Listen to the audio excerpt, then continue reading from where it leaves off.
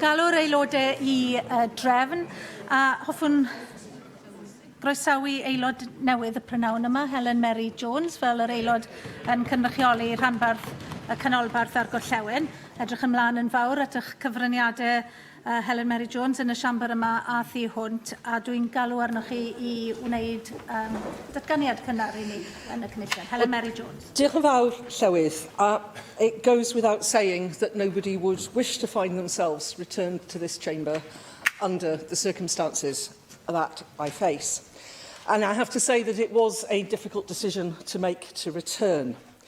I want to express my gratitude this afternoon to Swansea University for releasing me from my commitments to them early to enable me to be here today. And I want to thank all of those who have supported me through the transition, to the staff of the Plaid Cymru Group and my fellow Plaid members.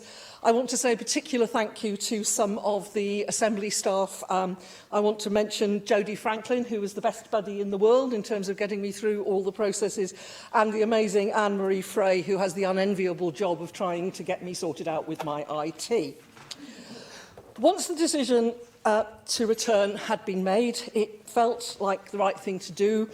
And I would not want to leave this chamber, Llywydd, with the impression that I am taking on this role with any sense of reluctance. On the contrary, I am looking forward to serving my constituents in Mid and West Wales, working for them, advocating for them on the broad range of issues that are of concern to them in this challenging time. And I'm looking forward to holding the government to account on their behalf and on the behalf of the people of Wales. Llywydd, I am aware that times have changed since I last stood in this chamber. My values have not. At the heart of what I will do will continue to be my commitment to the struggle for social justice, particularly for the rights of children and the liberation of women and girls. Mae'n bleser gen i hefyd gyhoeddi'n unol ar rheol sefydlog 26.75 fod deddf iechyd y cyhoedd i safbris am alcohol Cymru 2018 wedi cael cydsyniad brenhinol ar y 9 Awst 2018. A dyma ni felly yn dod i'r eitem gyntaf ar yr agenda, sef y cwestiynau'r prif weinidog, ac mae'r cwestiwn cyntaf heddi gan Joyce Watson. Diolch, Llywydd. What assessment has the Welsh Government made of the rollout of universal credit in Wales?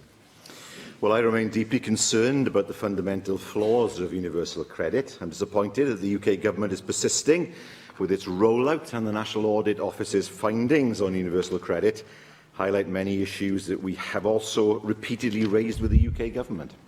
Thank you for that. I arranged a poverty roundtable during the summer in Carmarthenshire, and there were representatives at that roundtable from the Trustwell Trust. They told me that demand for food parcels has increased by 52%. Where universal credit has been rolled out, there has been a 13% increase in Carmarthenshire in the past year alone.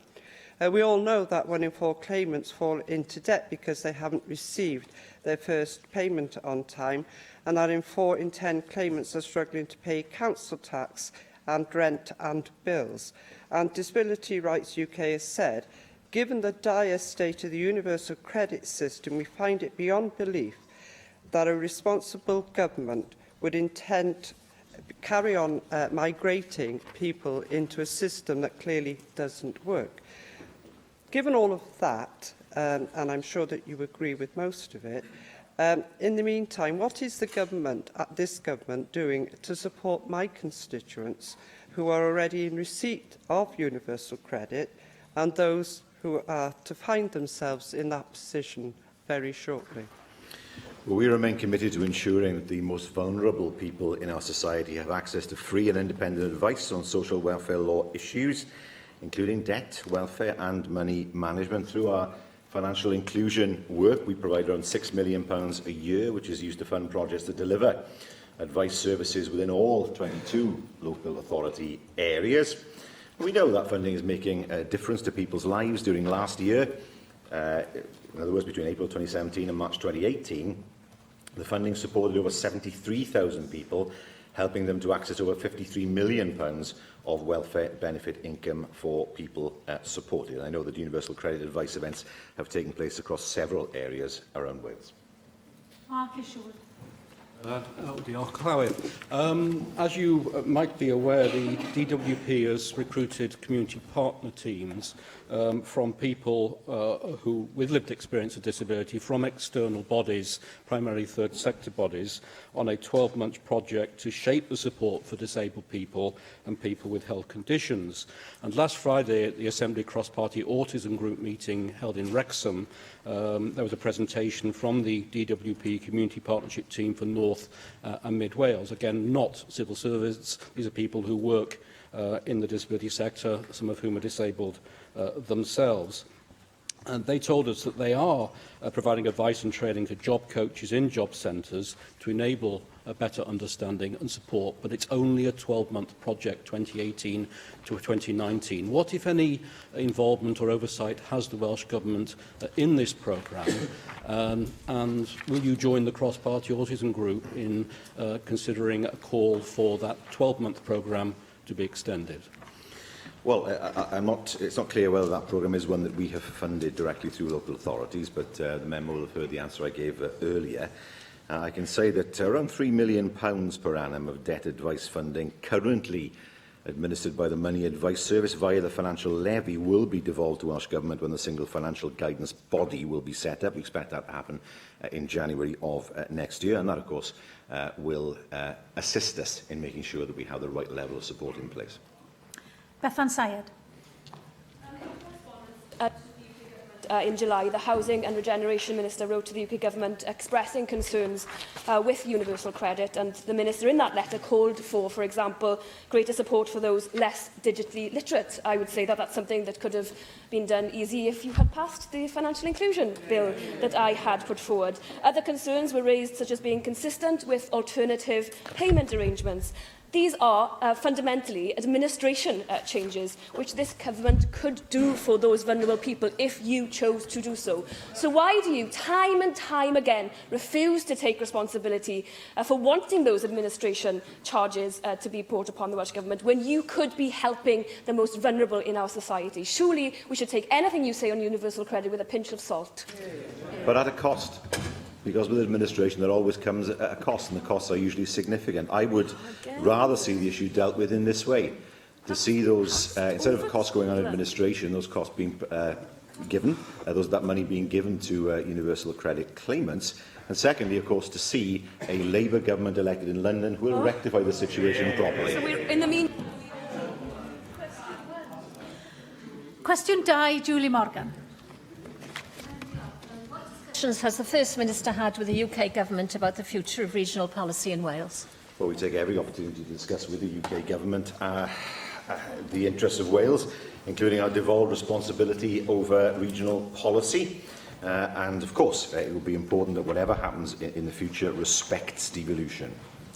I thank the First Minister for that response, and I'm sure the First Minister would agree that European structural funds have been hugely beneficial to Wales, both in helping individuals, helping communities, supporting infrastructure projects, creating jobs and developing partnership working.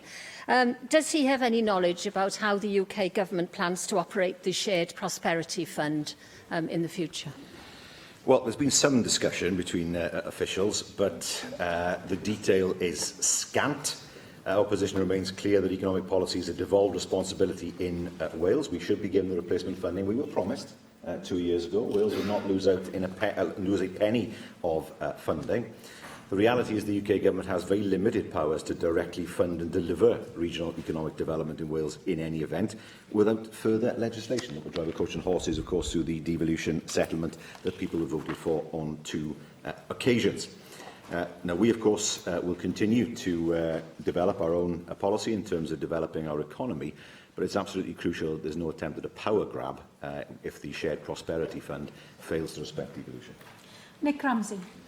Diolch, Clywyd. First Minister, I fully appreciate that the Welsh Government is still awaiting details, the finalised details of the Shared Prosperity Fund, and it's vitally important that within Wales we do have an effective replacement to the structural funds which we have benefited from, depended upon for a very long time. Albeit we're in the situation we are, Can you give us that assurance that your officials are doing their best at this moment in time to develop at least a framework going forward, so that when we do have full details of that Shared Prosperity Fund, the people of Wales, industry within Wales, is best placed on the best footing to make the most advantage of it and get on with the job for Wales?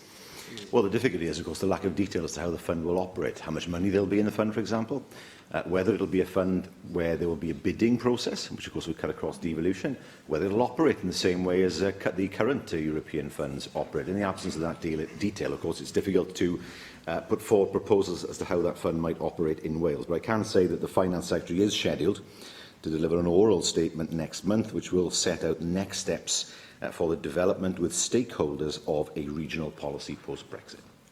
Mary Jones. Thank you, Clywyd. First Minister, I appreciate it may be rather difficult to be negotiating with the Brexit process as it stands. Would you agree with me that you could, of course, have strengthened your own hand by rejecting and refusing to accept what you've described as a power grab? And have you any idea, and I fully accept that this is not within your gift, of the time frame by which we will know more about the Shared Prosperity Fund and the extent to which your government will be able to deliver it in Wales? Well, I can't give a timescale on the Shared Prosperity Fund because it's not our timescale, not our fund. In terms of the situation, I should welcome, of course, back to the Assembly as well. Forgive me for that. In terms of what the members described, well, the Scottish Government now finds itself in court. We don't know what the outcome of that will be, but of course, if the Supreme Court rules against the Scottish Government, that opens up any number of difficult avenues as far as devolution is concerned. We took the decision that we did on the basis that we felt it was a good agreement for Wales. Not everything we would have wanted, of course. That's the nature of an agreement. The Scottish Government at the moment, well, is it in a more powerful position? I'd argue not, because, of course, it's fighting its case in court. Cwestiynau nawr gan arweinwyr y pleidiau. Arweinydd yr wrthblaid, Paul Davies. First Minister, can you tell us why you vetoed some of the proposed recent changes to the operational protocol recommended by Paul Bowen into the independent QC inquiry into the events surrounding Carl Sargent's death? Well, could I welcome the member to his position as Leader of the Opposition? He's asked me questions before, of course, and now, of course, he is officially in place, and no doubt we will tussle in this chamber over the next few months. The answer to his question is I haven't vetoed anything. Well, let me remind the First Minister what he said in his statement last week. You've made it clear in your statement that these proposals were significant and that you agreed with the majority, which means you did not agree with all. In that case, and in the interests of openness and transparency, can you tell us what you didn't agree with, and will you now publish all these proposals, including the ones that you rejected?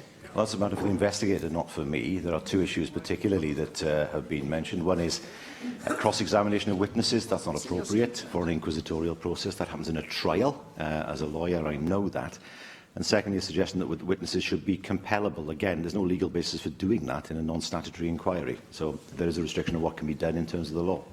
First Minister, this is all about openness, transparency and accountability. You claim in your statement that the investigations are conducted at arm's length from you and your office, yet it is clear that you are having a significant involvement in the direction and remit of this inquiry. Surely this diminishes any integrity connected to this inquiry, given that you are included in this investigation and you are at the same time controlling the terms of reference. That cannot be right. And we've seen a succession of so-called independent inquiries relating to your government, and we've seen time and time again your government seeking to protect the government from criticism at all costs. So therefore, how can you reassure the Welsh people that this is not just another inquiry that ultimately leads to accusations of a Welsh government cover-up? Well, first of all, he has no evidence at all to back up what he has just said. The inquest, of course, will take place. That will take place at the end of November. That is the primary procedure in this process. Secondly, I've not interfered with the protocol at all. It's been in the hands of the Permanent Secretary. I've set the terms of reference. That is true. And it is the case that, well, if it is the case that that's right, then the court will say so. The reality is that I did not have to set up this investigation. I didn't have to set it up. There was no legal responsibility on me to do it. I did it in terms of transparency. The QC was agreed. by the family. The protocol was agreed by the family at the time, and the QC is fully independent, under no pressure from government, and the QC is in a position to ask whatever questions he wants of me as a witness. And that is a fundamental principle of independence that is preserved as part of the investigation. Independent. Arweinydd grŵp UKIP Gareth Bennett. Diolch, Llywydd. First Minister, I note that the Welsh Government has been developing its intention to turn Wales into a nation of sanctuary for refugees and asylum seekers. Is this a major priority for your government? Well, can I welcome the member to, as the latest leader of UKIP in this chamber. I have absolutely no idea why he has such a problem with refugees. We have a proud record of giving sanctuary to people who have been persecuted around the world. Children particularly have seen things that he has never seen. He has never seen. Adults who have seen people killed in front of them, people who have seen war, people who have been the subject of persecution, sometimes of genocide. And there he is saying that somehow a nation of sanctuary is not something we should pursue. Actually, I asked you a question. I didn't make any assertion, but I thank you for your reflections. It does sound from your answer, First Minister, that this is going to be a major priority for your government, so that's very interesting. As you may recall, I was the only member of the Assembly's Communities Committee who opposed the nation of sanctuary idea. Now I have made an assertion. I thought that we should be looking after our own people first. Obviously, a strange idea to many people in this chamber. There are massive problems of housing, destitution and access to mental health provision in Wales already. Before you agree to encourage another very needy group of people to come here in greater and greater numbers, which is what you are doing with your nation of sanctuary status. Now, when I raised this issue a year ago, the Welsh Government didn't... When I raised this issue a year ago, the Welsh Government didn't like what I had to say. I did get a lot of support from the general public. I had a whole load of supportive emails on this point. So your government may not be in sync with the opinions of the people of Wales on this point. Another issue where you may once again be dangerously out of touch is on the issue of the burqa. Now, I commented on the burqa issue recently because I was asked to by members of the media, and you didn't like what I had to say. Now, do you think that this whole issue of the burqa is taboo and that nobody has the right to comment on this? Well, is it right that a man should tell a woman what to wear? He thinks so. He thinks so. It's typical of his position. And what on earth does what people wear have to do with politics? We are a free country. It is a very un-British thing to say that people do not have the right to wear a particular item of clothing. That belongs in a previous time in a previous country, if I can put it that way. Let me remind him that each and every one of us in this chamber is the descendant of an immigrant. Each and every one of us. It's all a question of when our families originally came. This country is a country of immigrants. There were no people here. People arrived here from elsewhere. The Welsh language has its roots in Sanskrit. That's how far the Welsh language has travelled over many, many millennia. I do not see why offering sanctuary to a very small number of people should be taboo for him. He talks about services like mental health services. Many of them are delivered by immigrants. We would not have a national health service if we didn't recruit doctors from abroad. And I have to say, given the tone of what we've heard in this chamber this afternoon, the question must be asked as to what the difference is between UKIP and the BNP.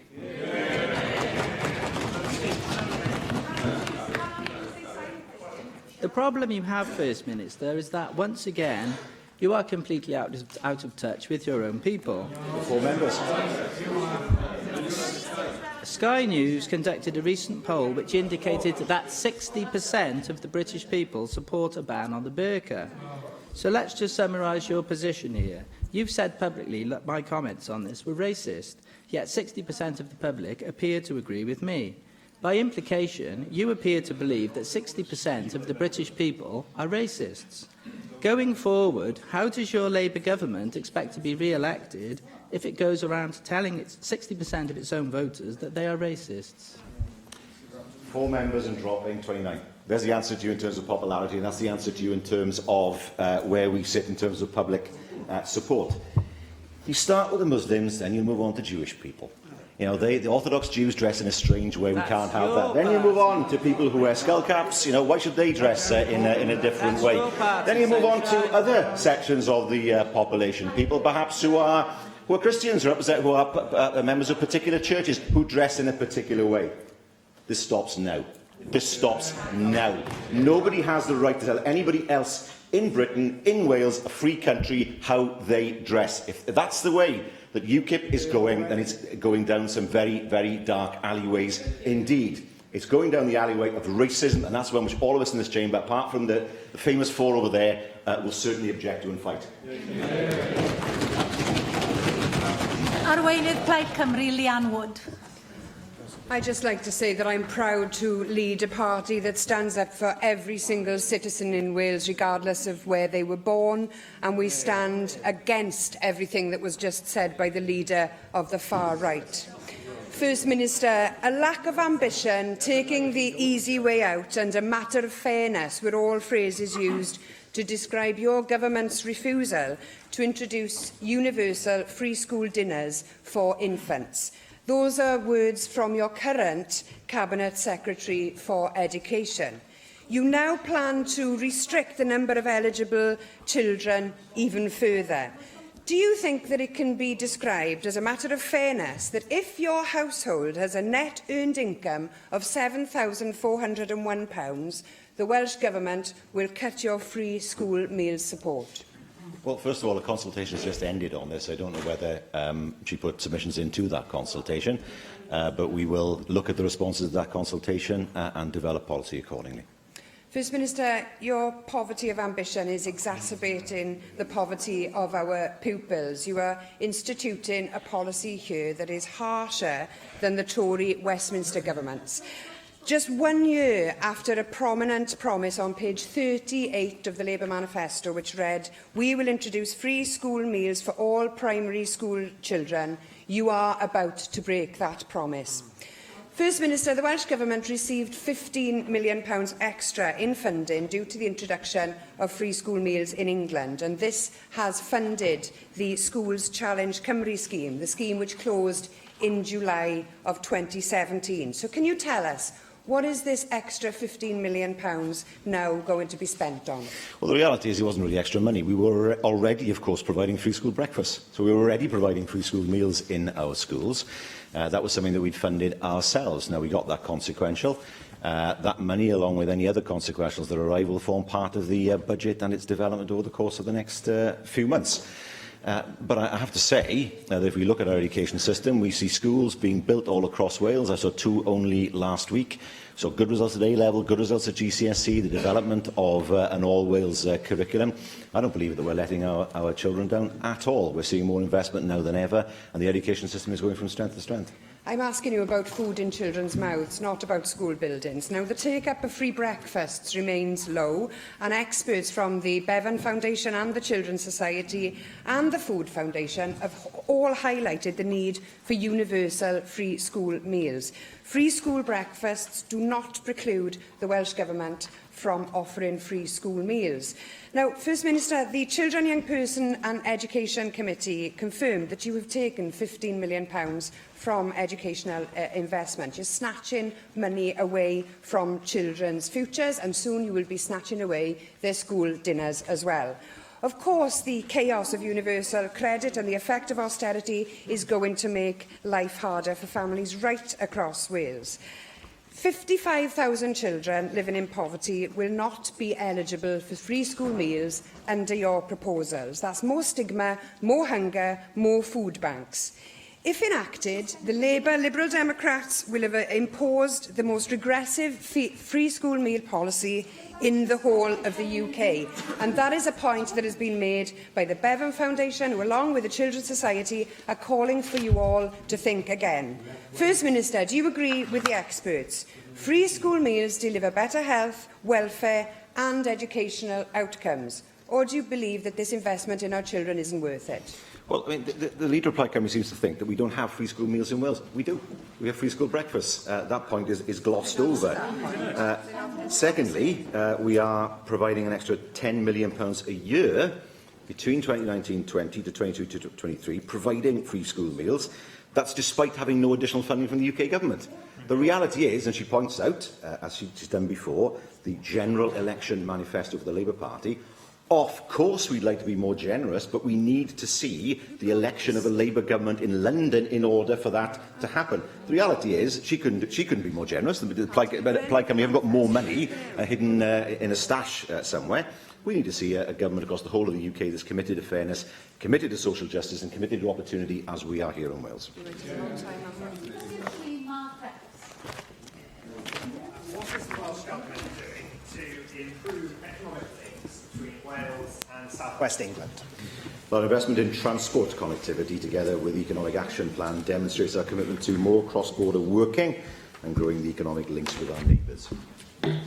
Thank the First Minister for his response. Last week I chaired a Wales policy forum in Newport on building the Western Powerhouse, and I was surprised to listen to quite a lot of negative commentary from particularly the Plaid Cymru benches about this, and yesterday I think a Plaid economist said it was an attack on the integrity of Wales. Will the First Minister for the Welsh Government confirm that he supports our working more closely with the West of England, and in particular with Mervyn Rees and with Tim Bowles, the two directly elected mayors we have there? And will he ensure that the Welsh Government, to the extent it has powers as well as the Cardiff City Reading, that it will work with those directly elected mayors and with the UK Government to do everything possible to ensure we get the best benefit we can from the abolition of the tolls and the strength of the economy over the Severn to link in with us here in South Wales? Well, there is no difficulty with working cross-border. Everyone else does it. If we say we're not going to work across the border, it's a sign of an inferiority complex. And so we are more than happy to work not just with colleagues in England, but in Ireland as well, and indeed our European partners, who are incredibly important to us. We are an internationalist government that we look out, and that means looking beyond Wales's borders in every way. What this can't be, though, is a power grab by the UK government to set up some kind of cross-border body that escapes the control of the Welsh Government. That we will not put up with. One of the problems is, of course, that there's no equivalent level of government in England that we can talk to. In reality, it's only the UK government. The mayors don't have the powers that we have got, and it's a shame for people in England. And we saw this, so there was a great opportunity for us when the regional development agencies went, all our competition disappeared. It was great news for us. It was not good news for the English regions. So yes, of course, we will work with partners outside Wales, but there has to be a defined way of doing that that doesn't impinge on the powers and responsibilities of the government and the Assembly. Lee Waters.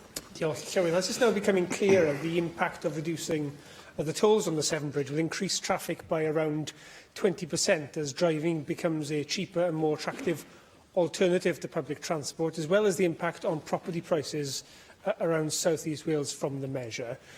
What assessment has the First Minister made of the new public transport and active travel measures outlined in the report published last week by the Future Generations Commissioner? Well, I mean, first of all, I have to take the decision as to whether the black route should proceed. I always look at alternatives. Some of them are not clear from the report as to how they'd actually operate in practice. But as a government, of course, we've been very, very committed to investment in public transport. We see that, of course, through the rail network and the substantial investment that will be put into the South Wales Metro and other parts of Wales over the next few years. Adam Price. The First Minister is right, of course. There is a broader political purpose at work here in creating these two vast conurbations, Mersey Dee in the north, Sevenside in the south, straddling the Welsh border like a colossus. They're there to reintegrate Wales into England's political economy. But this has been part of your government's agenda as well. And can the First Minister honestly say that turning Newport into a commuter suburb of Greater Bristol does anything anything positive for people on lower average wages in Newport. And instead of this obsession with cross-border linkages and cross-border connectivity, how about some connectivity within Wales? How about actually having a transport links in Wales so that actually try and get from the south to the north of our country isn't like an odyssey of classical proportions? Well, I don't think building an economic Berlin Wall is the answer, if I'm honest. The reality is that the economic and commercial flows go from west to east. That doesn't have to interfere with our identity. That's something that we should be proud of. That doesn't mean it's a threat to Wales. If we see it that way, we're victims of our own inferiority complex. There are much better links to the north than there ever were. We have a flight twice a day. The trains run every 2 hours. When I came here in '99, there was no train going north at all. There was no direct train. That has improved. We've seen incremental improvements on the A470 as well. But you know, a road is not the answer as far as the north to the south is concerned. But really, you know, not even the Unionists of Northern Ireland would say we don't want to work with the Republic. They see the value of cross-border working. They don't see it particularly as a threat to themselves. We should embrace it, control it, embrace it, and make sure it works in favour of our own people. Edward David Rees. What action is the Welsh Government taking to improve air quality in and around Port Talbot? Well, a tailored programme of work is underway to independently review the Clean Air Action Plan for Port Talbot and to develop a future plan of work to further improve air quality in the region. Additionally, officials, I think, held a meeting this morning with NRW and with the Port Talbot Council. Thank you for that answer, First Minister. I'm sure that there are many issues you are taking on board, but the real monitoring of air quality is being focused upon PM10s and PM2.5s. Understandable, because they're the ones which are recognised to be the most effective on impact on people's health. But we have seen a large increase in what is known as nuisance dust fallout from the Port Talbot Steelworks across the whole Port Talbot area. Now, I recognise that this perhaps is not considered a health issue, but it is definitely a health issue. People are breathing this in. They are walking it through their houses. They have got it on their cars, their properties. It is a real problem for many of my constituents. Now, there's also no doubt that this comes from the Tata Steelworks. And I've had discussions with the management of Tata to look at what they're doing about this. And there are plans for longer-term problems to be resolved through improving the environment. But there's a shortage issue, a short-term issue about doing it now. What can we do about the production processes to ensure that this fallout is reduced and limited as best we can? Will you as a government actually look at the ways you can work with Tata to look at the long-term solutions? And just remind you, the state aid of the EU doesn't affect environmental options, so it's a possibility of looking at those longer-term solutions. But can you also have discussions with Tata to look at how they can be a responsible neighbour to ensure that the fallouts we are experiencing in Port Talbot are reduced, so we don't get a situation where every morning people wake up to either black or red dust on their gardens, on their cars, on their windowsills, and have to look at that every single day. This has gone on and it's unacceptable. We need now action to ensure Tata take the responsibility seriously. Well, I know that NRW regulates the steelworks in accordance with a permit issued under the environmental permitting regime. We, of course, have our commitment to improving and proactively tackling poor air quality in the area. In April, the Minister of Environment set up plans to re-examine the action plan, the approach it takes and the evidence that underpins it. And I understand the Minister will be meeting with Tata, with our NRW and with the Port Talbot Council soon to support that process. Susie Davis. Diolch, Llywydd. First Minister, it's been just over 6 months now since the 50-mile-an-hour zone on the M4 was extended between Port Talbot and the Earlswood turning for Swansea. At the time, your Minister telling us that this was in advance of a completed detailed modelling which would be taking place in the summer. Well, summer's over. Can you tell us what those 3 months have produced in terms of data, whether the detailed modelling has actually been completed, and in particular whether any of the traffic has been diverted to the distributor road? Thank you. We will be, that data is being analysed at the moment. The output will be published so the members and the public can see it, and that will be done as soon as possible. Di Lloyd. First Minister, obviously, as well as industry, as we've heard, it's clear that transport-related pollution from the M4 and local roads add to the air quality challenges in Port Talbot. Now, the Swansea Bay and Western Valleys Metro could significantly reduce the number of cars on the roads, but clearly this requires funding. Therefore, what discussions has your government had with the UK government and Network Rail since the publication of Professor Barry's Case for Investment report in July? And how confident are you currently that the UK Government will listen to requests for fair rail funding for Wales, being as we've never had fair rail funding in Wales? Well, you asked me, am I optimistic about fair rail funding? The honest answer is no, because history tells us otherwise. We've received 1.1% of the investment in infrastructure, despite the fact that our population share should be far, far higher than England and Wales, of course, not without Scotland as well. In terms of Swansea, much of Swansea's rail network, of course, was taken up in the 60s, so much of the solution will lie in non-heavy rail options. Discussions are ongoing between officials and indeed with the Minister, with, for example, local authorities and, of course, the authorities that are dealing with the City deal. And what is hugely important, of course, is to make sure that all communities are properly served. I know that there was a suggestion at one point that Neath would no longer be in the main line. That was never true. I can give people that absolute assurance. It's that is absolutely clear. So we need to make sure that we are able to connect more communities via a number of modes of transport in the Swansea Bay area. Cwestiwn 5, Steffan Lewis.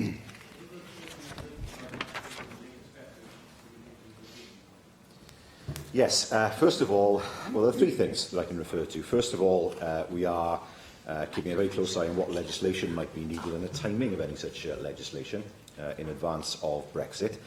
Secondly, we're working on, for example, providing support through our £50 million EU Transition Fund, and we will launch a new business portal shortly, and on top of that, expanding our overseas operations to protect existing markets. We will also be recruiting more officials. Thousands have been recruited in Whitehall. We can't reach that level, but we are looking to recruit an extra 198 members of staff in order to deal with what is the most important issue that we've faced in the last 20 years. And indeed, it's 21 years ago today that the referendum took place. I thank the First Minister for that answer. And of course, crucial to preparations for leaving the European Union will be future migration policy. Today, the Migration Advisory Committee has published a report and they say that EU migrants paid more in tax than they took in benefits, contributed more to the NHS workforce than the healthcare they accessed, and they had no effect on crime rates. Sadly, of course, the latest migration figures show that net migration from the EU is at its lowest level since 2012. As the First Minister stated yesterday in front of the External Affairs Committee, we have effectively full employment in Wales, but growing demands on public services and, of course, labour needs in the wider economy. So, as the Tories pull up the drawbridge on Fantasy Island, Britain, is the First Minister any closer to progressing the suggestion for a Welsh work permit system? Well, as he will know, I've not been opposed in principle to such a system. There have been no further discussions on it since it was last raised by David Davis with me.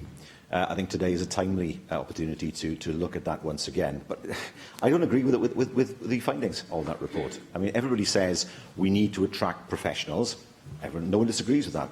But the reality is we need to attract people in many areas of the economy. And the reality, if we look at food processing, if we look at our abattoirs, which is not everyone's cup of tea in terms of somewhere to work, huge numbers, if not the majority of the workers in those industries, are actually from other countries.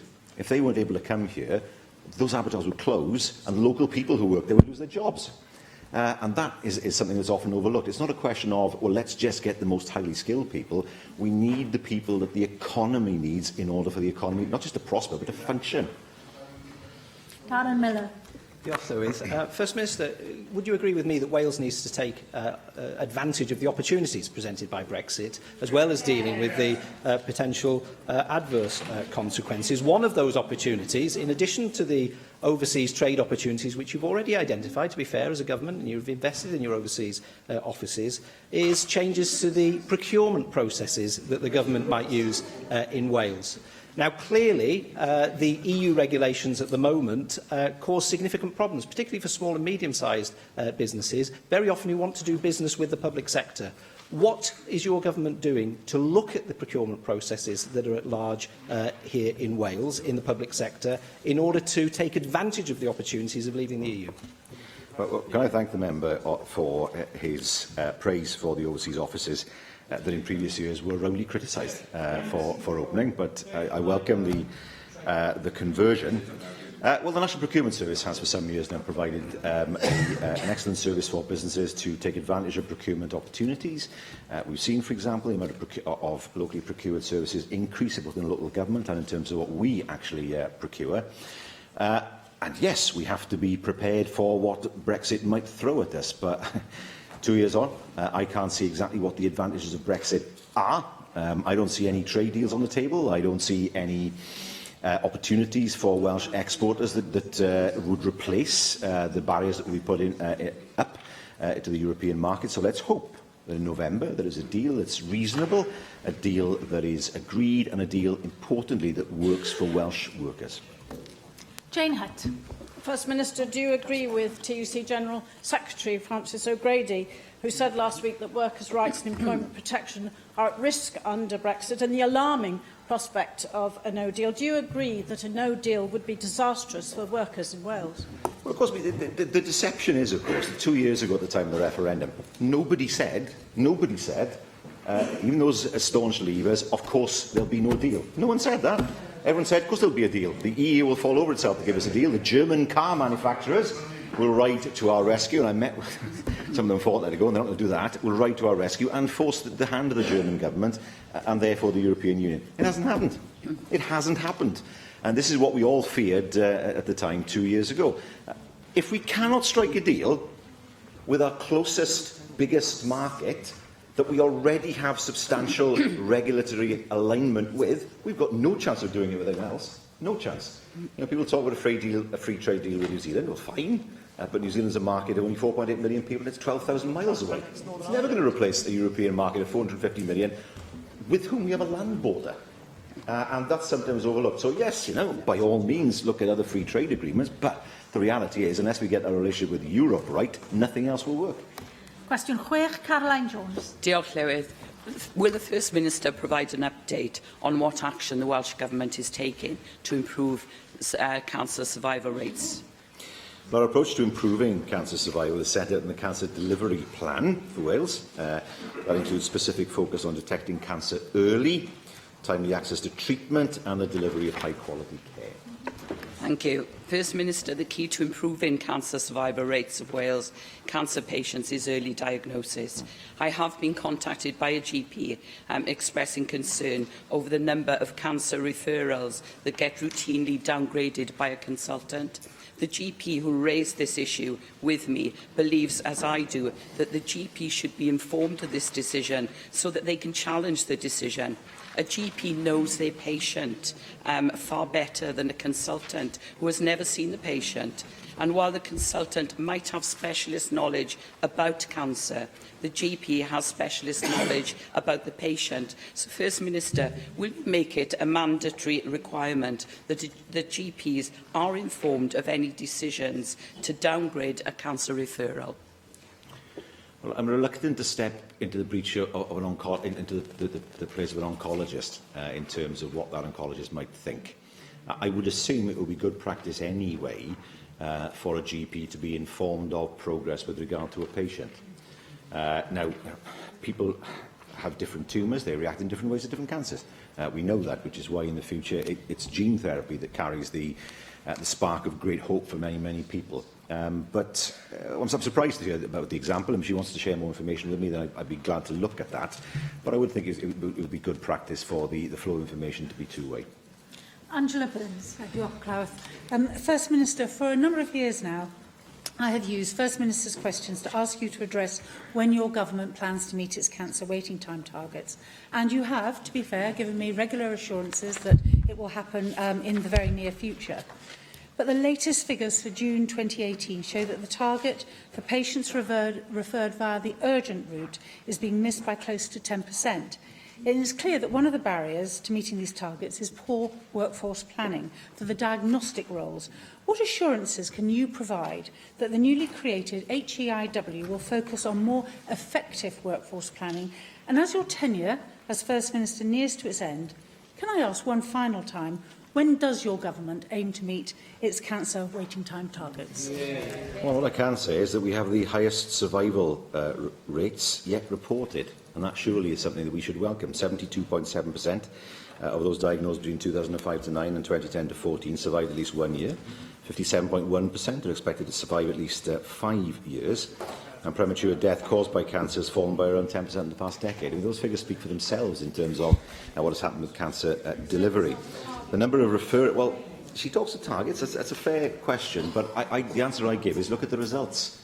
The reality is that there are more and more people who are not just being cured, in other words, 5 years free of cancer, but are also living with cancer in a way that was impossible 10 or 15 years ago. And I think that is something for us to celebrate. Yes, of course, we want to make sure that more people are seen as quickly as possible. 85.9% of people newly diagnosed with cancer via the urgent route started definitive treatment within the target time in June, and 97.4% of those not via the urgent route. But we can see from the survival rates that things are moving in the right direction. Rhina Piorwerth. Diolch. Mi oedd na stori yn y wasg ddoe yn digwydd bod am glaf oedd wedi goroesi canser, ond oedd wedi dod o hyd i dyfiant newydd. Mi wnaed cais am brawf pet, a mi wrthodwyd hynny, wan di'r rheswm ddim wedi rhoi pam i fod wedi cael ei wrthod, ond yn ôl Cyngor Iechyd Cymuned y Gogledd, mae'n llawer haws cael mynediad at brofion pet mewn rhai ardaloedd nac ardaloedd eraill. Mae yna anghysondeb. Rwan, gan bod ni'n gwybod bod diagnosis cynnar yn yrwr allweddol pan mae'n dod at oroesi canser. Onid ydy hi'n amlwg bod rhaid cael yn gyntaf mynediad mor gyflym a phosib yn enwedig i bobl sydd wedi cael canser a wedi goroesi yn y gorffennol, ond hefyd i bod hi'n amlwg bod yna anghysondeb, fel y gwelson ni efo profion MRI yn ddiweddar. A wnewch chi gyfaddau bod y diffyg cysondeb yna yn golygu bod rhai pobl mewn rhai rhannol Gymru a llai o siawns o oroesi canser na pobl eraill? Na, dwi'n derbyn bod yna ddiffyg cysondeb. Ni'n gwybod bod scanners ar gap. Mae un yn Nghaerdydd a un yn Wrecsam. Ni'n gwybod bod y system ddim yn cael reoli ynglyn â'r ffaith, ddim yn cael ei reoli ynglyn â faint o capacity sydd. So mae yna capacity yn y system. Anodd iawn wrth gwrs i wybod y reswm, pan mae unigolyn wedi cael yr ateb yna, ond oes dim tystiolaeth i ddangos bod bobl yn y gogledd enghraifft yn sefyllfa gwath nag yn y de. Ond heb wybod y manylion, wrth gwrs, mae'n anodd i roi i siarad mwy amdano fe. Cwestiwn 7, Nick Ramsey. What is the Welsh Government's vision for the future of financial support for the agricultural industry? Well, the first thing we'd like is a commitment from the UK Government to provide the money post-2022, because that's not been done yet. We've made a suggestion that the UK Treasury should make that money available, that a pot of money equivalent to the pot of money available for the UK from the EU at the moment should be set to one side and the money distributed in the same way as it is now, unless and until there's agreement across the UK administrations to change the system. Now, on the basis that we will have the money that we were promised, we have, of course, set out our vision in Brexit and our land, our consultation document, and our new land management programme comprising an economic resilience scheme and a public goods scheme will provide support to enhance the benefits that the people of Wales receive from the land. Well, First Minister, unfortunately, you can't lay all of the world's ills at the door of the UK Government, much as you might like to. And, of course, when the Welsh Government does get money, there are numbers of devolved areas, such as farming, where it is your responsibility to make sure that adequate funding is there. You'll be well aware of the deep concerns of farmers, certainly farmers I met over the summer at various shows across my constituency, who are very concerned at the current consultation into plans to change the direct payment system. Now, whilst we all accept that there is a consultation there, why is it the case that that consultation did not include an option to retain the current direct payments, albeit in a modified form? Is it not the case that this is not the time to use Brexit as a cover to change the current system, because you wanted to change it all along to squeeze money out of the farming budget and put it elsewhere? This is too much and it's too complex at this point in time. Well, the farming budget is in effect ring-fenced. So money can't be taken out of farming subsidies and put elsewhere anyway. The £260 million that comes into farming subsidies in Wales is not spent anywhere else. It has to be spent on farming. And to my mind, that will be a good system for the future. I don't think farmers want to find themselves in a situation where they're competing with education and health for funding. And they've all told me that anyway. Secondly, the last thing we want is to be funded on the basis of Barnett when it comes to farming. That would be an enormous cut in funding as far as Wales is concerned. So to brush to one side the issue of the money as if it was a minor inconvenience is simply wrong, because we know that without the money, there is no money for farming, there is no money for farming subsidies, and the promise that was made is breached straight away. There is a consultation, of course, that has taken place. We take cognizance of what is said in that consultation, but the bottom line is to look at ways of making Welsh farming more sustainable in the future, and that is something that we will always strive to do. Ac yn ola cwestiwn 8, Hefin David. Will the First Minister make a statement about Welsh Government plans to deal with the problem of SA mills? I'm concerned about the findings of a study by Swansea University which shows an increase in the use of SA mills. New guidelines have been issued by the Quality Assurance Agency, and we will continue to work with partners to consider what further steps can be taken. Just about an hour ago, I visited editmygrammar.co.uk, which is a website that says it offers secure and trusted help for academics. And posing as a first-year undergraduate, I had an online chat with a chap called Frank McAllister, who described himself as a senior academic advisor. And the chat went like this. I asked him, do you write essays? He said, yes, we can surely have your essay complete for you. I said, will I get caught cheating? He said, no, you will never, ever, unless you tell anybody yourself. So I'm telling you all now. Will you? And then I asked, will you write the whole thing for me? And Frank McAllister said, yes. And I said, how much? And he said, the original cost of the essay was 250 quid, but we're running a promotional discount and you can have it for £120. And for that, you get contact with the writer. It's the start of a new academic term, and you've identified, First Minister, the Swansea University study that said 1 in 7 admit paying for their essays. Other countries have brought about legislation. Do you think a UK-wide legislation would be appropriate, and will you contact and liaise with the UK government to do that? Well, firstly, could I suggest to the member that he has a budding career as a private investigator? If this doesn't work out for him, which I'm sure it will. And secondly, he raises an important issue, and where he's getting money from, I don't know. But plagiarism has been an issue in higher education for as long as higher education has been there, but it's got worse. There's no question about that. He asked the question, UK-wide legislation? I'm open to that idea. I think it has to be UK-wide. I don't think it would work just in Wales. I'm open to that idea. I think universities, of course, need to take their own steps first to see if that works first, and they are, in fairness. There are a number of checks that are put in place by universities. But if that does not work in the long term, then for the integrity of the higher education system, legislation may then be needed. It's an enormous risk for students. If you're caught doing this, it's not just plagiarism, it's an admission of dishonesty, and you will carry that around for the rest of your life. So there's a huge risk for students, but if the universities feel, I suppose it's primarily a matter for them, if the universities feel that this is an issue that is beyond their control, then the legislative option may then emerge. Diolch i'r Prif Weinidog. Yr eitem nesaf felly yw'r datganiad a chyhoeddiad busnes. Calw'r arweinydd y tŷ i wneud y datganiad hynny, Julie James. Diolch Lawrence. There are 2 changes to this week's business. Added to today's agenda are statements on the updates to European transition and a progress report on the employability plan. And as usual, draft business for the next 3 weeks is set out on the business statement and announcement, which can be found amongst the meeting papers available to members electronically. Russell George. Diolch Flower. Leader of the House, the Welsh Government's lack of transparency over the ongoing delay to the second phase of Superfast Cymru is causing concerns. I would be grateful if you could bring forward a statement on this. Over the summer recess, as you know, I've written to you on a number of occasions in an effort to understand the reasons behind the delays to implementing phase 2 of the scheme, which has been underpinned by £80 million of public money and was supposed to be awarded to the successful bidder by the end of July this year. Now, all you have said so far is, and I quote here, is that work on the procurement exercise for the successor project has been complex, with a number of unforeseen issues arising during the process, and that due to commercial confidentiality, I'm unable to update you on the complexities and issues which have occurred. Now, the excuse of confidentiality is not good enough. There's a significant amount of public money which has been devoted to the scheme. There are thousands of premises which remain stranded, and the question has to be asked why the Welsh Government didn't ensure that there was a seamless transition from phase 1 to phase 2 in the very first place. So with so very little detail on when the contract is going to be awarded, let alone on when it's going to be implemented, I think this is very, very poor, Leader of the House. And can I ask you to bring forward an urgent statement so we can have some answers to this question? Yes, I will be bringing forward a statement as soon as I'm in a position to do so on where we are with the second phase. And the situation does remain as in the written answer that you got over the summer. Guy Lloyd.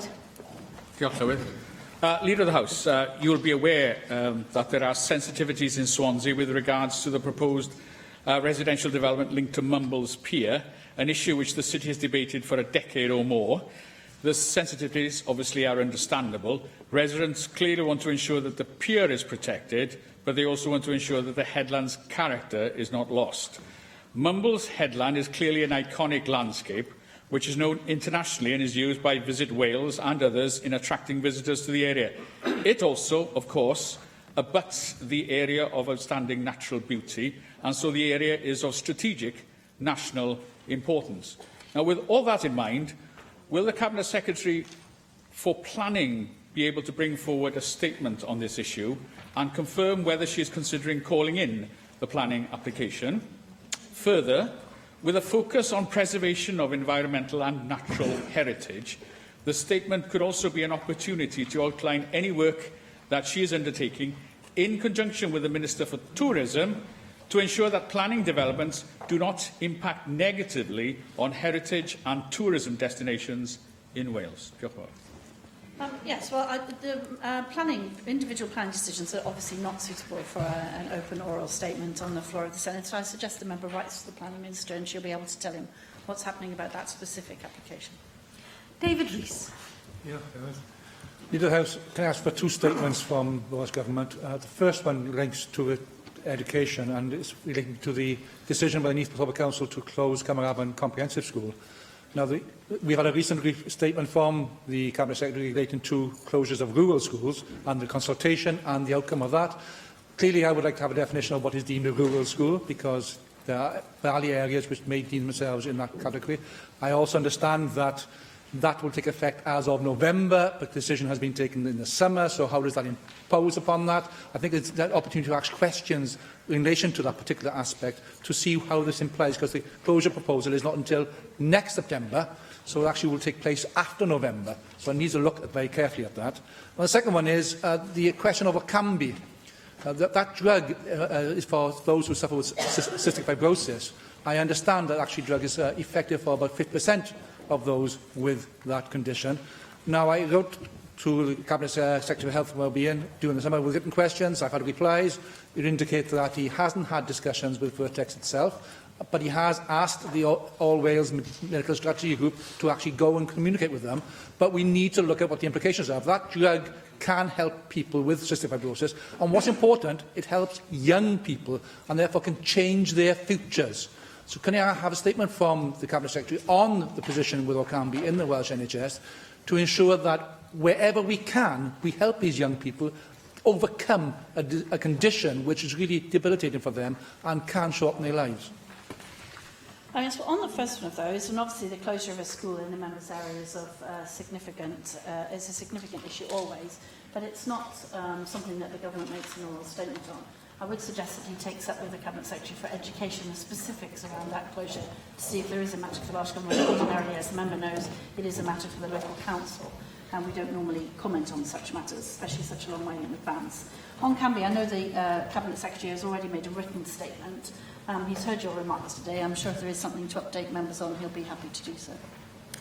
Mohammed Ashkar. Thank you, Madam Presiding Officer. Leader of the House, may I ask for a statement on the ongoing delays to the rolling out of second phase of Superfast Cymru high-speed broadband?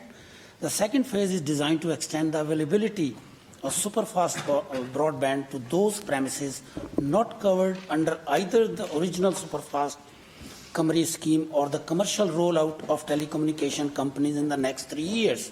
However, the project has met with what the Leader of the House called unforeseeable issues. While I have already written to the Leader highlighting a case where Openreach decision not to roll out superfast broadband is hampering a company's wish to expand in Cardiff, can I ask the Leader of the House to come and make a statement in this chamber on this very important issue, please? Yes, whilst I responded to Russell George, the situation is still that we're in the process of sorting out the procurement, and as soon as we're in a position to report back with a statement, I will certainly be doing so. Bethan Sayed. Thanks. I raised the issue of a shock rise in drug and drug-related crime before recess. and would like to point out another statistic that became available in August while we were away, and that is a 29% rise in the number of deaths linked to fentanyl in England and in Wales, and that's something I think we should all be concerned about. Particularly worrying is a rise in the use of, I don't know if I can say it correctly, but it's carfentanil, which is actually used as an elephant tranquilizer. So some types of drug use are falling while others are rising. And I've asked for an update from Welsh Government on their drug policy, and once again press for an idea of controlled substance use rooms, as argued by our Police and Crime Commissioner, Arfon Jones. I don't think it's something that we can sit on now. I shadowed the police. I know that other Assembly members have done so recently, and they are telling me about the rise in drug crime, something called cocooning, where they're taking over elderly people's homes in Port Talbot, coming from Birmingham and other places in the UK, taking over their homes and using that house as a place to deal drugs. You know, this is something we have to be talking about now, much more mainstream, and I hope that we can get some progress from the Health Cabinet Secretary. The second request I wanted today was also to do with the Health Secretary. I promise I'm not focusing too much on one person, but I saw minutes from ABMU's Community Health Board, and that there is a 32 million deficit in relation to that particular health board, and that they're currently in negotiations with Welsh Government about future plans. I would like to have a statement from Welsh Government telling us how they are intervening in these issues, because if our health boards are continuing to be financially mismanaged in this way, which I would say that such a deficit is systematic of, then we should be knowing that as Assembly members and knowing how you are dealing with that as Welsh Government. Yes, well, I don't think it is systematic. The Health Minister is actually answering questions in the Chamber tomorrow, so you'll have the opportunity to put questions to him tomorrow. If you're not able to get to the bottom of those things tomorrow, then I suggest you write. I haven't heard of the drug that you mentioned, that you said was an elephant tranquilizer. That sounds horrendous. So if you want to send me some more details of that, I'm happy to take it up with him if he's not able to answer it in questions tomorrow. I'd not heard of that before. Julie Morgan. Diolch. Leader of the House, I've been contacted by a constituent whose child was born with a genetic condition called achondroplasia, which is a form of dwarfism. And my constituent is extremely concerned about the dwarf wrestling shows that are being brought to the UK next month by a group touring from the US. And it refers to people with dwarfism as midgets, which is a very offensive way to speak about people in that sort of way. And really, they do seem a bit akin to a Victorian freak show. I'm extremely concerned about this, and my constituent is very upset because she has a child who has dwarfism. And unfortunately, one of these shows is planned for Cardiff and another one in Swansea. So I wondered whether there was anything that the Welsh Government could do in terms of giving a view about these sort of shows being carried on. Well, thank you for bringing that to our attention. I think that sounds absolutely appalling. No wonder your constituent is very concerned. I mean, obviously, we're completely committed to ensuring that anyone with any kind of diverse condition is treated as a full and equal member of our society, and that does not sound like the sort of thing we'd like to have encouraged at all. I wonder if we could have a chat outside to see exactly what details you have, and so I can take it up with various ministers who might be able to we can work out a way of finding out how that's licensed or anything, so I don't know any of the particulars. But I'd just like to take this opportunity to reiterate that we take very seriously our duty to consider the impact of anything of the sort on equality for anyone with any diverse condition, background or anything else.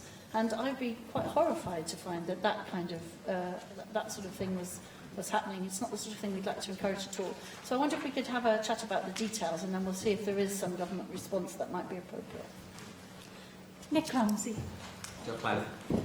Two things, if I may, Leader of the House. Firstly, when can we expect an update on the Welsh Government's decision on the M4 corridor around Newport, and will that be brought to this Chamber? We've had the public inquiry, which ended earlier this year, and we've also, I believe, had the due diligence over the summer period. That was the original plan anyway. So if you could update us on a time for that, because whatever the decision of the Welsh Government is on that, it's going to be critically important to the people in Newport and South East Wales and indeed the wider Welsh economy that either the Government's preferred black route is adopted, or if that is not the case, then the Government starts as quickly as possible to make contingency plans for an alternative, which I know is backed by many people in this chamber. Secondly, tomorrow it's my pleasure to welcome Chief Chinnamora from Zimbabwe to the Assembly tomorrow lunchtime for reception. It's his first visit, well, firstly to the Abergavenny Food Festival and secondly to Wales. He's very much looking forward to his visit. I'm not sure whether a Welsh Government representative will be there, but if not, then perhaps the Welsh Government could send their best wishes to Chief Chinnamora, who is very excited about meeting everyone here. And it's very important that this is seen as a way to enhance relations between Wales and Zimbabwe and the wider African continent as well. I know that John Griffiths has also played an important part, along with myself and Love Zimbabwe, to make this visit possible. Well, that sounds tremendous. Alan Davis is just indicating to me that he's attending, so there will be a government presence there. Delighted to hear that he's also been to the Abergavenny Food Festival. Anything we can do to showcase the enormously good food and drink around Wales to colleagues across Africa and the world is very welcome indeed. So I'm very pleased to welcome him here. In terms of the M4, we expect to receive the public inquiry report shortly, and then the decision would have to be made on whether to grant planning permission and the statutory orders. This and the inspector's report will be the subject of a committee debate and vote in this chamber, as was agreed, to inform the final decision on whether to proceed. I'm not in a position to give exact details of the timescale for that, but we are committed to doing that on the floor of the Senedd. Jenny Rathbone. Thank you, Llywyd. Two issues, Leader of the House. One is I'm very concerned at the two reports recently issued by UNICEF about the extent of the damage to children from air pollution. One report says that children in around 2,000 schools across the UK are being exposed to illegal and unsafe levels of nitrogen dioxide pollution. I'm sad to say that several of them are in my constituency. And they highlight the exposure that children suffer on what's misnomered the school run. And the second report highlights the damage to the unborn child through the impact on the placenta, the dangers of premature birth, of low birth weight, and of respiratory diseases in children. So I wondered if it's possible, given that we all have an absolute duty to do what we can to protect children, whether we could have a debate in government time on this complex issue, because it isn't just about laying on more public transport. It is about changing people's behaviour, and that is complicated and not something that we alone can do. But it seems to me that this is an increasing problem and something that we are going to need to do a lot more about. The second issue is I wondered if we could have an open debate on the future of community-based adult learning in Wales. I appreciate that the consultation is now closed and we look forward to hearing the results of that consultation. But it seems to me that having met the leaders of Adult Community Learning Wales this morning, this is a very complicated matter around the most appropriate way of ensuring that all adults across Wales have access to high-quality learning to deal with the challenge of the future of work. And I don't think there are, cast-iron answers to this, and I think it would therefore be useful to have a debate before the government has to make up its mind on exactly what action it's going to take. Well, thank you for that. In terms of air quality, obviously, we recently consulted on the Clean Air Zone framework for Wales, and we're currently considering the responses. That builds on a range of actions to improve air quality, including a new 20 million air quality fund, and action to reduce nitrogen dioxide levels. We will be publishing our own clean air plan, which incorporates more than road traffic pollution, some of the issues that Jenny Rathbone just raised for consultation early in 2019. And that is to reduce nitrogen dioxide levels set out in the actions we're taking to comply with air quality limits in the shortest time possible. And in April, we relaunched our air quality website to include improved air quality forecasting capability with a new section for schools and health advice. So I think we've got a lot of action currently ongoing with that. And as I said, we will be publishing the plan for consultation in early next year. In terms of the community-based adult learning, the Minister is actually making a statement on the employability plan, which includes issues on community-based learning just this afternoon, so it's very good that you raised it now. Mick Antonin. Leader of the House, you will have seen over the past couple of years the statements from Baroness Hale, the President of the Supreme Court. You'll have seen the statements from senior judiciary and many lawyers about the way in which the Tories have actually destroyed the legal aid system, consequently disempowering whole communities of some of the poorest and most vulnerable people in our society from having the sort of advice and support that should naturally be available to them in any civilised society. The Welsh Government has, over the years, provided through citizens' advice, through funding of third sector groups that provide advice, areas to counter that, to provide some form of counter to those destructive cuts. But I wonder if we could have a statement from the Government on the issue of access to justice in Wales and also the issue of how we can actually start pulling together and reconstructing a new Welsh legal aid system, a system that will actually provide empowerment and advice and support to people within Wales, because the Tories won't do it, and we know that we clearly have to do something about the empowerment of some of our poorest communities. So I completely agree with Mick Antonin that the destruction of the legal aid system has been detrimental across the board, actually to our democracy, because without access to the rule of law, you really don't have a democracy. We now have a situation where a large number of people cannot access legal rights because they simply cannot afford it. And that has a very detrimental effect on social policy and justice across the board, not just in the lower end. And, you know, for example, the lack of access to proper legal aid in terms of domestic abuse, housing and fleeing domestic violence is a really serious issue. The member highlights that we've already done quite a bit in terms of assisting advice agencies to step into the breach there a little, but nothing like enough.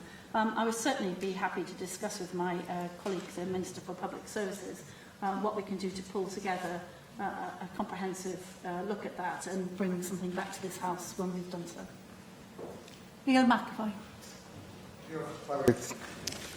Leader of the Chamber, the latest scientists to say that in the interests of health and safety, the dredging and dumping of mud from the seabed outside of Hinkley Point nuclear power station should stop is Emeritus Professor Keith Barnum, Distinguished Research Fellow of the Physics Department, Imperial College, London.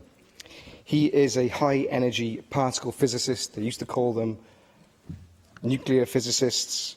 And he says, and he said yesterday on the record in a press conference, that the hot particles of uranium and plutonium, which could be in the mud, because of the incident in the 1960s, which Magnox have confirmed, that they would not be detected by gamma spectroscopy,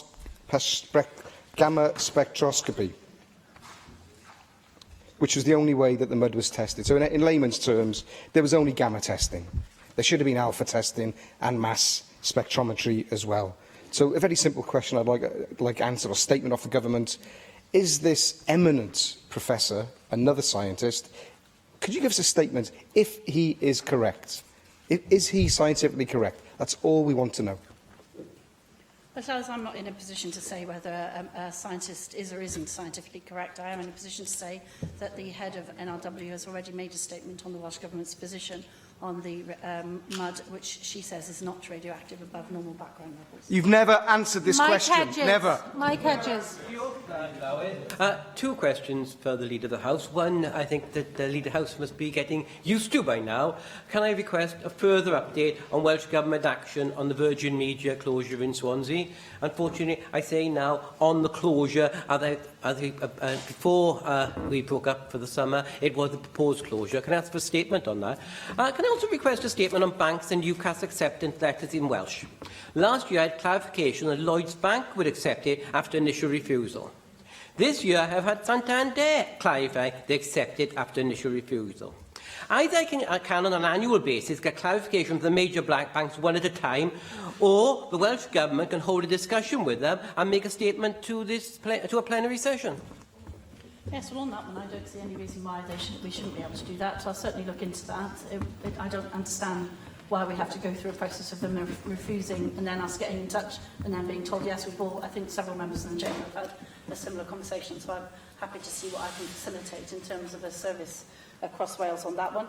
In terms of Virgin Media, yes, absolutely. It's now clear that the site will close. The task force, as I understand it, is in position, but I will discuss with my colleague Ken Skates, bringing an update as now that the closure has been confirmed to the House, so a large number of members have constituents that are affected by it. Including yourself. Jane Hunt. Thank you, Diolch Llywydd. I've got two questions for the Leader of the House. It would be helpful to have a statement from the Cabinet Secretary for Energy, Planning and Rural Affairs on the Hinckley Point mud dumping off Cardiff Bay, which commenced last week. My constituents have raised concerns about the lack of an environmental impact assessment and inadequate sampling of deeper layers of mud. My second question is whether I could request an update from the Environment Minister with regard to the Barry biomass plant. Would she be able to release all correspondence with the developers and announce her decision as to whether the proposed development falls under Schedule 1 of the regulations? And is the Minister for Environment aware of the application to the Vale of Glamorgan Planning Committee by the developers for a lawful development certificate in respect of Berth 31 Wimborne Road, Barry, which represents a significant development in plans for the biomass plant on Barry Docks and the facility for storage of wood chip feed prior to approval of this facility? Yes, well, thank you for those two questions. At the moment, it would be inappropriate for the Cabinet Secretary for Energy, Planning and Rural Affairs to make a statement, as there is an ongoing legal process which is seeking an injunction to suspend a marine licence. So, as I said earlier, the Natural Resources Wales have already confirmed their position, but there is an ongoing legal process, so the Cabinet Secretary will not be able to make a statement while that process is ongoing. And in terms of the second question, the Minister for Environment will be making a decision shortly about the need for an environmental impact assessment to accompany the planning application currently before the Vale of Glamorgan Council. With respect to the release of correspondence, we did release it up to July after your last request. I'm sure we can look again to see if there's any more. An application for a certificate of lawfulness to the Vale of Glamorgan Council is a matter for the authority. We're unable to comment to avoid prejudice or formal role should the case come before us later by way of an appeal, but the short answer to your question is that the decision will be made shortly as to whether there should be an environmental impact assessment. Diolch I arweinydd y tŷ. Reitem nesaf yw'r cynigion i ethol aelodau pwyllgorau a'r gyninol ar reolau sefydlog 12.24 a 12.40. Rwy'n cynnig fod y cynigion i ethol aelodau pwyllgorau yn cael eu grwpio ar gyfer I trafod a'i pleidleisio. Ac felly dwi'n galw ar aelod o'r Pwyllgor Busnes I wneud y cynigion yn ffurfiol. Paul Davies. Yn ffurfiol. Cwestiwn yw o ddylid derbyn y cynigion a oes unrhyw aelod yn gwrthwynebu? Nag oes, felly derbynu'r cynigion yn unol rheol sefydlog 12.36. Eitem nesaf yw'r datganiad gan ysgrifennydd y Cabinet dros gyllid ar y wybodaeth ddiweddaraf am drefniadau pontio Ewropeaidd a dwi'n galw'r yr ysgrifennydd Cabinet I wneud I ddatganiad. Mark Drakeford. Diolch yn fawr. Llywydd, the Welsh Government last reported to the Assembly on matters related to the UK's exit from the European Union at the end of the summer term. The purpose of today's statement is to provide an update about the many developments which have taken place in the meantime. The first matter I deal with this afternoon is the nature of the separation deal and the future relationship with the European Union sought by the UK Government as set out in the Chequers White Paper. Our own preferences are unchanged since the publication of Securing Wales's Future with Plaid Cymru in January 2017. The Chequers White Paper moved the UK Government's position incrementally towards our own, enabling us to offer some of its proposals a modest welcome. Chequers concedes the principle of a customs union, makes a commitment to ongoing regulatory alignment for goods and agricultural products. The nature of the Welsh economy, as we have said many times, means that barrier-free trade for the manufacturing industry and the rural economy is especially improvement. The Chequers proposals are an improvement from that perspective, as the CBI and the NFU have both acknowledged. However, Llywydd, Chequer leaves unanswered a whole series of significant practical and political questions. In policy terms, it fails to resolve at least 3 fundamental issues. While it agrees that the end objective must be a form of customs union between the UK and the EU, it fails to set out the means by which this can be achieved. The government's own practical proposals are convoluted, heap new costs onto businesses, rely on untested technologies, and are straightforwardly unacceptable to the EU27. As both the Welsh and Scottish governments said at the JMC last week, the policy answer is simple. Let the UK government say it plainly. We are already in a customs union, let's stay in it. And rather than pretend that we can have a buccaneering trading policy while staying in the customs union, let's commit to continued alignment of our trade policy with that of the European Union for the wider benefits that brings. The second practical problem with Chequers lies in the attempt to separate regulatory alignment between goods, which are to be aligned, with services which are not. That distinction, of course, strikes at the heart of the 4 freedoms, which the EU regards as indivisible. But this distinction simply won't work in the real world. People who buy goods also buy services alongside them. You buy a car and a finance package to fund it. People who sell goods also sell services with them. In the aerospace sector, the servicing of an engine, a service contract, is an integral part of the sales package and is of greater value than the sale of the engine itself. And finally, and most intractably of all, Chequers does not yet resolve the Irish border question. This much at least is clear, Llywydd. You simply cannot have all 3 of the things on the UK government's wish list at the same time. You cannot have at the same time an independent trade policy, no border on the island of Ireland and no border in the Irish Sea. So these policy problems are real, but they sometimes pale in comparison to the political challenges which the Chequers White Paper has posed for the Prime Minister. She is trapped between the Scylla and Charybdis of the Conservative Party. Every millimetre she edges towards the ground she needs to occupy to conclude a deal with the EU, she provokes a stream of abuse from the irreconcilables in the European Reform Group. Every time she makes a hopeless concession to the Europhobic wing of her party, it guarantees that she loses the support of those Remainer Tories whose support she needs to get a Chequer-based deal through the House of Commons. Little wonder, then, that so much of the summer has been taken up in a debate about how to resolve a deadlocked House of Commons, unwilling and unable to endorse any deal the Prime Minister might conclude. The Welsh Government's position was clearly set out by the First Minister in his lecture to the Institute of Government last week.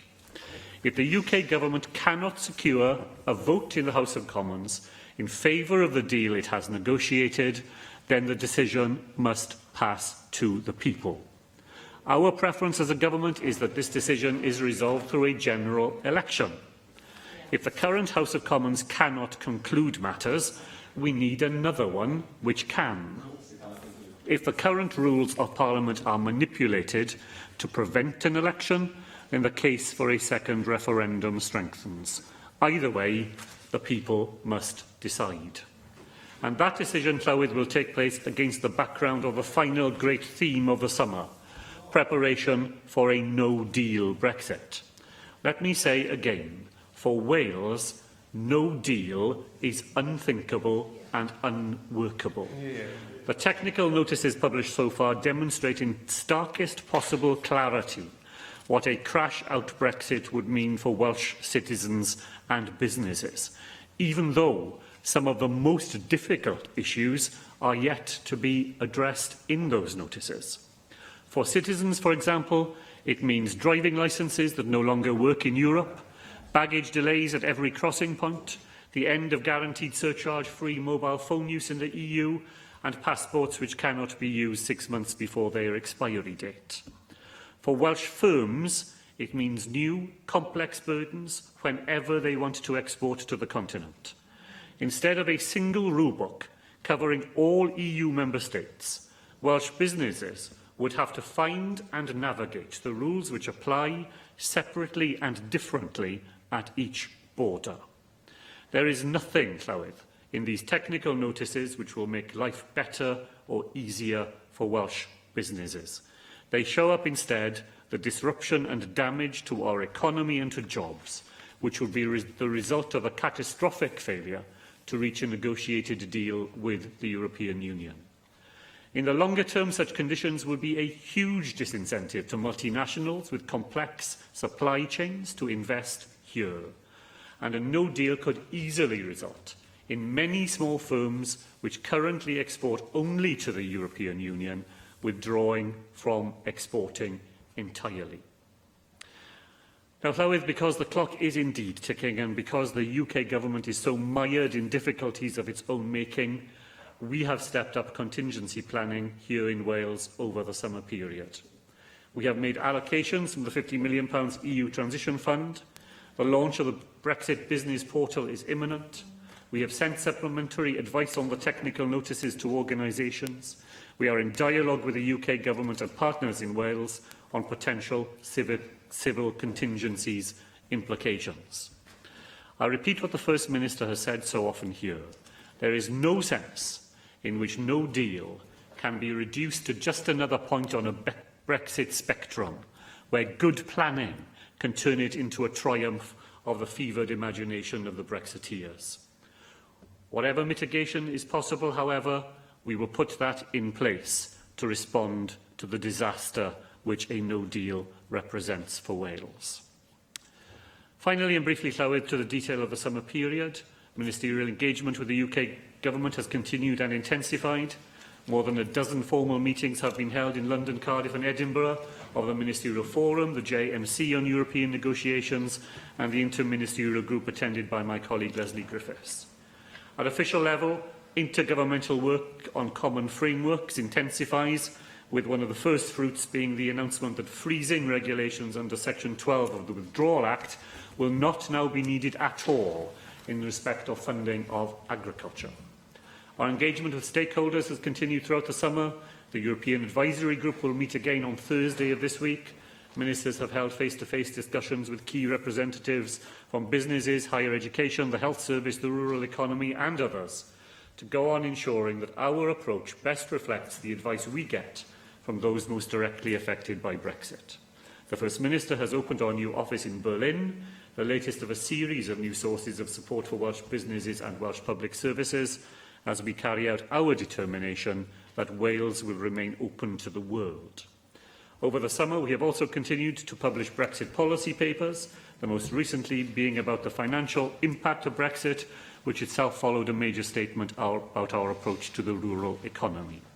And finally, Llywydd, a huge effort continues to identify deficiencies in the current statute book, which will need correcting as a result of Brexit, involving hundreds of pieces of legislation.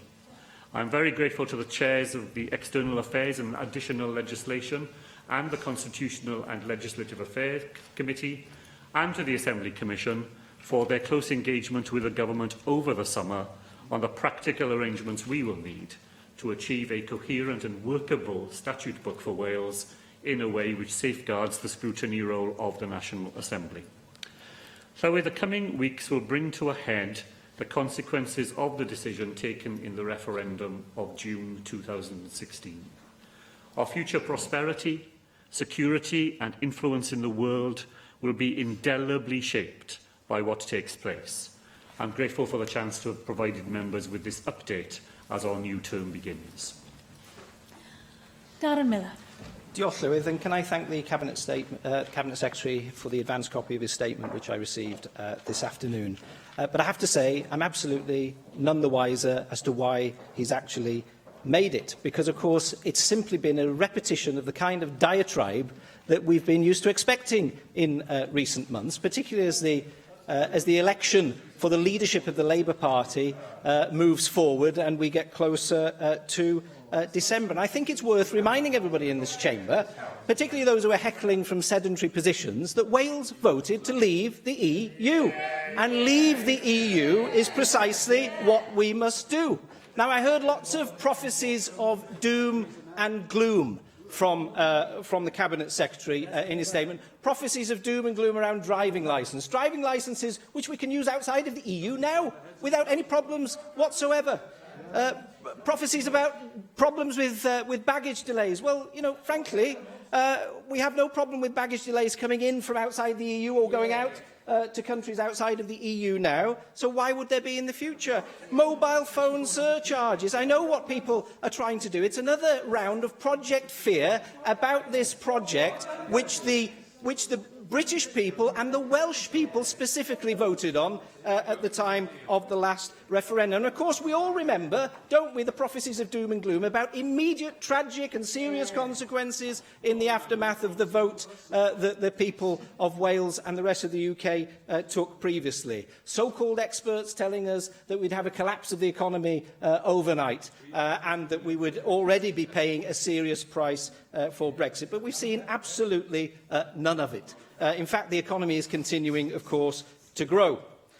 I was very surprised that you made no reference whatsoever, Cabinet Secretary, to the Joint Ministerial Committee meeting which was held last week, which you participated in. If you're going to provide an update, no, he didn't. No, he didn't.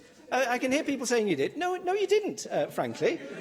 So I think that you ought to, if you're going to bring a statement forward, make sure that it's actually meaningful and that there are things which you're updating us on. Now, as you know, the mood music in Brussels around the opportunities in terms of a deal have been changing significantly in recent weeks. We're moving closer to an opportunity where a deal is much more likely. Michel Barnier and many others are confirming that we are now close to a deal. You made no reference to that in any way, shape or form whatsoever. The EU, of course, has been talking up the opportunities to put in place technological solutions around the UK border between the UK and the EU, including between Northern Ireland and Ireland, and they've been talking these opportunities up. So quite why you're having to rehearse the old arguments and try to belt out your greatest hits of doom and gloom, I really do not know. Now, we also know that it's in the interests of the EU to do a deal with the United Kingdom.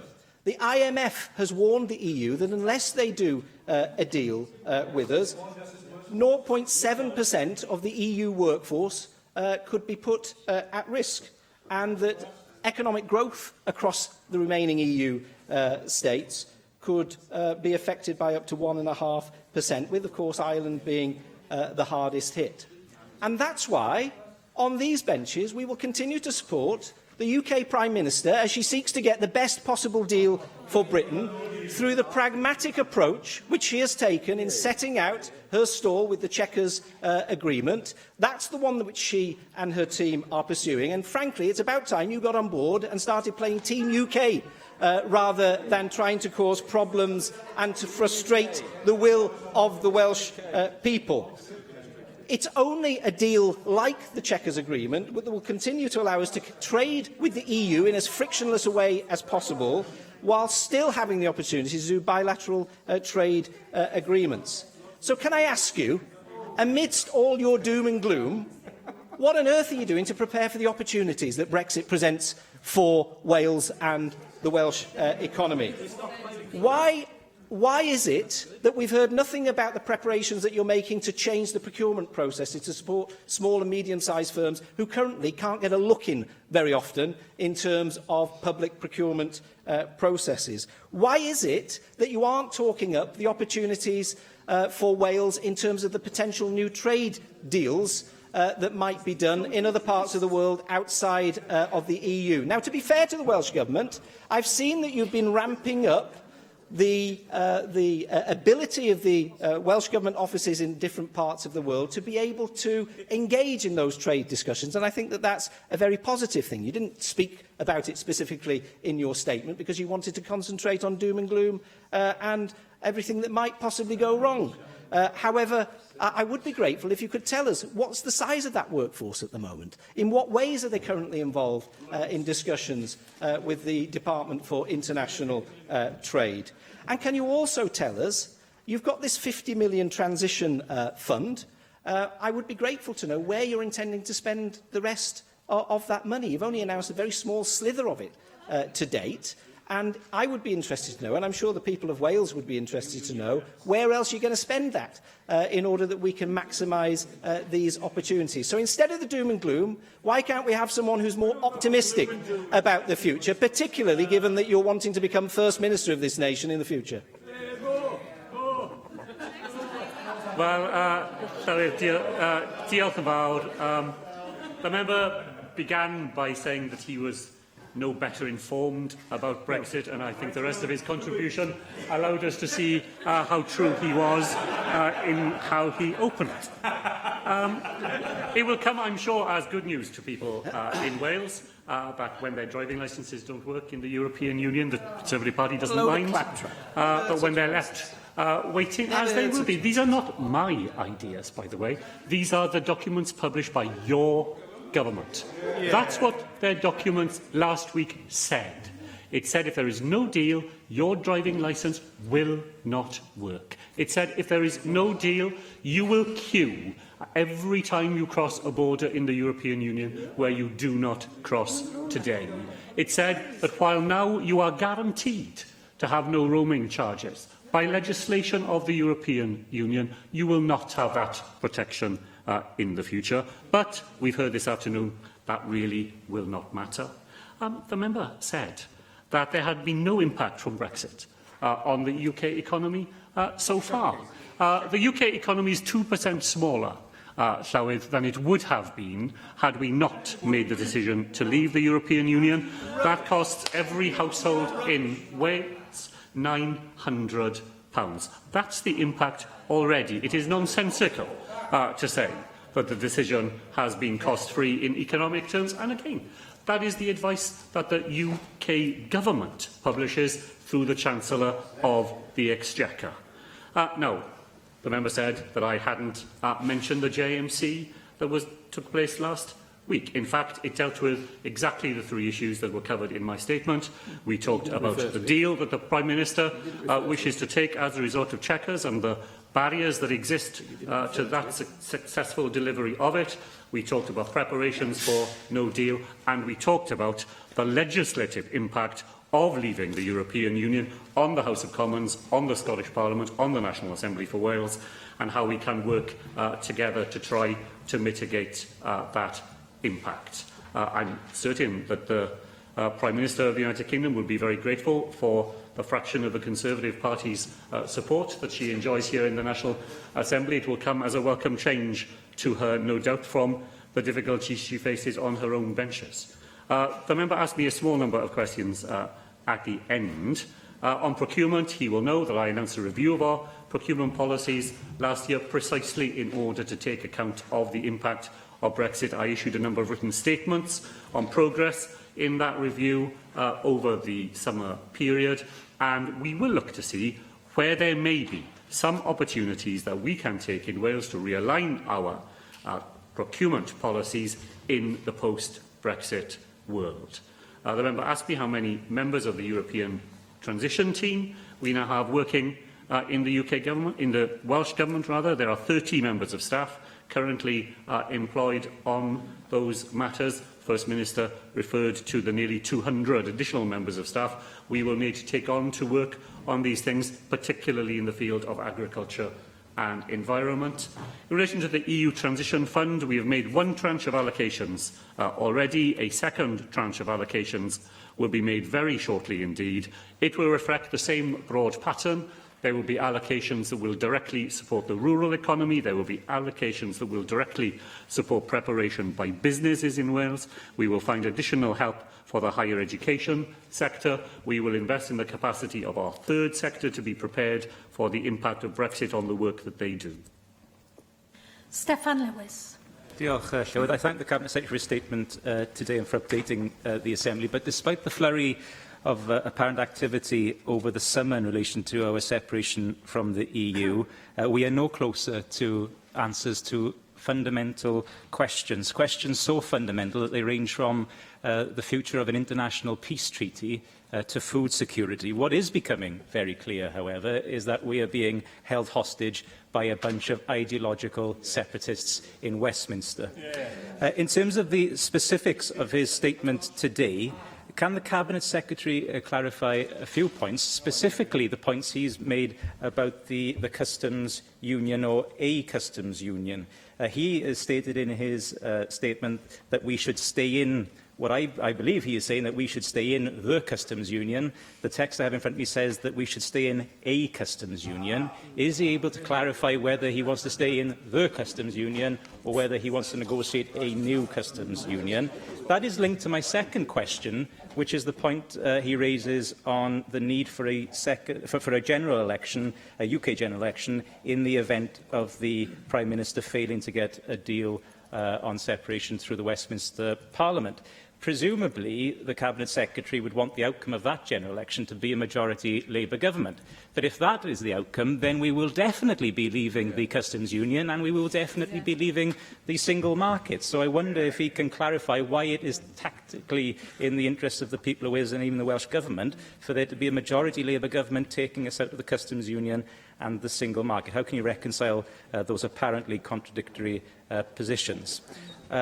The other point I'd like to raise is the question, and I think this is something that is coming to a head, and it will certainly in the coming weeks, the question of the border in Ireland.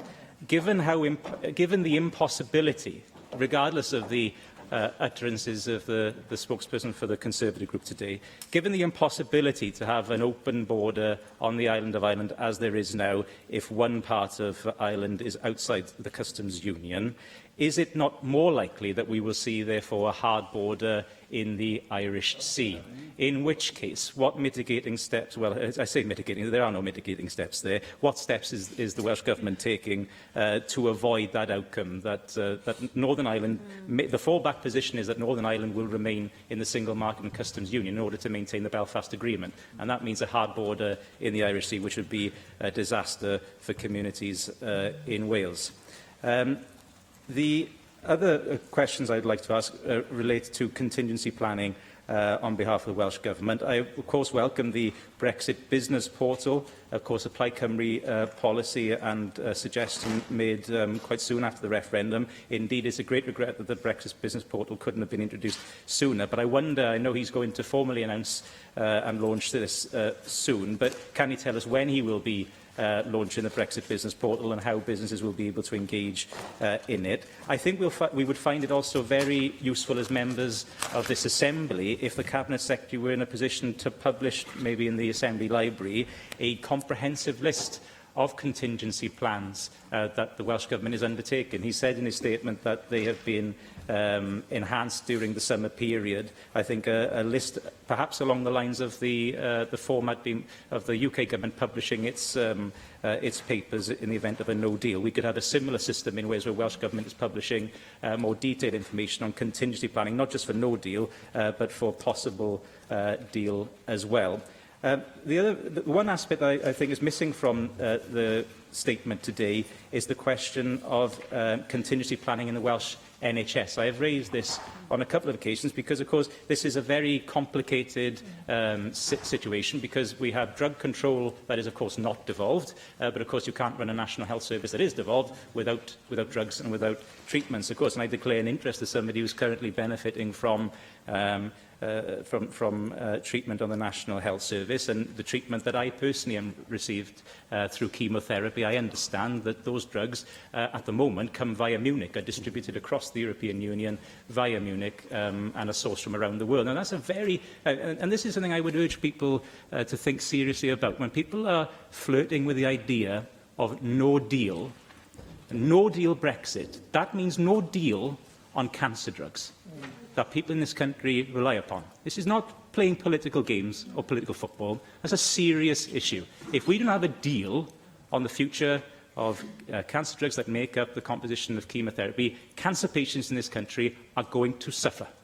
And that is not something I think anybody in this chamber wants. And so can I ask the Welsh Government what discussions are ongoing with the UK Government who hold control over drug control with Welsh Government, who are, of course, responsible for the Welsh NHS and for future drugs and treatments. Finally, it would be amiss of a Plaid Cymru spokesperson not to raise constitutional matters, particularly when we have an opportunity to do so on the issue of separation from the European Union. I note that in his references to meetings of the JMC and the Ministerial Forum, that it continues to be the case, and we saw it yesterday in evidence given by the First Minister to the External Affairs Committee. It continues to be the case, I think, that Wales is treated as little more than a consultee, rather than as a partner nation in the so-called United Kingdom. We have seen in this whole process that the United Kingdom is constitutionally flawed. Some of us believe it's been constitutionally flawed since 1707. But this process has certainly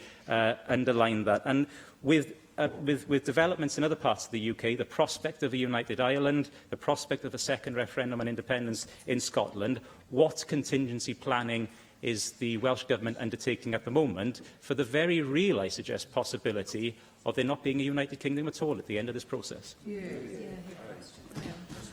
So can I thank the member for his questions and to say how good it is to be having today's opportunity to pick up conversations held with him earlier in the year. He began with a reference which echoes something that the Director of the CBI, Caroline Fairbairn, said recently when she described those who advocate a hard Brexit as the triumph of ideology over evidence. And I think he made that point very well in the outset. I'm not going to quarrel with him today over the difference between a definite or an indefinite article. If the text said A, then that's what I ought to have read out. So he can assume that the written word is more reliable than my rapid reading in the chamber this afternoon. In a general election, of course, I hope there would be a majority Labour government, and that would bring with it a whole series of advantages for Wales, including a sane approach to Brexit, but going much further than that, of course. He makes a very important point on the Irish border. The Prime Minister herself said it would be unthinkable for any Prime Minister to agree to a hard border in the Irish Sea. And that is one of the things that she now has to deliver in finding a solution to the Irish border question. And from a Welsh perspective, while we say every time, I'll say it again this afternoon, nothing that we will say or do will ever be done in the knowledge that we are creating any difficulties for the very important ground that has been gained in Ireland in recent years. But from a Welsh perspective, we are nevertheless entitled to point to the additional difficulties that we would face were the border to be down the Irish Sea because of the port of Holyhead and the Fish Garden of Pembroke Dock and so on, and we make that point to the UK Government whenever we have a chance to do so. The member mentioned the Brexit portal, and it was indeed part of the two-year budget agreement between the Welsh Government and Plaid Cymru. It has been taken forward by a subgroup of the Council for Economic Development because we were very keen that the portal would provide for businesses the things that businesses themselves tell us that they are most in need of when it comes to information and advice. And the portal will indeed provide the most up-to-date information that we can, provide advice on a range of relevant business topics. It has been difficult to settle on the content of the portal because of the significant uncertainty about the final form of Brexit and the implications that has for Wales, but we're imminently hoping to be able to publish it. I'll think about what the member said about us putting in the library the supplementary advice that we have provided over and above the technical notices when there are Welsh-specific issues at stake. And of course, he made a series of very important points about what no deal would mean, not just in some theoretical sense, but in the absolute day-in, day-out services that people in Wales rely upon. I can assure him that my colleague, the Cabinet Secretary for Health, is discussing these matters very, very regularly with the advisers that he has in the pharmaceutical field, with the local health boards that provide services on the ground, with the NHS Confederation in Wales in relation to staffing matters, and we take a very close, direct and detailed interest in the way that Brexit could impact on the Welsh NHS. Briefly, in relation to constitutional matters, what we have to do, Llywydd, is we have to move on from a grace and favour approach to devolution, which too often characterises the attitude of ministers in the UK government, where they appear to regard devolution as something which they have been good enough to give to people into Wales and in Scotland, and which they could take away again at any point when they appear not to like what we do with the responsibilities that we have. We have to have the other side of Brexit, a far more formal, far more reliable, far more impartial form of interaction between the constituent parts of the United Kingdom. Of course, I don't follow the member down his path of the breakup of the United Kingdom. We think that a successful future for Wales is best secured through a successful future for the United Kingdom, but we will not have that successful future unless the other side of Brexit we are able to conduct business between the constituent parts of the United Kingdom in a way that is based on parity of participation and parity of esteem. Neil Hamilton. I welcome the statement from the Cabinet Secretary in some respects, and I can certainly agree with his evisceration of the Chequers Agreement and its internal contradictions. It's quite clear that this is a political exercise not to seek the best outcome for the United Kingdom, but to try to paper over the cracks of the warring factions within the Conservative Party, and the dog's breakfast that has emerged from this process in the Chequers Agreement it just shows what happens when you conduct a negotiation through people who don't really believe in what they're doing. A majority of Conservative MPs voted for Remain.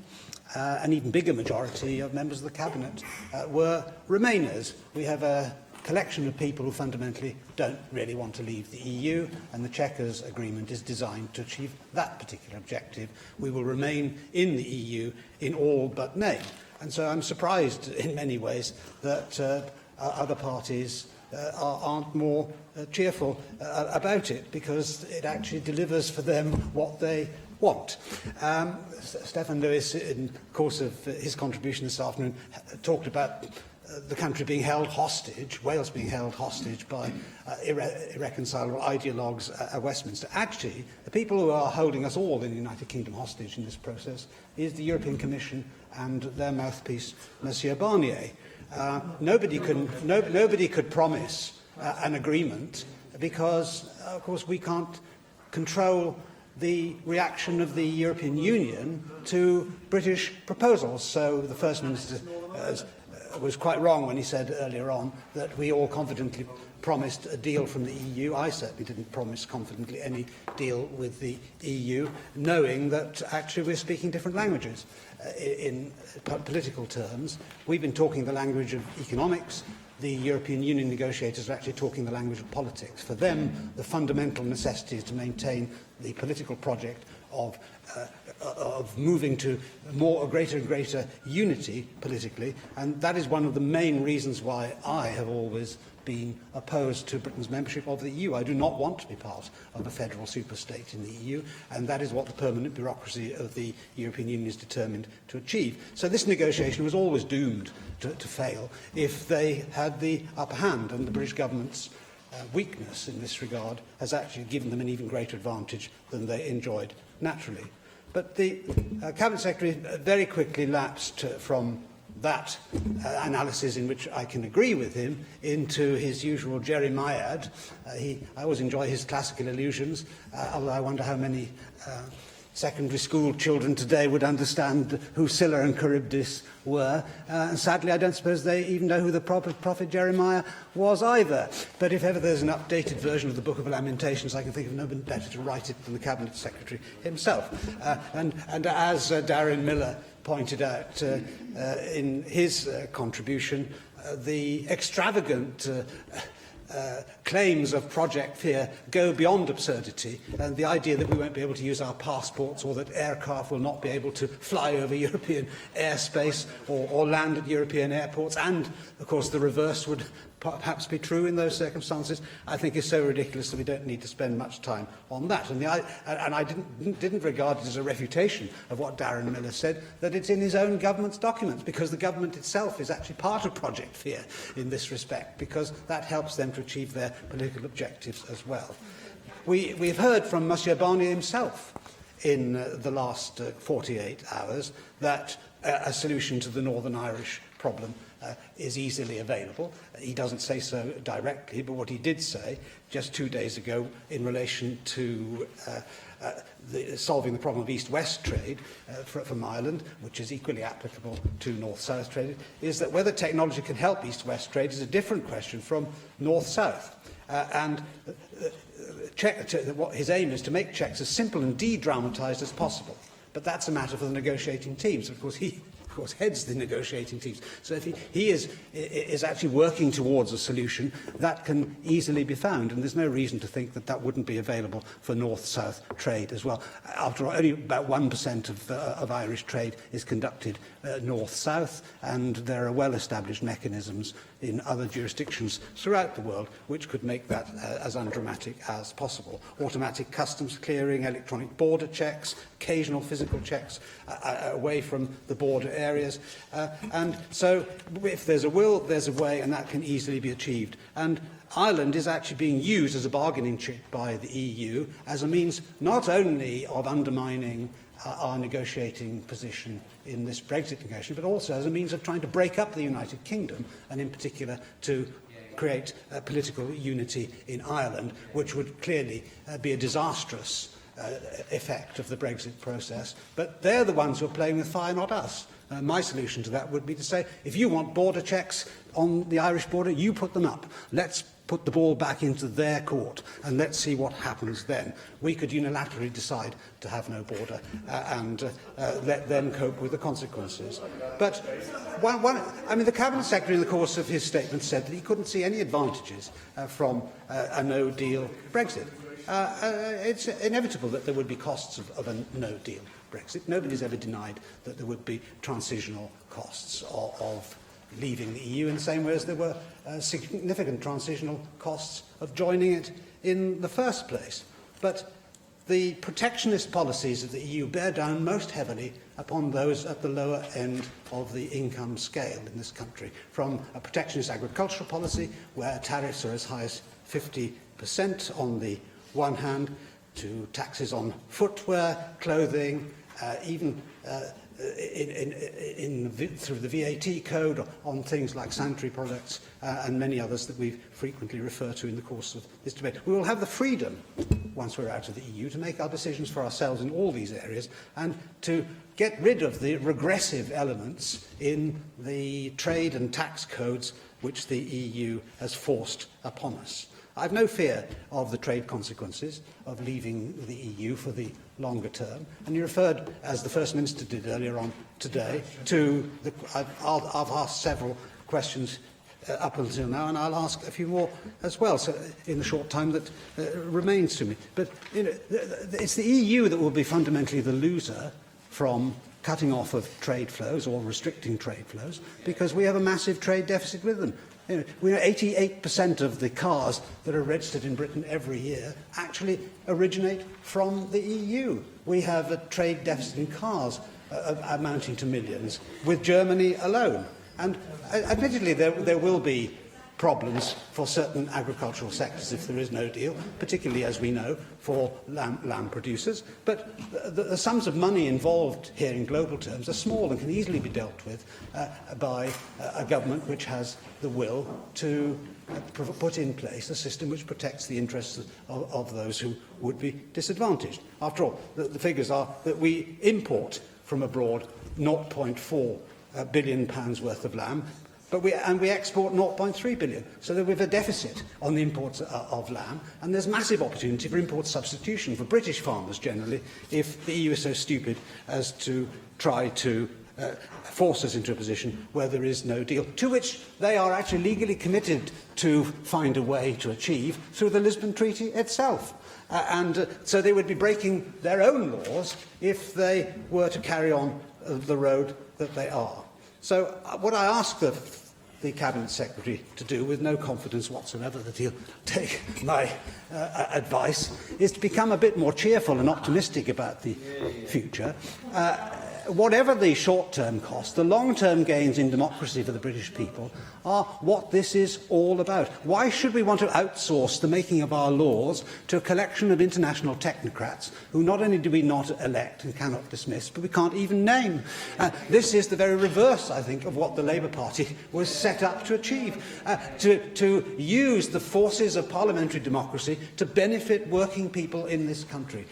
The idea that the sort of people who are in international business organisations, like Caroline Fairbairn representing the CBI, a body which was absolutely wrong on every major issue economically in my lifetime, from incomes policy to the European monetary system, that their advice is worth taking, seems to me to be bizarre for a Corbynite.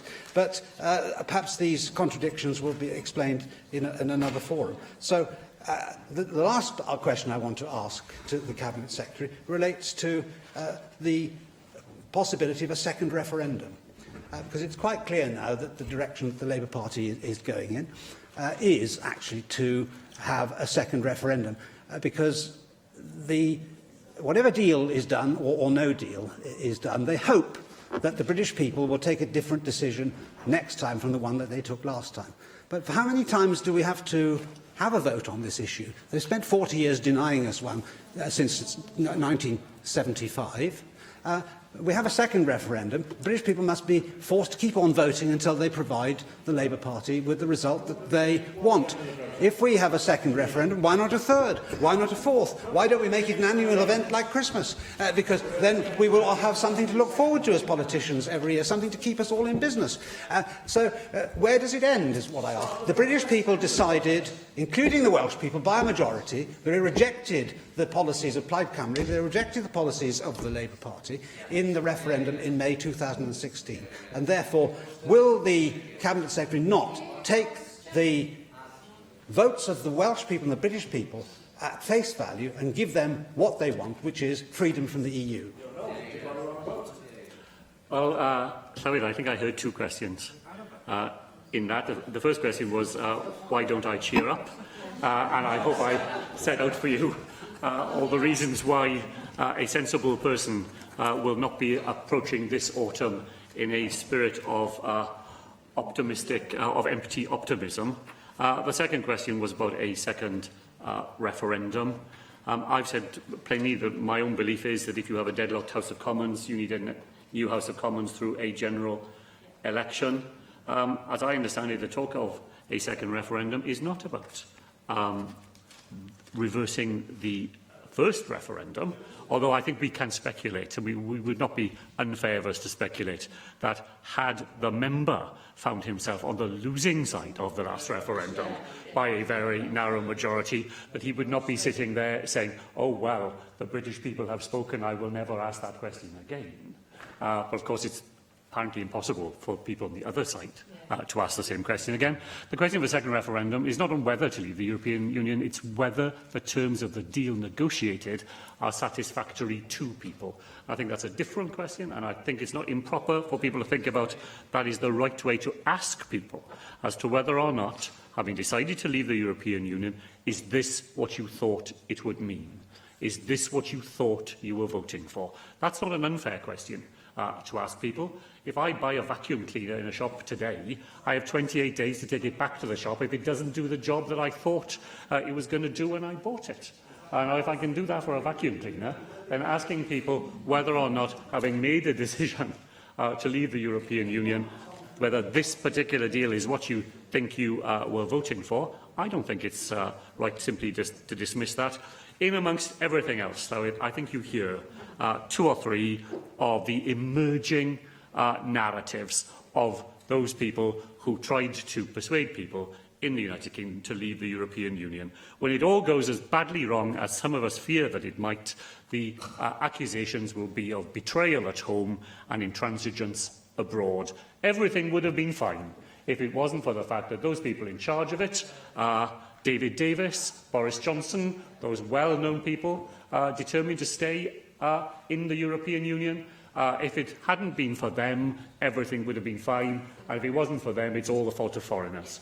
I think we heard that emerging clear as you like this afternoon.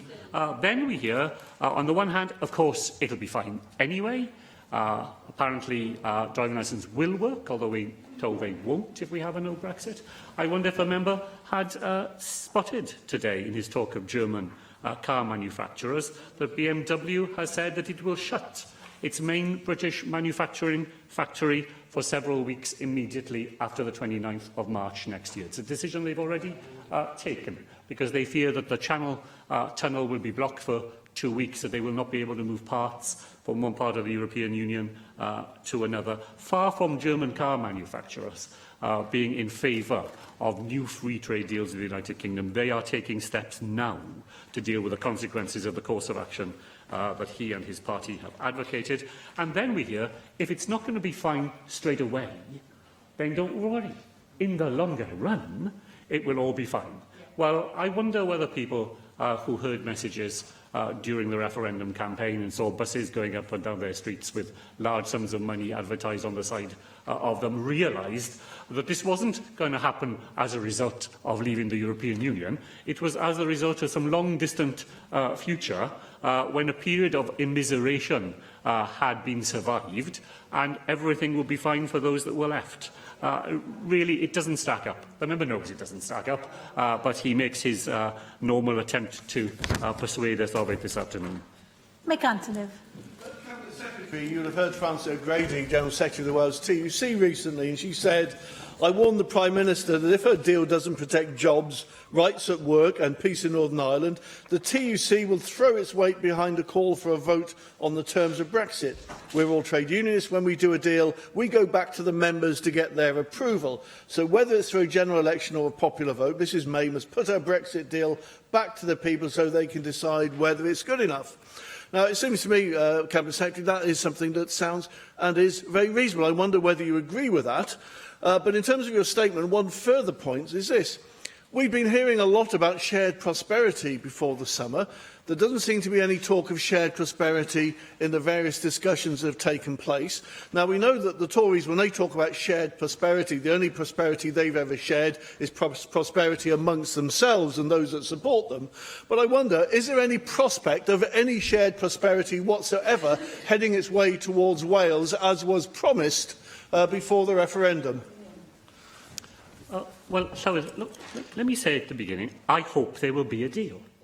I hope the Prime Minister will negotiate a deal that delivers what she says she wants to deliver and that she can bring it back and she can persuade the House of Commons to support it. What Frances O'Grady was referring to, what I've referred to this afternoon, is what happens if she can't do such a deal. And then the things that the TUC have said were very largely reflected in what I've said this afternoon. In those circumstances, then it is right that people should have a chance to decide. On the shared prosperity issue, let's be clear. Wales benefits from our membership of the European Union to the tune of some £660 million a year. We qualify for that money by the rules. We get money because we have needs that need to be met, and we get funding from the European Union to help us to do that. Those needs will not have disappeared the day after Brexit, and the funding must therefore flow to Wales to allow us to continue to deal with the issues that have been identified here. If the Conservative Party think that a shared prosperity fund is about taking money that comes to Wales today and sharing it out to other people, so that we are worse off as a result of our membership of the United Kingdom than we have been as a result of our membership of the European Union, then they are on a very foolish path indeed, and I make that point whenever I have the opportunity. David Rees. Can I say, thank you for your statement this afternoon. I had hoped to speak a bit longer, but I think the 10 minutes taken up was damaged a lot of our opportunities. But can I highlight also a couple of points? I think Stephen Lewis made a very clear argument, and nothing could be more stark than what he said about the implications of a no-deal Brexit. And I wish that the officials in Westminster and Whitehall would listen to that type of argument when they produce these technical papers, because the technical papers, to be blunt, are very light in any solutions to the problems they've identified, and they're only the ones we've seen to date. But can I ask you a couple of questions in relation to that? Obviously, no deal is very much on the agenda now, and we're getting closer and closer to a point in time which we have to either agree a deal or we end up automatically by default in a no-deal situation. You've had these technical papers from the UK government. Have you had a chance to ask your officials to look at those, particularly the ones produced perhaps on the 28th of August, which are the earlier ones? I know some only produced last week and more to come. To look at the implications for Wales and how Wales can tackle the issues and maybe respond with positive outcomes based upon what the no-deal scenarios are likely. So we are prepared for that. Can I also ask that perhaps you've mentioned in your statement how I think a dozen plus meetings have been held, but they're not just the Ministerial Forum, they're not just the JMCEN, they also are the Ministerial meetings.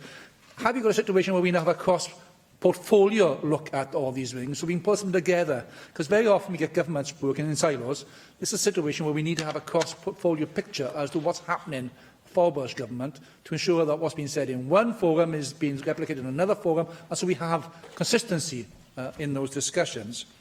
Now, I will agree with Darren Miller in one sense, and I welcome him to his new role as spokesperson on this. And the sense would be that you had limited discussions of the JMCEN in your statement from last Thursday. Does this reflect on the fact there's very little going on in the JMCEN? We have in the past commented upon how effective it is. Is it really effective? Did you have any detailed and successful discussions last Thursday? Or are we going back to the world where JMCEN is actually producing nothing? We're not getting any far, and we're only 6 to 8 weeks away from a position where negotiations will be ending. Again, the no-deal scenario, we're talking about frameworks. The officials are talking about frameworks. Are they actually looking at the situation where, what happens if we have a no-deal? How are those frameworks going to progress? What will happen on March the 30th, 2019, if there is no deal regarding those common frameworks?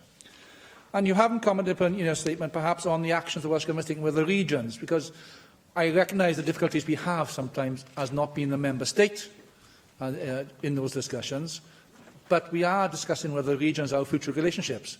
Can you comment upon the future relationships Wales is having with other regions so we can see where we are going in that direction on the situation where we do leave? And perhaps finally, we can talk about where we are. Mick Anthony mentioned the Shared Prosperity Fund. I think that's fantasy world at this moment. We haven't seen anything on it. But what actions are you putting into place to ensure that the regional policy and the regional funding, First Minister mentioned that you'll be talking about that later, where are we with the regional funding to ensure that our regional policy and our regional funding can deliver for the Wales, because we are going to be losing that as of Brexit, and we would have had transition funding. There's no doubt about that in the next tranche. So where are we in that matter?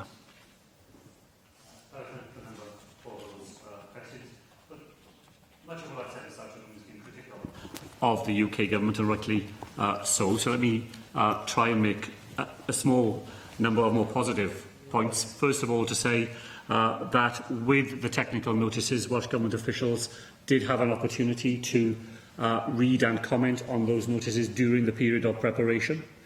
So we didn't simply see them on the day that they were published. We were able to make sure that they were accurate from a Welsh perspective, and therefore we have had a greater level of involvement in their preparation than we have in some other examples of European Union negotiation matters. And as far as the JMC last week is concerned, I did spend the bulk of what I had to say reflecting the agenda of that meeting, because it dealt separately with developments in relation to the proposed deal from the Chequers White Paper. We had a discussion with the new Secretary of State at the Brexit Department about the many meetings that he had held over the summer with the EU on that matter. We had a substantive discussion in relation to preparation for a no deal and the technical notices and other preparations that the UK government is conducting. And we had an opportunity to review the progress made in relation to framework discussions. Does the forum provide a proper place where there is genuine engagement on a sense of parity of participation? No, it doesn't. And I've said that this afternoon, that it has to be reformed and improved.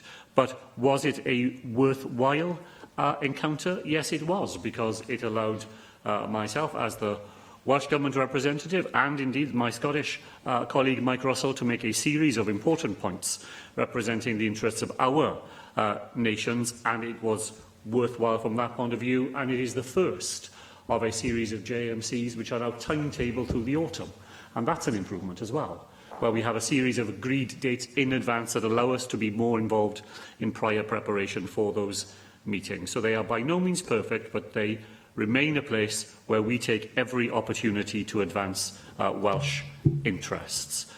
Thanks to David Rees for pointing out an area which I wasn't able to cover in the statement, and that is the continuing work that we are doing to identify those regions in the European Union with whom we will want to have particular relationships. The other side of the European Union, I was lucky enough to be able to welcome a delegation here from the Basque Country, returning visits that I had made and Leslie Griffiths had made. The President of the Basque Country was here earlier in the summer, and that's a very important region for the future of us in Wales. The First Minister has visited a number of other regions over the summer period, part of that ongoing programme. In relation to regional policy, let me underline a point that the First Minister made earlier, because I think sometimes the importance of it isn't emphasised enough. When we as a Welsh Government say that provided money comes to us through whatever mechanism is agreed, for the purposes that European funding is used today, we are providing a guarantee in advance of two things. First of all, the money will be kept for those purposes. It will not simply just become absorbed in the wider Welsh Government budget. We get money for rural Wales, we get money for the reform of our economy. The money will be kept for those purposes. And we don't say that about other money that comes to the Welsh Government. We always say, quite rightly, that it comes through Barnet, but it goes into the pot and we decide. And we are prepared to offer a multi-annual guarantee. In other words, because the European Union money comes with 7 years' worth of guarantee and allows people to plan ahead for their futures, we would provide the same guarantee here in Wales for money that came for those purposes from the UK Government. Neither of those things do we say in other contexts. The First Minister repeated some of that here this afternoon, and I'll be reflecting that, I hope, in a statement that I hope to be able to make in the next few weeks here on the floor of the Assembly on the future of regional policy. Jenny Rathbone. Thank you, Clywyd. I was pleased to hear Stefan Lewis in his remarks mention food security as one of the major issues that we need to consider in the possibility of a no deal with the European Union situation, because I, like you, would hope that Mrs May can come up with a deal that we can all sign up to, but the parliamentary arithmetic in Westminster makes it very difficult to see how that's going to happen. So just going back to food security, I've had a quick look at the technical notices that the UK government has issued about the implications for fruit and vegetables, which we currently import in the vast majority from the European Union. I can find quite a lot about how I could import a ferret, but not very much on fruit and veg. I can import 2 kilos of fruit and veg from outside the EU. Now, presumably that would apply to all countries that are currently that are in the EU if we have a hard crash out of Brexit. Nothing about what I really want to understand, which is the implication for the wholesalers, the retailers who currently supply the high street to enable us all to have the food that we need on a daily basis, particularly the perishables. So, Cabinet Secretary, you may have had longer to look at these technical notices, and I wondered if you can tell us what they say about this matter and what we can do to mitigate some of the worst effects, i.e.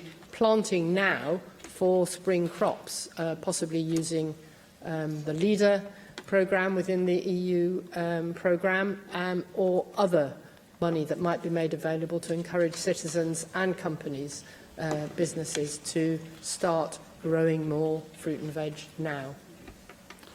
I would thank the member for those very important points. The real way to mitigate the disasters that she points to is to have a deal that we can all sign up to as we leave the European Union. I think it was the former Governor of the Bank of England, Mervyn King, who only a couple of weeks ago pointed to the utter absurdity of the sixth richest nation on the face of the globe having to prepare for a situation where we have to stockpile food and medicines as though we were about to enter some sort of wartime period. He was ridiculing the idea that we have manoeuvred ourselves into that sort of position, and this by a man who advocated that we ought to leave the European Union. So the real way of mitigating the difficulties that the member points to is not to find ourselves in a position of a no deal with all the difficulties that she describes. I think she has probably looked in vain for advice from the UK Government on this matter, because from memory, and I will check it to make sure that I've got this right, that this is one of the areas that is yet to be addressed in the technical notices. There are a series of other matters, many of them pointing to even greater areas of difficulty, I believe, on which the UK Government is yet to provide advice to businesses or to the public as to how those matters will be navigated on a no-deal footing. And I think the reason we haven't seen some of those things is because in those areas the messages will be even starker than those pointed to by Stephen Lewis earlier. Finally, Jane Hutt. Thank you for your statement, Finance Secretary. As you know, I've consistently raised my concerns about the impact of Brexit on workers' rights and equality in terms of EU law, and backed the positive role of structural funds to widen equality of opportunity in the labour market, exemplified, for example, in your recent announcement of £17 million for young people in South East Wales to help unlock their career potential. Well, I've been studying the technical notices, very brief they are, I have to say, in the event of a no deal. The guidance on workplace rights, if there is a Brexit no deal, reminds us of the range of EU law that's benefited workers' rights, including working time regulations, family leave entitlement, including maternity and paternity leave, legislation to prevent and remedy discrimination based on age, sex, disability, sexual orientation, religion or belief, race or ethnic origin in the workplace, legislation to protect part-time and young workers, and much more. The technical notice says that the UK Government will continue to work with the devolved administrations to ensure workers' rights continue to operate across the UK. Again, can you confirm that this engagement is taking place, provide any reassurances on these rights and protections in the event of a no-deal outcome? The reassurance is also needed in relation to the European Social Fund grants in the event of a no-deal. Again, technical notice states, in the unlikely event of a no-deal scenario, the UK's departure from the EU would mean UK organisations would be unable to access EU funding for ESF projects after exit day, March 2019. Have you secured a guarantee from the UK Government that there will be no gap in funding for regional growth and EU projects would be guaranteed, including European Social Fund, in the event of a no deal? And finally, I do want to ask a question about the £50 million EU Transition Fund provided by the Welsh Government. It was mentioned in scrutiny of the First Minister yesterday in the External Affairs Committee. Can you confirm that the consequential from the UK Government will not be enough to fund all the activity related to Brexit that we need to undertake. So we're having to meet these needs in terms of transition preparation out of a very constrained budget as a result of austerity, and the UK government is not providing the funds that we need in terms of that transition. Thank you, Llywydd. I'll take the final question. Last, the member is absolutely right. The £50 million EU transition fund is not simply a pass-on to Wales of money that comes from the UK government in this regard. We are having to provide money from existing sources in our capital and our revenue budgets. We do so willingly because the need is urgent. But we are using money that comes from the UK government, but that is certainly not the whole of it. Money is being used from elsewhere in the Welsh Government because we know that the need to prepare for Brexit spans all our public services and is of real importance to jobs and prosperity.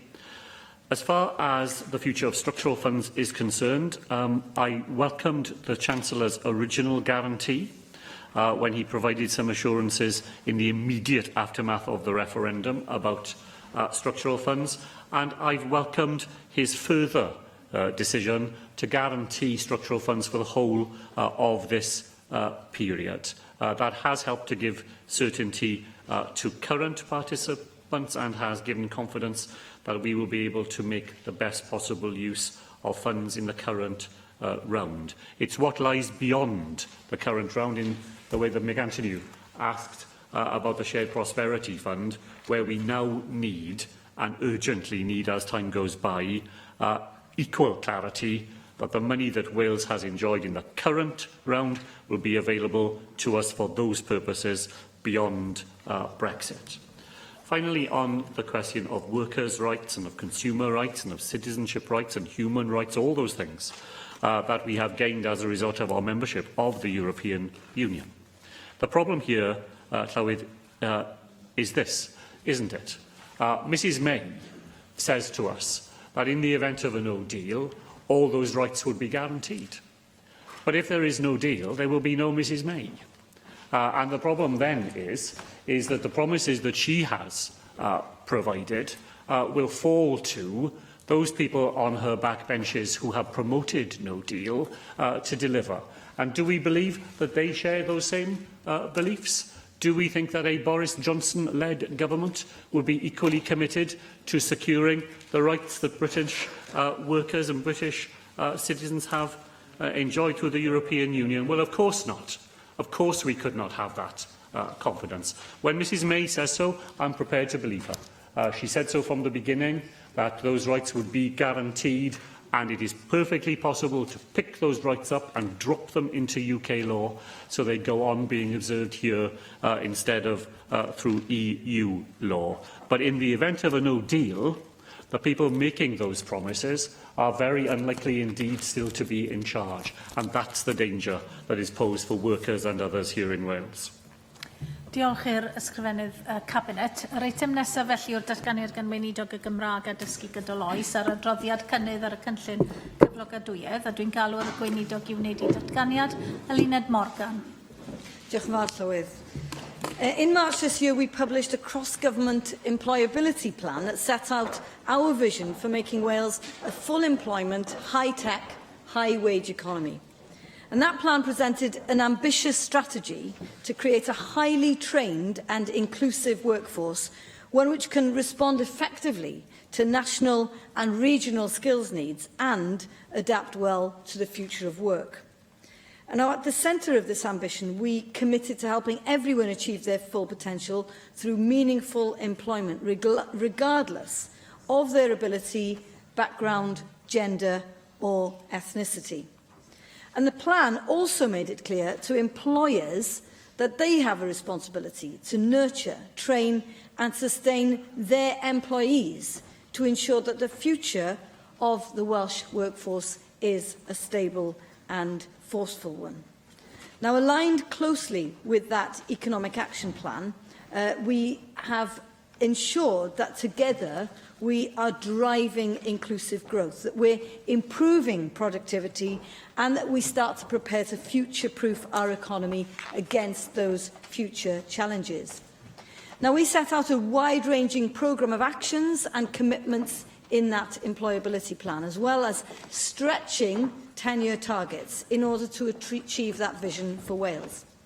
Now, 6 months on, and it's only been 6 months, I'm pleased to announce the publication of our first progress report on the delivery of our employability plan. And the report sets out highlights over the past 6 months, showcasing our key achievements so far, as well as giving a flavour of work ongoing and future developments to come. Now, one of the things we've done is to launch a new £10 million skills development fund, which will boost regional skills provisions and target skills gaps. And we've invited bids from across Wales, and those who were successful will begin delivery this month for this academic year. Now, we're also making progress delivering a radical review of the current funding formula for further education, and we'll look to implement changes in 2019-20 academic year in order to make the system more efficient and, again, more flexible to regional skills needs. Now, our apprenticeship programme continues to go from strength to strength, now providing high-level opportunities in new sectors, including clinical therapies and healthcare sciences. Now, by the end of this year, we plan to deliver a new apprenticeship pilot within the forestry sector that will help tackle the future skills and recruitment needs for a revitalised timber industry.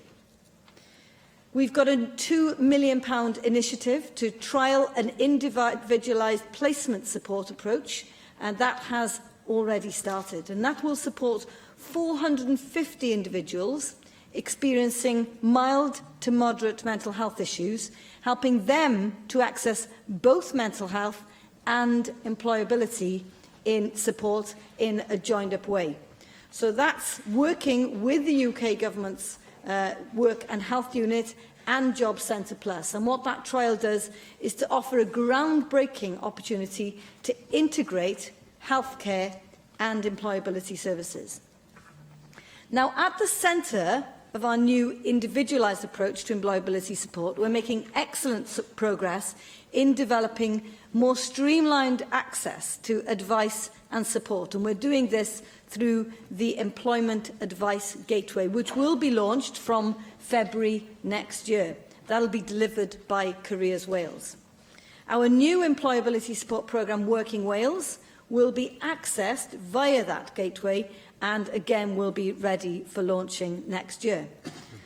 The procurement of contractors for the delivery of Working Wales is well underway, and the award of contracts are expected in November. And we continue to develop proposals with Careers Wales around the shape and delivery of the gateway. Now, fel mae'r adroddiad yn dangos, i ni'n gosod y sylfaeni ar gyfer dull gweithredu mwy holistaidd ar draws y Llywodraeth ar gyfer cyflogadwyedd.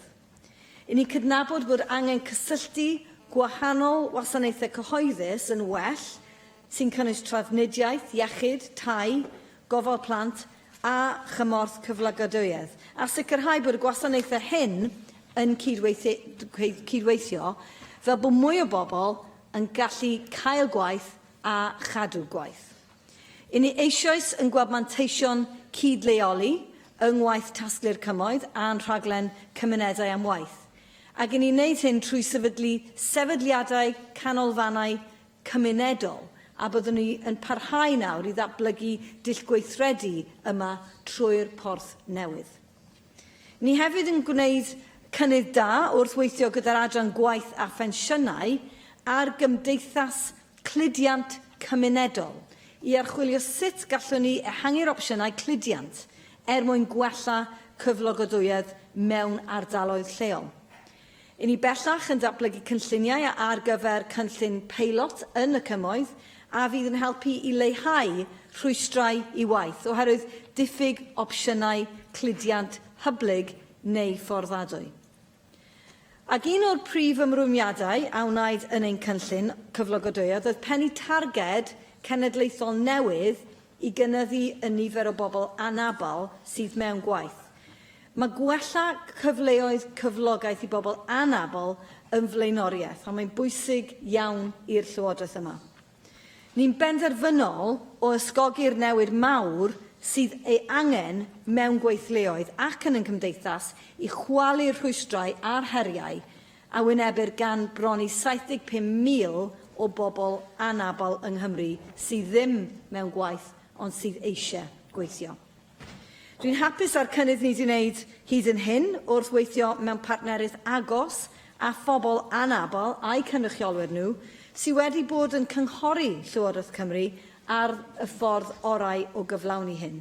A dwi'n falch hefyd o gydweithrediad nifer y gyflogwyr dwi wedi cwrdd â nhw yn ein ymdrechion i chwalu'r rhwystrau yma i waith a wynebu'r ar hyn o bryd gan bobl anabal a'r rheini sydd â chyflyrau sy'n cyfyngu i gallu nhw i weithio. I ni'n anelu at cyhoeddi targed erbyn diwedd y flwyddyn a fydd yn ceisio lleihau'r bwlch cyflogaeth mewn perthynas a phobl anabal, ynghyd â rhagol o fanylion am sut i ni'n mynd i cyflawni'r uchelgais yma.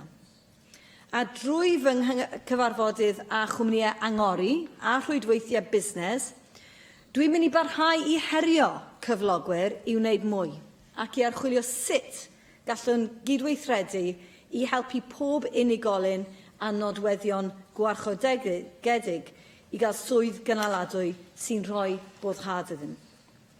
Nawr, y hydref yma, byddwn ni hefyd yn cyhoeddi fersiwn newydd o'r fframwaith gweithredu ar gyfer byw'n annibynnol, a fydd yn amlinellu ystod eang o gamau gweithredu sydd ar waith i fynd i'r afal a rhai o'r rhwystrau a nodwyd gan bobl anabal y meysydd trafnidiaeth, tai a chyflogaeth.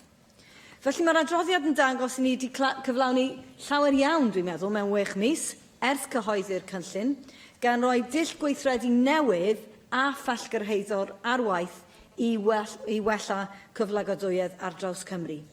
A fel rhan o'r strategaeth genedlaethol Llywodraeth Cymru, ffyniant i bawb, mae cydweithio effeithiol ar draws y Llywodraeth yn parhau i fod yn rhan ganolog o'r gwaith o gyflawni'r cynllun cyflogadwyedd yma. I ni'n rhoi sianeli cyfathrebu a chydweithio ar waith ar draws Llywodraeth Cymru a'n partneriaid mwyn sicrhau bod ni'n parhau i weithio gyda'n gilydd yn effeithlon ar sain nodau cyffredin. Dwi hefyd yn ddiolchgar am waith ynghyd weinidogion a'i parodroedd nhw i gydweithio i sicrhau cynnydd positif ar faterion sy'n berthnasol i sawl portffolio gwahanol. Dyma'r cyntaf mewn cyfres o adroddiadau blynyddol ar weithredu cynllun cyflogadwyedd, a dwi'n edrych ymlaen at barhau ar gwaith hwn i greu economi sy'n seiliedig ar sgiliau o ansawdd uchel a sy'n gallu pobl ac economi Cymru i ffynnu. Diolch. Diolch. Mohamed Ashgar. Thank you, Deputy Presiding Officer. I thank the Minister for her statement today.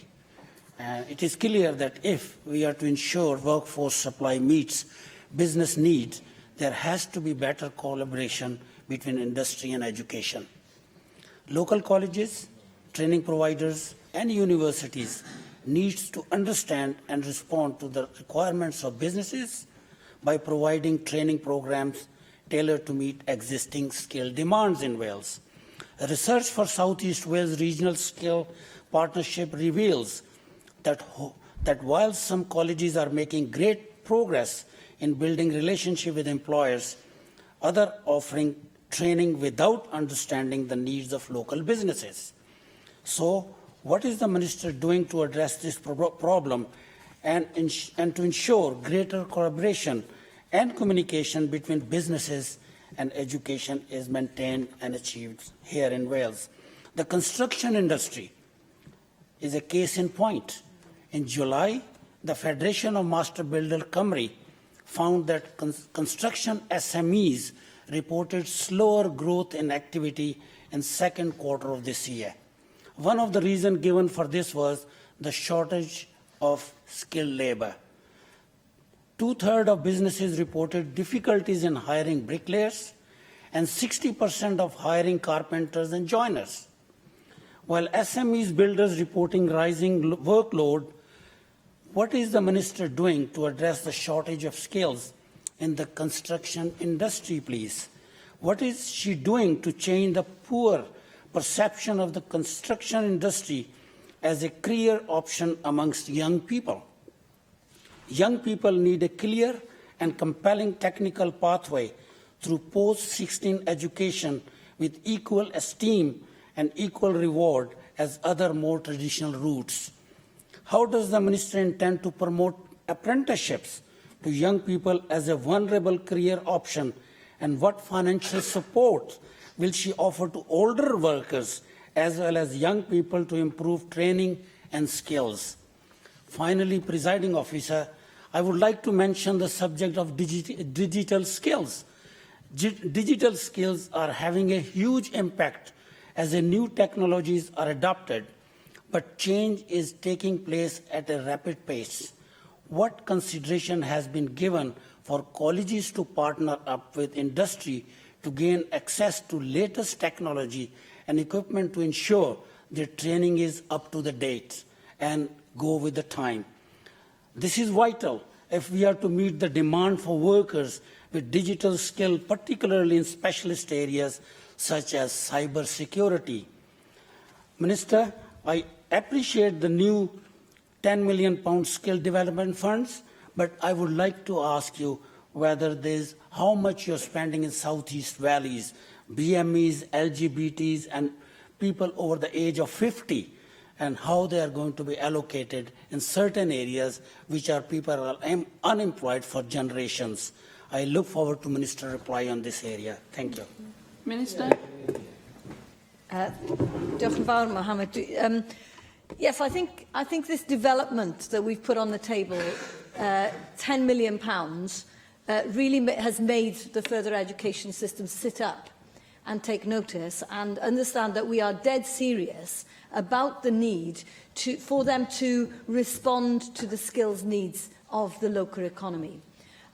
What has happened as a consequence of that is that actually people are getting much more engaged with the regional skills partnership because they understand that if they want to access that money, they can only access it if they're responding to what those RSPs are saying.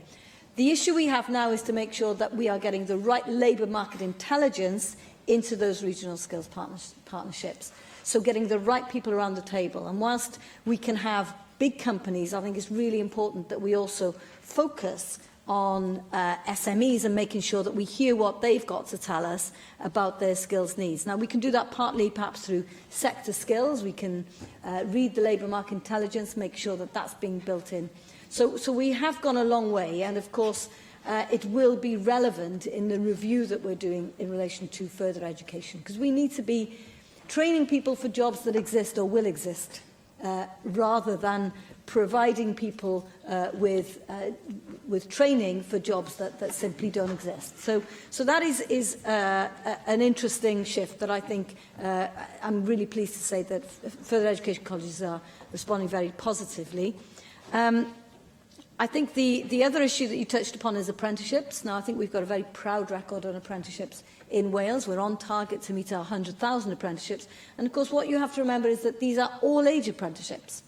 So only about 25% of them are for people under the age of 25. So in-work poverty is probably one of the biggest challenges we face in Wales today.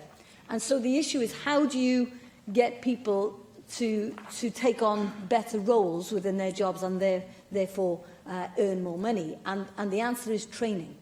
Now, we can go some way to helping provide that training, but part of what we have to do is to make sure that employers also take up their responsibility. And that's something that we've made very clear, and I make very clear every time I meet the employees that I meet with. Thank you. Adam Price. Diolch, Cadwr Brwylywydd. Mae'n dibynnu os ych chi'n gwrando ar rhywun fel Klaus Schwab o'r World Economic Forum neu Mark Carney yn y dyddiau diwetha i ddweud ar ba begwn i chi o ran optimistiaeth neu pessimistiaeth, o ran potential automeiddio i ddinistrio swyddi, Ond bydde pawb yn derbyn, wrth gwrs, o ran yr angen am sgiliau, wel, dyma'r chwildro mwyaf dyn ni wedi gweld ers cenedlaethau. Ydy'r gweinidog yn timlo bod gyda ni gyfundrefn sydd yn barod ar gyfer yr her yma? Oherwydd, os ni'n meddwl yn draddodiadol, wrth gwrs, o ran y system addysg hyfforddiant, y duedd sydd wedi bod ydy ffocysu, wrth gwrs, ar yr ifanc, bod dysgu trwy gydol oes yn y teitl eich portfolio, a wedyn ni, wrth gwrs, ar gyfer y pobl sydd, o ran oedolion, pobl sydd yn ddiwaith. Ac eto, yng nghyd-destun automeiddio, wrth gwrs, yr angen mwyaf fydd dysgu pobl yng nghanol I gyrfa sydd mewn gwaith yn barod I ail hyfforddi ar gyfer y swyddi fydd yn dod.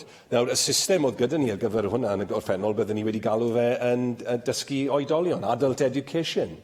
Oedd Cymru ar un adeg ar flaen y gad gyda dysgu oedolion.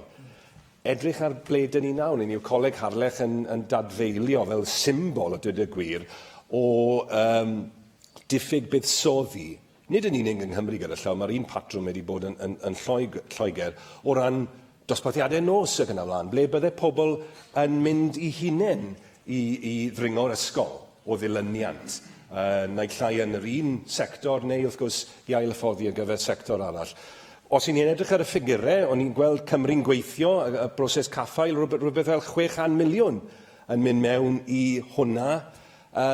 Faint sydd mynd mewn I dysgu cymunedol? Dwi'n gwybod bod chi'n ymgynghori ar un o bryd neu mae newydd ddod I ben. Chymod, ychydig filiynau sydd yn mewn i'r sector yna, ac eto, dyna'r sector sydd yn y lle mwyaf addas ar gyfer wneud y gwaith o baratoi pawb ar gyfer yr her sy'n dod. Felly, ydyn ni'n gallu gweld newid yn y balans. A jyst yn ola, dirprwy lywir cwbl o bethau eraill o ran y Gymraeg, dyn ni wedi trafod hyn o'r blaen, 0.3% neu beth bynnag yw'r ffigwr o ran prentisiaethau sydd yn cael eu cynnig yn gyfan gwbl trwy gyfrwng y Gymraeg, gwbl anerbyniol y dyd y gwir. Allwn ni gael y ddewid pendant y bydd y darpariaeth o ran prentisiaethau yn adlewyrchu reality ieithyddol Cymru, heb sôn am y miliwn o siaradwyr Cymraeg dyn ni eisiau creu ar gyfer y dyfodol. Ac o ran, yn ola, o ran cyflogwyr, fydde'r gweinidog yn gallu edrych ar raglen sydd yn Singapore sy'n cael tipyn o ddiddordeb yn fyd eang ar y bryd Skills Future, sydd yn defnyddio cyflogwyr mewn yn y broses o ddarogan y dyfodol. Yn yw cwmnïau ac yn y blaen, mewn sectorau sy'n gweud, wel, allwch chi ddweithio ni sydd yn y system cynnig cyngor cyflogadwyedd. Allwch chi ddweithio ni pa sgiliau eich chi'n meddwl fel cwmni, fel busnes, dych chi yn rhagweld bydd angen yno chi, a maen nhw'n defnyddio'r wybodaeth yna yn eu porth sgiliau nhw wedyn ni, mwyn rhoi gwybodaeth falle mwy uniongyrchol I bobl sydd eisiau hyfforddi ar gyfer y dyfodol. Diolch yn fawr. Wel, dwi'n meddwl bod lot o os chi'n optimist aidd neu'n pessimistaidd, mae'n mynd I ddigwydd, ac felly mae rhaid ni baratoi ar gyfer automation a sut mae hwn yn mynd I gael effaith arno ni fel unigolion a fel cymdeithas. Dim pwynt I ni esgus bod ni'n gallu gwneud unrhyw beth amdano. Mae wedi dechrau ac mi fydd yna gynnydd ac mi fydd hi'n symud yn gyflym iawn, dwi'n meddwl. Felly mae'n bwysig ein bod ni'n paratoi ar gyfer hynny. Un o'r pethau ni'n disgopio allan ar hyn o bryd yw posibilwydd o greu individual learning accounts, lle bydde hawl gyda pobl I falle cael credit I fynd I astudio ble maen nhw mewn gwaith, ond byd ni ddim ond yn rhoi caniatad yn nhw astudio lle ni'n gwybod bod na ddiffyg gyda ni yn y gweithle. Felly, wrth gwrs bydde sgilio digidol yn rhan o hynny. Felly, ni'n ymwybodol, wrth gwrs mae yna wastad issue o arian, y ble ni'n mynd I gael yr arian I wneud cynllun o'r fath, ond dwi yn meddwl o ran y meddylfryd a beth licen I wneud, dyna yw'r cyfeiriad hoffwn I fynd iddi. Wrth gwrs, mae dysgu oedolion o'r holl bethau sydd wedi cael impact fel canlyniad i austerity, mae hwnna'n faes sydd wedi cael ergyd fawr. Chi wedi clywed ddoi yn Lloegr, maen nhw wedi gwneud analysis a maen nhw hefyd wedi dioddau. Felly, ni wedi gorfod ffocysu yn gwaith ni fyna i sgiliau hanfodol, i basic skills ag ati, mwyn sicrhau yn bod ni yn cael rhywbeth mas o'r maes yma. Ond byddwch chi yn ymwybodol bod ni'n aros i glywed nawr beth yw'r canlyniad o'r review yna ni'n cario allan. I fi, beth sy'n bwysig yw bod ni ddim yn cymryd arno ni y cyfrifoldeb i gyd fel llywodraeth.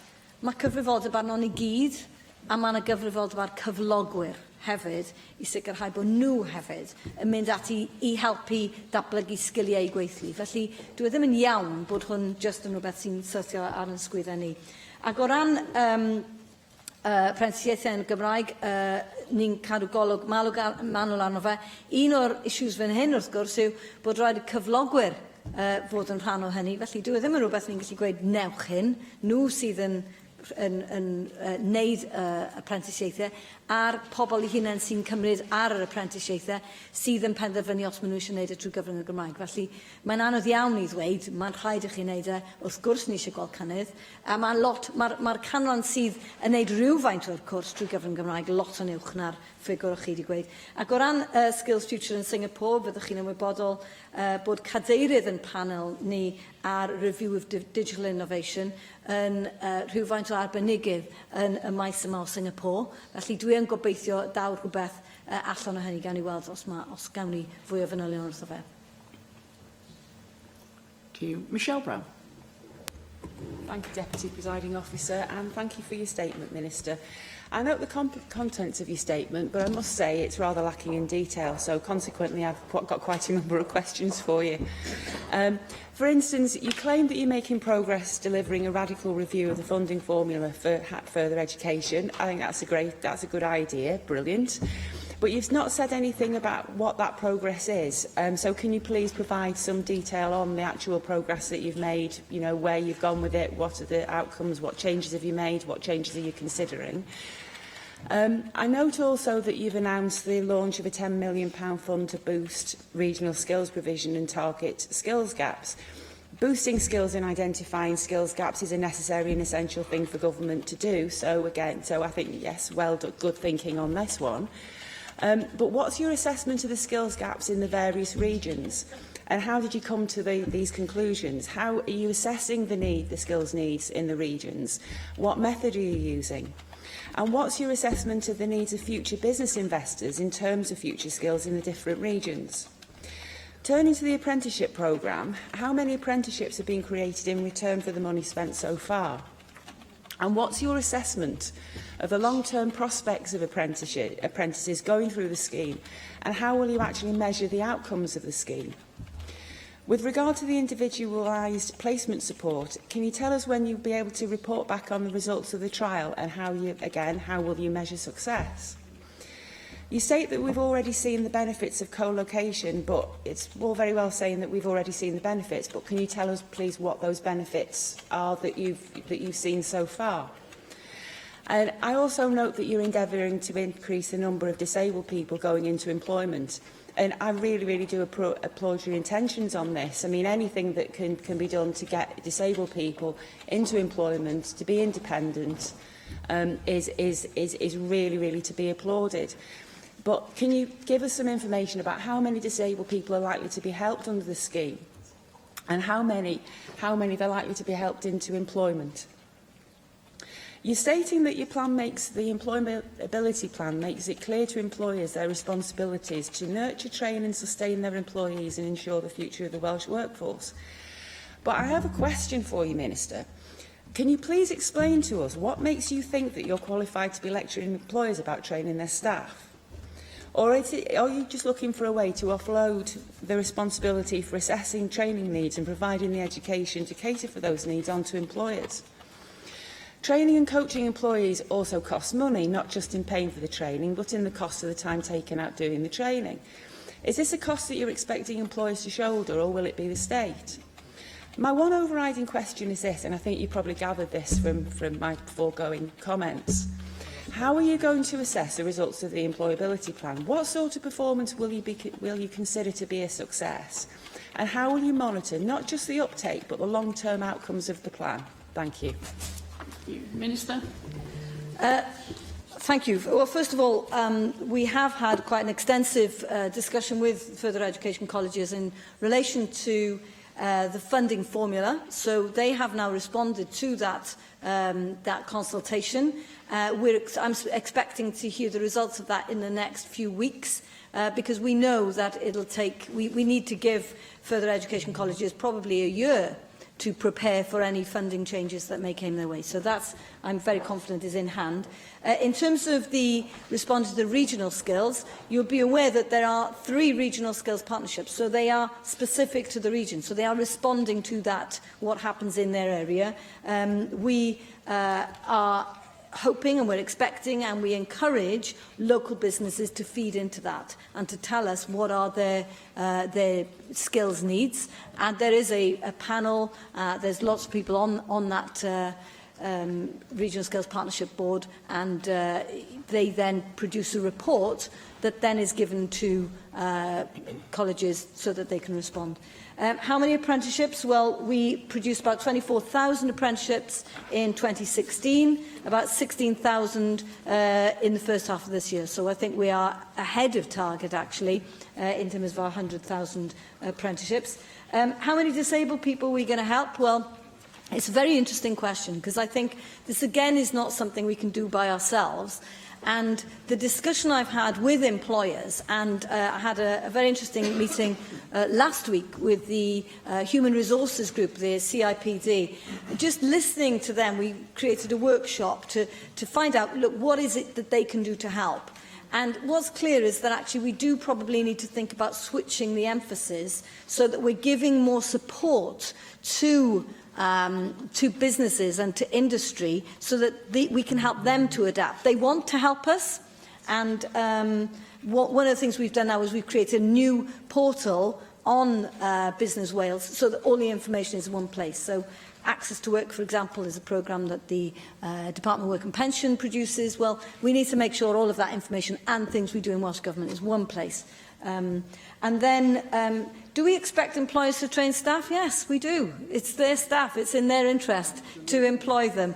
And I think part of the problem we've had in Wales, we've had a lot of European funding in this area, and we are going to have to start weaning them off an assumption that the Welsh Government will be constantly training some of their employees. So we need to get a better relationship, a better understanding. It's in their interests to invest in their employees. The tenure goals are pretty clear. I think they've been set out. And so the important thing here is that we keep the pressure on. So that's why I'm determined that we're going to have an annual report to make sure that we are going to hit these targets. Evan David. The Minister has has mentioned the launch of Project Search, which helps young people with additional learning needs and disabilities into work by providing them with supported internships with the aim of getting them secure paid employment at the end of the placement.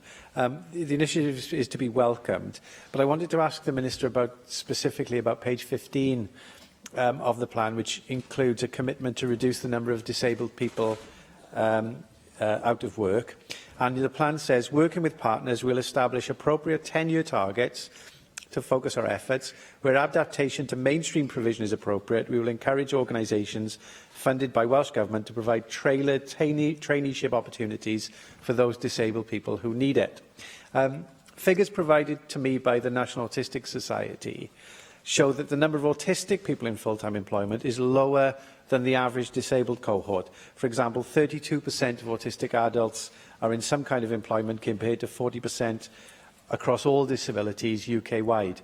So would the Minister provide the Chamber with an update on progress with regard to that specific commitment?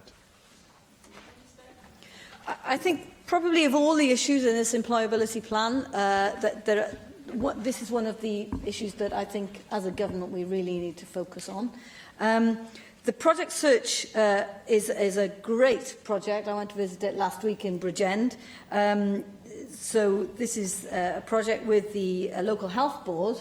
They've worked with the local college, with people with learning disabilities, and they have provided them with a whole year's work experience, effectively, with a view that they will in the end get into jobs. And I think that's precisely what we need to be looking at. And the figures that I heard, actually, while I was there, were even more dramatic than the ones you've set out. So the number of autistic people that they suggested in the UK who were without work was about 18%. So we've got a lot of work to do in this area, and I think we need to be thinking very creatively in terms of how we can use our Welsh Government funding to maybe even think about reserving jobs for people with certain learning disabilities. So that's something that I will be looking into in the next few months, I think, because I think this is a really, really challenging area for us. But I'm really pleased that you've brought that up as an issue.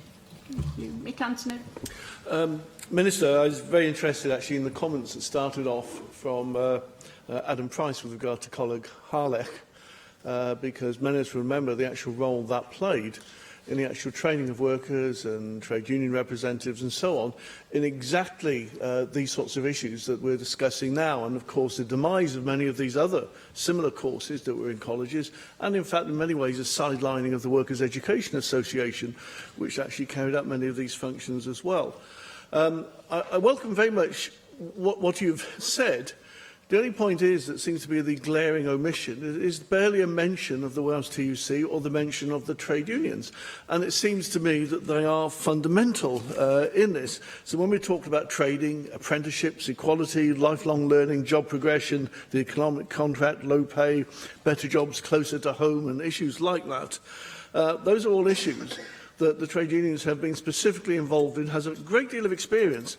But quite frankly, it seems to me that they are being sidelined in some ways because there was nothing specific about what their role is. So I wonder if you could help by outlining precisely how you see the role of the trade unions within this. What exactly is their position within it? What functions are they being given? Where are they within this social partnership? Because my concern is that the social partnership is becoming rather imbalanced towards one side and not recognising that if you don't have the workers and the trade union organisations on board, you've already got one sort of one ball and chain around one of your legs, and the ability to actually deliver is significantly undermined. Thank you. Well, you'll see there is a reference to trade unions on page 19, and I think absolutely, that's my point. Yes. So I think what's important is that we do understand the really important role that the trade unions can play in the workplace, and through funding things like the Wolf programme, what we found is that actually a lot of people who may not have the confidence to go about looking for support from their employers are willing to do that through the trade union route. And it's given a real opportunity for people within work to develop. And we've given that money specifically to the trade unions. Now, I think you're right.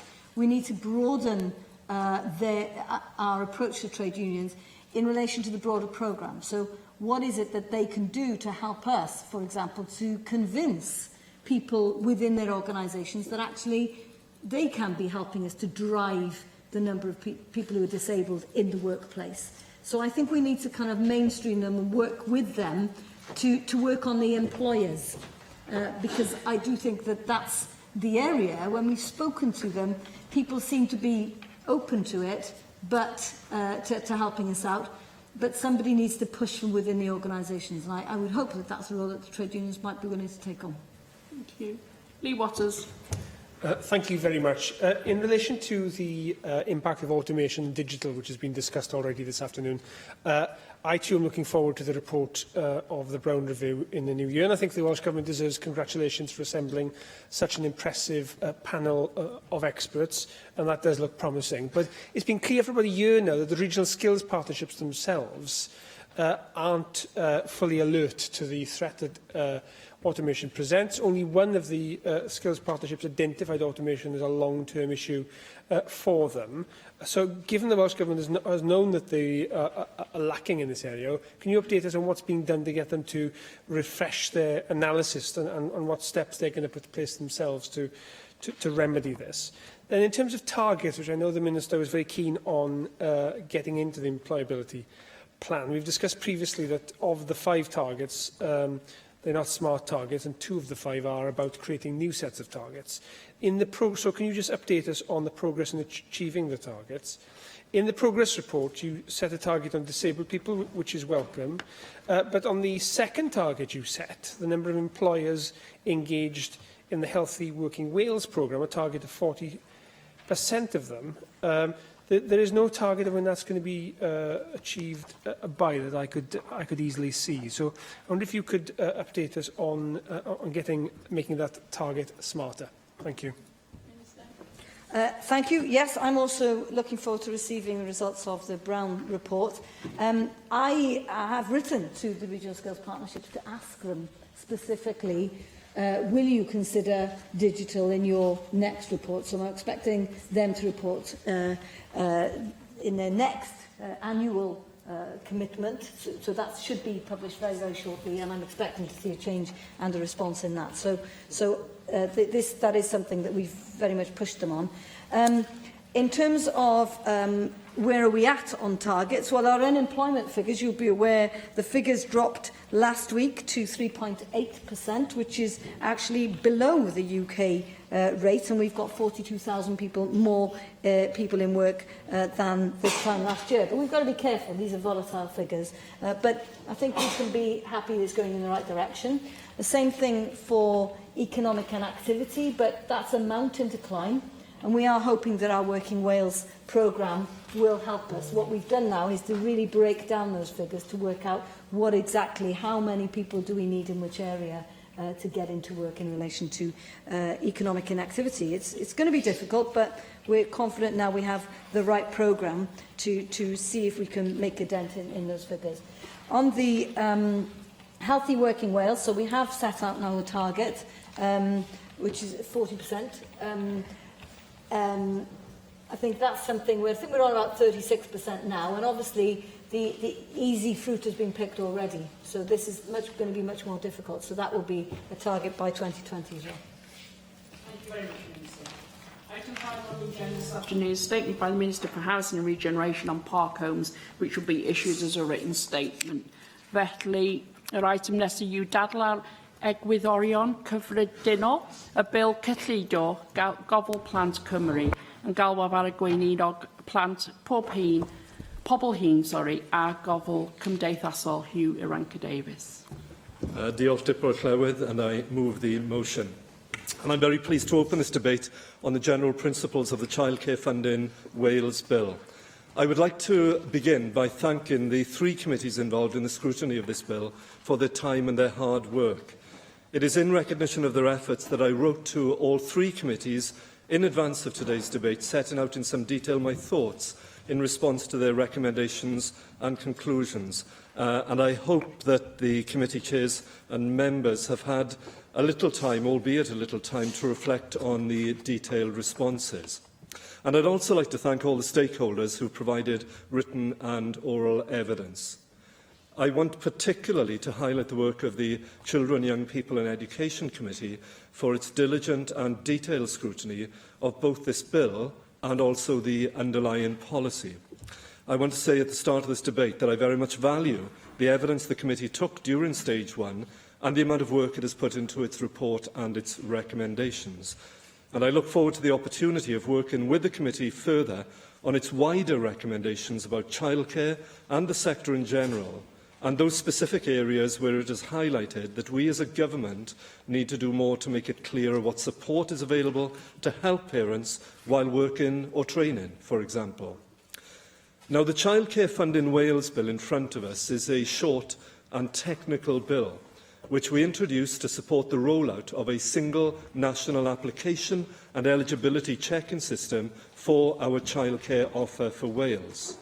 And of course, the childcare offer is a key commitment for this government. It was first set out in the Welsh Labour Manifesto, and it was restated in our programme for government, Taking Wales Forward. So we are committed to providing 30 hours of government-funded early education and childcare a week to working parents of 3- and 4-year-olds in Wales for up to 48 weeks a year. And we made this commitment because parents told us that they needed help with the cost of childcare, particularly those families on lower incomes where the cost of childcare make up a larger proportion of the weekly budget. But to be absolutely clear, we do not need to bring forward legislation to deliver the offer. We are already delivering it in parts of Wales, testing how it works for parents and for providers and for children.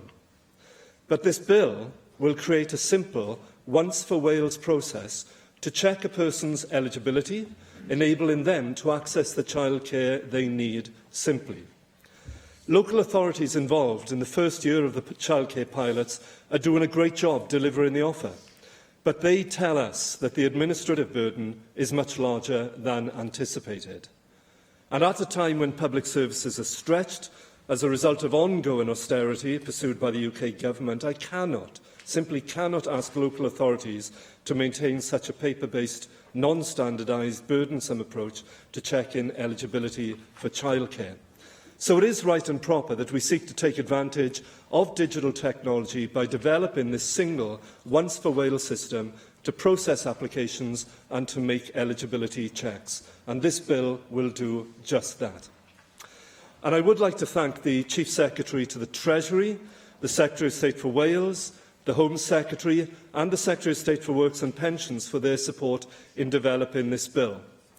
The intention is to appoint HMRC to carry out the eligibility checks for the offer, enabling us to use the same system as the one being used to carry out such checks in England currently.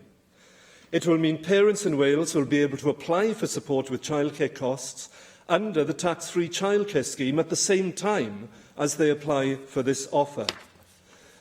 But working with HMRC now does not mean we could not look at a bespoke Welsh solution in the future, if and when public finances allow. Dipro Llewydd, the three committees made a number of recommendations about the bill, and I'll attempt to respond to many of these in the time I have. The Constitutional and Legislative Affairs Committee and the Children, Young People and Education Committee both raised the matter of consents. I can confirm consents for the bill are in place and that I wrote to the Llewydd to confirm this on the 9th of July. Copies of the letters are available on the National Assembly website. Members will be aware that some of the regulations to be passed under the bill also require consent of relevant UK government ministers, so I'd like to reassure this Assembly that we are indeed working closely with the relevant UK departments, and I'm confident that the necessary consents to the regulations under the bill will indeed be secured. And as you might expect, the Constitutional and Legislative Affairs Committee asked that I review the balance between the provisions on the face of the bill and those left to regulations. Now, I understand the reasons for this, and a number of its recommendations touched on areas where more detail on the face of the bill would be helpful. And in fact, these comments were echoed in some of the recommendations from the Children, Young People and Education Committee as well. So I can confirm I will bring forward government amendments during stage 2 of the bill to provide more detail on the definition of a qualifying child, in line with the Constitutional and Legislative Affairs Committee recommendation 5. However, I am continuing to explore further how to address the various calls for the childcare offer to be included on the face of the bill, and I will write to both the Children, Young People and Education and the Constitutional and Legislative Affairs Committees with further proposals as we develop these. Now, many recommendations addressed operational details, such as the hourly rate payable to providers, the split between childcare and education, the arrangements in school holidays, and who can deliver this offer, calling for these details to be brought within the scope of the bill. I remain of the view that such details would be better dealt with in the administrative scheme rather than in the bill itself, and I have explained the reasons why in my letters to the three committees. I have nonetheless committed to making an initial framework administrative scheme available to the Children, Young People and Education Committee ahead of Stage 3, and would welcome the opportunity to return to the committee in the spring to discuss the scheme in more detail. Turning to the Finance Committee's report, I have accepted its recommendation that an update on the costs of working with HMRC be provided. The development of the application system will take place over the next 18 months with regular review points. The appropriate governance and arrangements have been put in place, and we're using the expertise of the Welsh Revenue Authority in this regard. And I can also confirm to members that HMRC is committed to providing a truly bilingual service. And we are committed to taking every possible step to bring these jobs to Wales. Dyfro Llywedd, at the start of this debate, I mentioned that we have just started testing our childcare offer. In May, we extended the offer into 7 more areas of Wales. It is now available in 14 areas in Wales. We are committed to learning from this phased rollout, and an independent evaluation of the first year of the programme will be published in November. And I have agreed to make arrangements for members of the Children, Young People and Education Committee to have early sight of the evaluation findings to help its ongoing scrutiny of this bill. I have also agreed to provide the committee with information about the take-up of the offer in the first year of delivery, and to keep the matter of additional charges under review. And following issues raised by the Children, Young People and Education Committee, I will also be reviewing the childminding and daycare exceptions Wales order, which includes provisions setting out who can and cannot provide childcare, and I will share the findings with the committee. And I was pleased that, with the exception of one member, the Children, Young People and Education Committee has recommended support of the general principles of the bill. And clearly, I urge the one member to reconsider on this Stage 1 general principles debates. It is a recommendation I wholeheartedly support, and one I commend to all members, and I look forward genuinely to continuing to debate the bill and hope the Assembly will today support its general principles. Thank you, Dyfro Llywedd. Can I now call on the Chair of Children, Young People and Education Committee, Lynn Neagle. Thank you, Deputy Presiding Officer. I'm pleased to contribute to this Stage 1 debate to outline the Children, Young People and Education Committee's main conclusions and recommendations in relation to the Childcare Funding Bill. You will see from our report that 7 of our 8 members support the general principles of this bill. As you've heard, Llŷr Griffith did not support the bill progressing beyond Stage 1, and I'm sure he'll outline the reasons for this shortly. It is fair to say that a number of us shared some of Llyr's concerns about the childcare offer as it's currently shaped. I'll expand on some of those areas a little later. However, on balance, we didn't feel that these concerns warranted the committee recommending the bill should fall at this stage. We came to this conclusion based on our belief that the bill is necessary to enable data held by UK government departments, including HMRC, to be used to assess eligibility for the offer.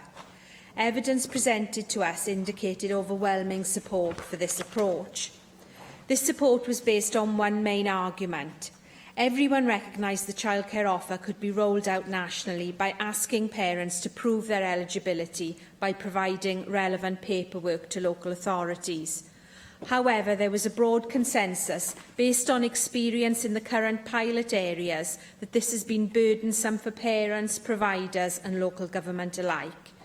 Many also argued that rollout on the basis of manual checks could increase the potential for inconsistency and abuse of the system. So it's on that basis that the majority of our committee supported the general principles of this bill. Nevertheless, we identified a number of areas where we believe improvements should be made. This afternoon, I'll outline some of the steps we think the Minister should take to improve the bill. Before I do that, I should be clear that we made our recommendations based on the firm belief that it is not possible to separate the bill's provisions from the detail of the childcare offer itself. This bill provides broad powers to Welsh ministers to make secondary legislation to specify the detail of their childcare offer. While we may not doubt the stated intentions of this government, it is incumbent on us to remember that if this bill is passed, the powers are there for any future government to do with them as they see fit.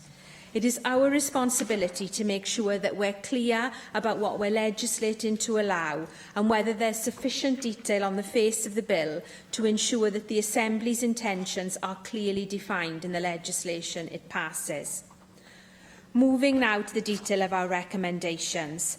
First of all, we're keen to ensure that the lessons learned from the evaluation of the current pilot offer inform this legislation.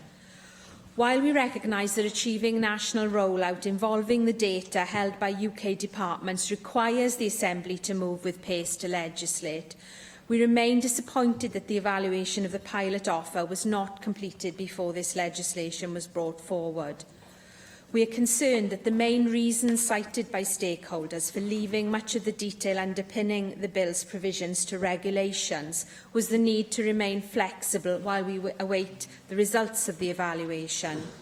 Both the Minister and stakeholders have attached significant weight to the learning that will emerge from it. In light of this, we believe the evaluation's findings should be available for our consideration before the start of Stage 3. This is to afford sufficient opportunity for all members to propose and consider any amendments to the bill that may be required as a consequence of the evaluation. We welcome the Minister's indication in his written response and his assurances today that efforts will be made to share the findings before Stage 3 begins. Another of our key recommendations relates to whether the bill's provisions should be restricted to the children of working parents only. In the evidence we received, some significant concerns were expressed that restricting the bill to this group only could increase inequality between the children of non-working and working parents, particularly in relation to the school readiness gap and educational attainment. To mitigate the impact on some of Wales's poorest families, we recommended the Minister extend the bill's provisions beyond working parents, particularly to those undertaking education and training linked to securing employment. We are disappointed that the Minister has not accepted this recommendation. We recognise that other programmes exist to support non-working parents, including PACE and Flying Start, and welcome the Minister's commitment to making clear what support is available and to whom. However, we remain concerned that such programmes do not currently reach all who need support. After all, our recent inquiry into Flying Start showed the majority of children living in poverty fall outside defined Flying Start areas, and I urge the Minister to reconsider this recommendation. During the course of our scrutiny, we learned that important matters such as what funded childcare an eligible child will be able to receive, where the childcare will be provided, by whom it will be delivered and at what hourly rate will be specified in an administrative scheme. Under current plans, the administrative scheme has no legal status. We believe this needs to be addressed. Recommendation 6 called on the Minister to amend the bill to require the administrative scheme to be made by subordinate legislation so it is on a statutory footing. I would invite the Minister to reconsider his response to this recommendation. We did not specify that this detail should be on the face of the bill or in regulations. We simply want to make sure that there is a legal duty to create this administrative scheme if such important detail is to be provided by this document. More generally, we agree with the Constitutional and Legislative Affairs Committee that the balance between what is on the face of the bill, what is left to regulations and what is contained in the admin scheme requires further work. We have called on Welsh Government to put more of the detail on its planned offer on the face of the bill, with a power for ministers to amend details in future by regulations subject to the super-affirmative procedure. We welcome the Minister's indication that he is exploring the options available to him, but we maintain the view that if such steps are not taken, the regulations made under Section 1 of the bill should be subject to a super-affirmative procedure given their significance. With the time I've got left, I'd like to concentrate on two issues that caused us particular concern during our scrutiny and on which I would welcome further clarification. Firstly, can the Minister assure me that he will undertake a revised CRIA that considers the impact of the bill on those children who are not eligible under its provisions? As a committee, we believe this is just as important as assessing the impact on eligible children, and the written response did not clarify this. Secondly, I urge the Minister to reconsider carefully the ability of providers to apply additional charges to parents. We are really concerned that being faced with a bill of up to £162 per month could render the childcare offer unaffordable for the lowest paid working parents. We believe this requires reconsideration. In closing, I'd like to thank the Minister for his engagement with our report. While some of our recommendations have not been accepted, I recognise that the majority have, and I look forward to the committee continuing to engage constructively with the Minister to try to find some solutions to the most pressing issues we identified. Thank you. Thank you. Can I call on Jane Hutt to speak on behalf of the Finance Committee? Diolch, Deputy Llywydd. I'm pleased to speak in this debate today on behalf of the Finance Committee on the financial implications of the Childcare Funding Wales Bill. Firstly, it's worth noting that our scrutiny of the bill has been limited to the financial information provided in the Regulatory Impact Assessment, which sets out the costings for administering the scheme and not the cost of delivering the childcare offer itself. The RIA includes 4 options for administering a national system for processing applications and making eligibility checks, with the Welsh Government's preferred option being to adapt HMRC's current English service to meet Welsh needs. The RIA explains that as requirements are not clearly defined, the figures provided are early-stage general approximations rather than detailed cost estimates. We therefore welcome the Minister's commitment to regularly review and update costs as the financial impacts are established further, and acknowledge the Welsh Government's engagement with HMRC and the work undertaken by the early implementer local authorities in developing these costs. In his formal response, the Minister has indicated a change to the delivery arrangements for the second year of early implementation, with one local authority accepting and processing applications and making relevant payments on behalf of other authorities. We welcome this approach and the Minister's assurance that this will be reflected as a new option in the RIA during Stage 2. The main area of concern highlighted in our report relates to the high-level estimates provided by HMRC. We accept that the Welsh Government has applied an optimism bias uplift to these estimates to account for the relative level of uncertainty associated with outsourcing the system. However, we have recently seen HMRC costs escalate in relation to the implementation of devolved taxes, and we are concerned this may happen again. Indeed, the letter from the Chief Secretary of the Treasury, shared with the Committee on the 9th of July, makes it clear that estimates are subject to change once delivery begins, and, quote, any change to the operation of the 30 hours childcare scheme or eligibility criteria will generate further costs and affect the timelines for delivery, end of quote. Therefore, we have recommended that the Welsh Government provides an update on the costs for developing and delivering the Welsh childcare offer within HMRC's existing platform as the proposal moves forward, which the Minister has accepted. The Minister's response to recommendation 29 of the Children, Young People and Education Committee's report, which signals that a change to the proposed earnings threshold could attract an initial one-off cost in the region of £1 million and a delay of between 12 to 18 months, clearly demonstrates the volatility of both costs and timescales.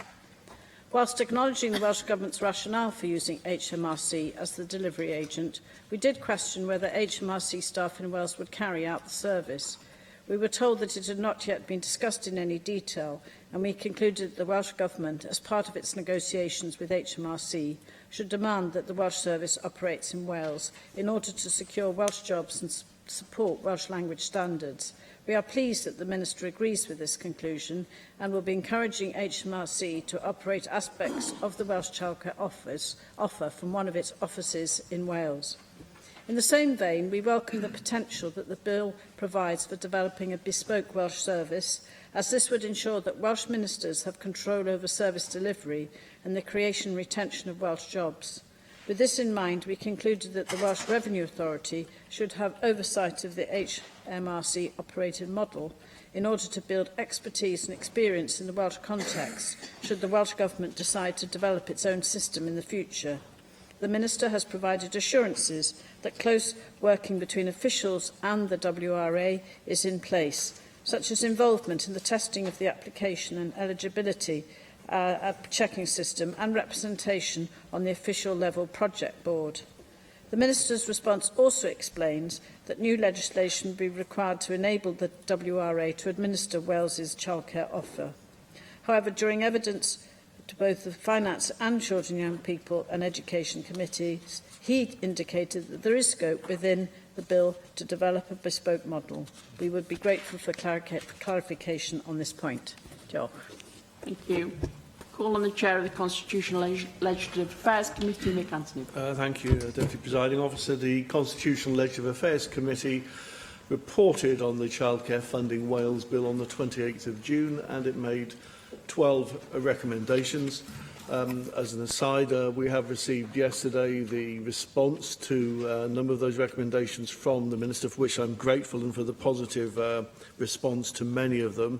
So this report is very much on the bill as it stands, and I will make comments in respect of some of the Minister's responses as best I can as we go through it. It's not generally our role to comment on the general principles of a bill.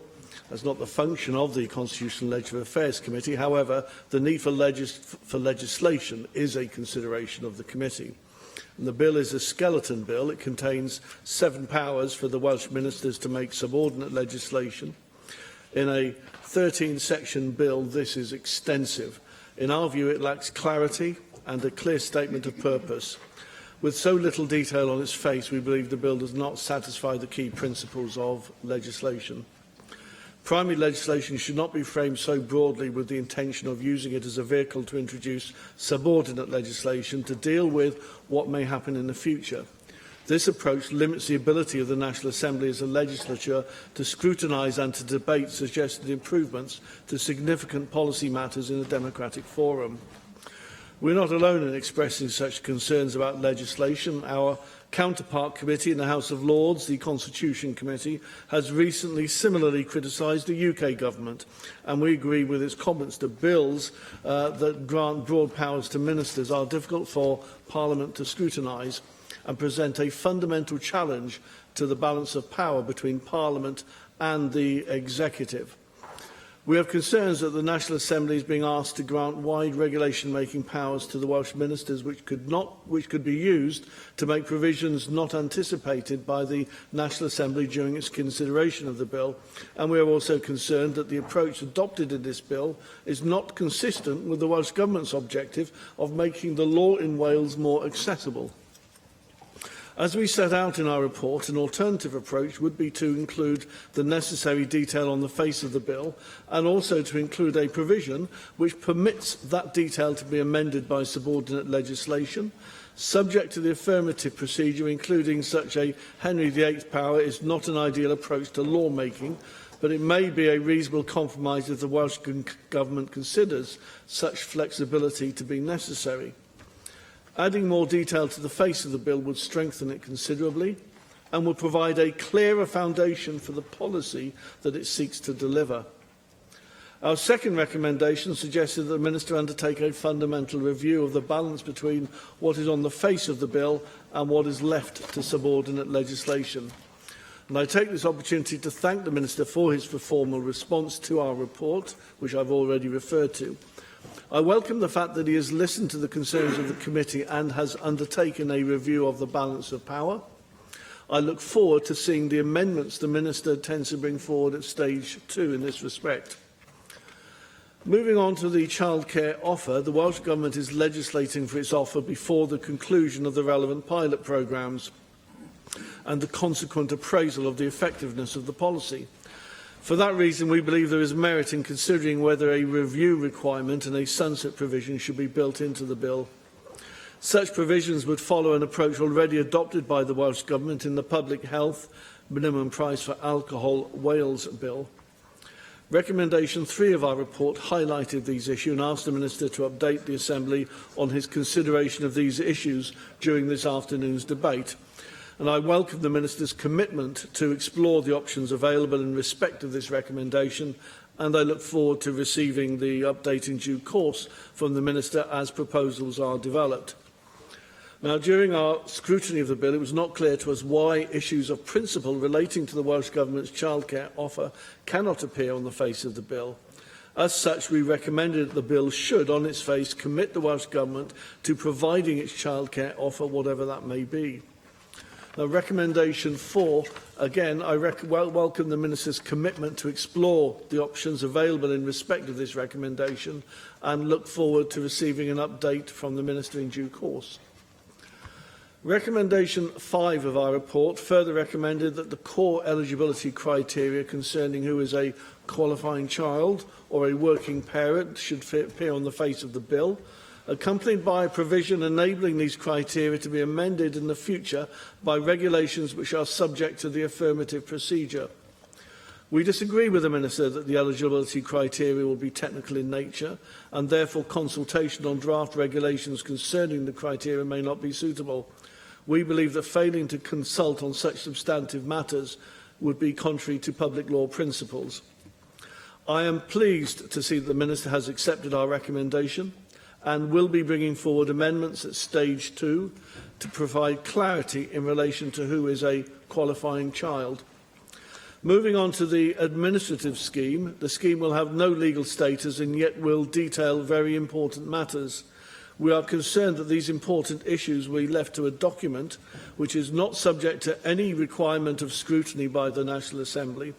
We do not consider that either the hourly rate payable to the child for the childcare or who can provide such care are matters that should be decided without scrutiny by the National Assembly. We recommended that amendments should be brought forward at stage 2 to ensure that such provisions will be made in regulations subject to the affirmative procedure. That was recommendation 7. The Minister hasn't accepted this recommendation. However, I do note that he has offered to provide the Children, Young People and Education Committee with an initial draft of the scheme ahead of the stage 3 proceedings. And finally, I will briefly mention recommendation 12, that the bill should be amended so that any commencement order made under section 12(1) of the bill is subject to Assembly scrutiny and the negative procedure. The Minister has not accepted his recommendations on the grounds that the making of the commencement orders is not normally subject to any procedure in the Assembly. In response, I would just reiterate the conclusions made in our report. For commencement orders which will derive from a bill that contains such little detail on its face, it is important that the primary legislation empowers the National Assembly with the right to scrutinise those orders. We consider that a skeleton bill should not make use of a procedure which inhibits future scrutiny by the legislature. Thank you, Deputy Presiding Officer. Thank you. Janet Fish-Saunders. Presiding Officer, and I am pleased to take part in this debate on the childcare funding bill this afternoon in my new capacity as the Shadow Cabinet Secretary for Social Care, Children, Young People and Older People, and I'd like to place on record my thanks to our new leader, Paul Davis, Assembly Member, for his confidence in me and appointing me to this important role. I would like to thank all the other AMs sitting on the committee and the clerks who have assisted in the legislative process thus far. And we as Welsh Conservatives will be supporting the motion today and accepting the key principles of the bill. However, I do urge the Government to be mindful of the administrative costs to implement this legislation and to be mindful also of any potential for the offer to be exploited at the cost of parents. Helping parents of young children who may find going back to work after having a child a financial impossibility is a worthy goal. However, it is not a given that that goal will be met without due consideration on how we go about that. We do have to make sure that the bill does in fact make it easier for mothers to get back into the workforce and does not provide too little too late. I believe that the recommendations outlined in stage 1 CYPE committee report are vital to ensure those positive long-term outcomes for our parents in Wales.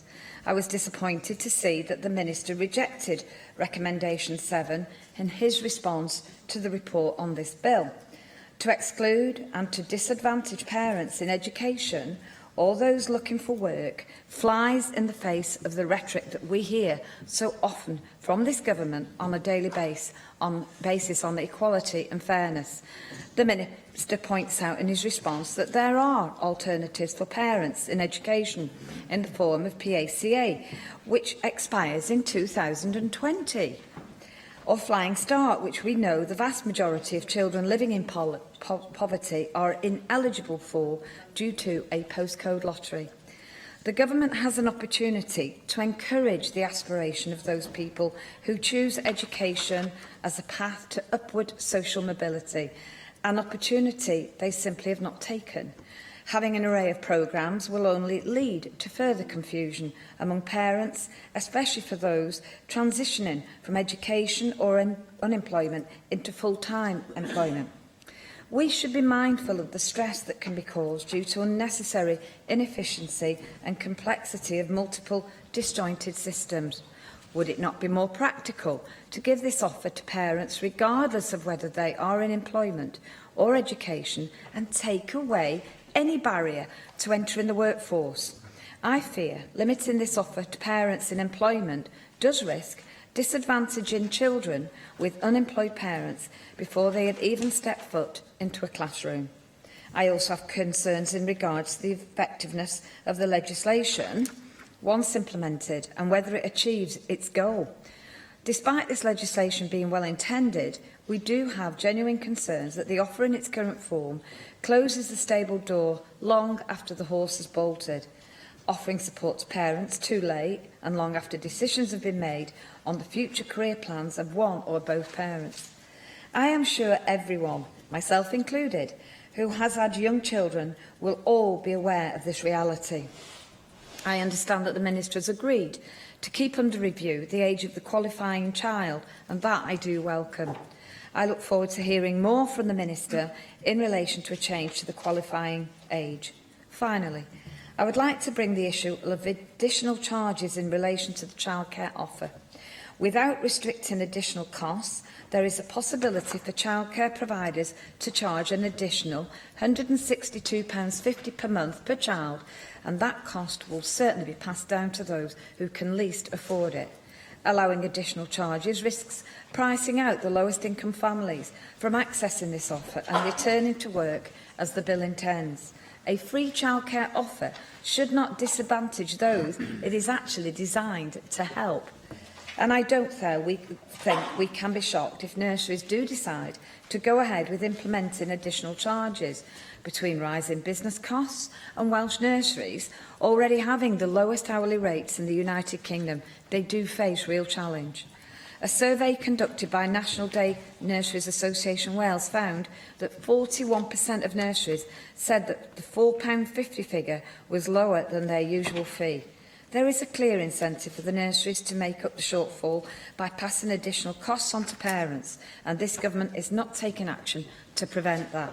In conclusion, I am pleased to see that the Minister has accepted the majority of recommendations made in this report by the committee, and I look forward to actually taking part now in the CYPP committee that I know that Lynn Neagle AM so admirably chairs. Thank you. Thank you. Claire Griffith. Diolch yn fawr, Dr Lywyd, ac mi gychwynnau drwy siomi'r gweinidog a dweud fyddai ddim yn newid fy marn ynglyn â mwriad a Phlaid Cymru wrth wynebu y bil yma. Ac mi gyfeirodd at y ffaith bod y bil wrth gwrs yn fyr ac yn dechnegol, mae hynny'n gywir, a mae yna rhyw ddatgysylltiad yn bodoli rhwng y bil a pholisi'r Llywodraeth. Ond wrth gwrs, tra bod y geiriau yn y cymal cyntaf o'r adran gyntaf yn sôn am gyfyngu y cynnig yma i rieni sy'n gweithio, yna mae gen i broblem sylfaenol gyda y bil. Dyw Plaid Cymru, wrth gwrs, ddim yn gwrthwynebu cynnig gofal plant am ddim yn wir. Dyma oedd un o gongolfeini manifesto Plaid Cymru, oedd i gynnig y gofal plant yma i bob plentyn tair a pheder oed. Y problem yw bod y Blaid Lafur, a'r Llywodraeth Lafur, yn cyfyngu y cynnig yna. It's not right that families earning up to £200,000 a year can get free childcare when, of course, the poorest children from workless households are excluded from enjoying those very same benefits. And we know that the poorest children, by the time they're 3 years old, are already 10 months behind their better off peers in terms of vocabulary, literacy and speech development. Indeed, the Royal College of Speech and Language Therapists tell us that the poorest 20% are in fact 17 months behind the highest income group by the time they're 3 years old. Now, not giving those poorest children access to high-quality childcare entrenches intergenerational poverty. It doesn't break the cycle, it makes it worse. And that's not a sentiment that just, I and others hold here in this chamber. The Children's Commissioner shares those concerns. She's described the policy as a large subsidy to some of Wales's highest-earning families, which is likely to reinforce inequalities in outcomes for different social groups. Save the Children and other children's organisations have expressed similar concerns, as have, in fact, some of the teaching unions as well. Now, we've heard it said a number of times that Flying Start is there for the poorest areas to support them, and the chair of Children, Young People and Education Committee has already reminded us that the majority of poor children in Wales live outside of the Flying Start areas. That's a huge cohort of young people, or children I should say, who fall through the gaps in this government's policies, and that isn't acceptable to me or my party. There have been references to the evaluation of the pilots that will be available this autumn, and I'm grateful that the Minister is saying that he will give us early sight of the evaluation, but of course he's already tabled the bill. So we don't really have the evidence to back up the anecdotal stuff that we're being told in committee and in this chamber, that it is the right policy and that it does work. I want to see the evidence before we approve this piece of legislation. In fact, another committee in this Assembly has, and we have as a committee as well, actually, has heard that targeting 3 to 4-year-olds isn't necessarily the right place to target this investment, that we need maybe to look at doing it before, and actually from 1 year old onward is when the greatest need is in terms of investing in allowing those parents to get back to work. Now, that's a challenge back to us as a party as well to look at our policy, but that's something we're willing to do and not just plough on regardless with our eyes closed and our heads down. And I have to say, as laudable as the Minister's pitch to lead his party was, he made it clear that his big ambition was universal preschool provision. Well, we have an opportunity to do that, and you were perfectly right to say that that provision would address the impacts of poverty. You were perfectly right to say that it would narrow the attainment gap when children start school, and that it would transform the life chances of those children. Well, do you know what? Had you voted for Plaid Cymru in the last Assembly election, we may already have started delivering that. Thank you. Michelle Brown. Thank you, Deputy Presiding Officer. Providing state-subsidised childcare in appropriate circumstances may be a good idea in principle, provided it's targeted in the correct way. It may support parents in employment and may go some way to helping non-working parents into work, especially women. But it remains to be seen how this particular childcare scheme will work and how successful it will be. I think what the people of Wales really need to understand is that Welsh Government is effectively buying votes with taxpayers' money on this one. It exposes the foolishness of giving the Labour Party spending powers without them being forced to accept the accountability that comes with having to raise the taxes to pay for their plans. It's like giving a child the keys to the local sweetie shop in the knowledge that the child will make itself sick. Where it comes to the childcare offer itself, where are your priorities? There are parents who need the help that state-subsidised childcare gives, such as the unemployed. These parents are absent from this bill. There's no help for parents needing childcare to cover training to help them back into work either. That's a glaring omission, and one which the Minister has repeatedly refused to address. In rejecting recommendations 7 and 8, the Minister says that there are other schemes to give support, and then I'm sure that's true. But the fact that the committee has called for such parents to be included in the childcare provision is an indication that those schemes aren't addressing the specific problem. But for the sake of so-called universality, parents in the 40% tax bracket and substantially wealthier than that will receive free childcare. Is this really about universality, though?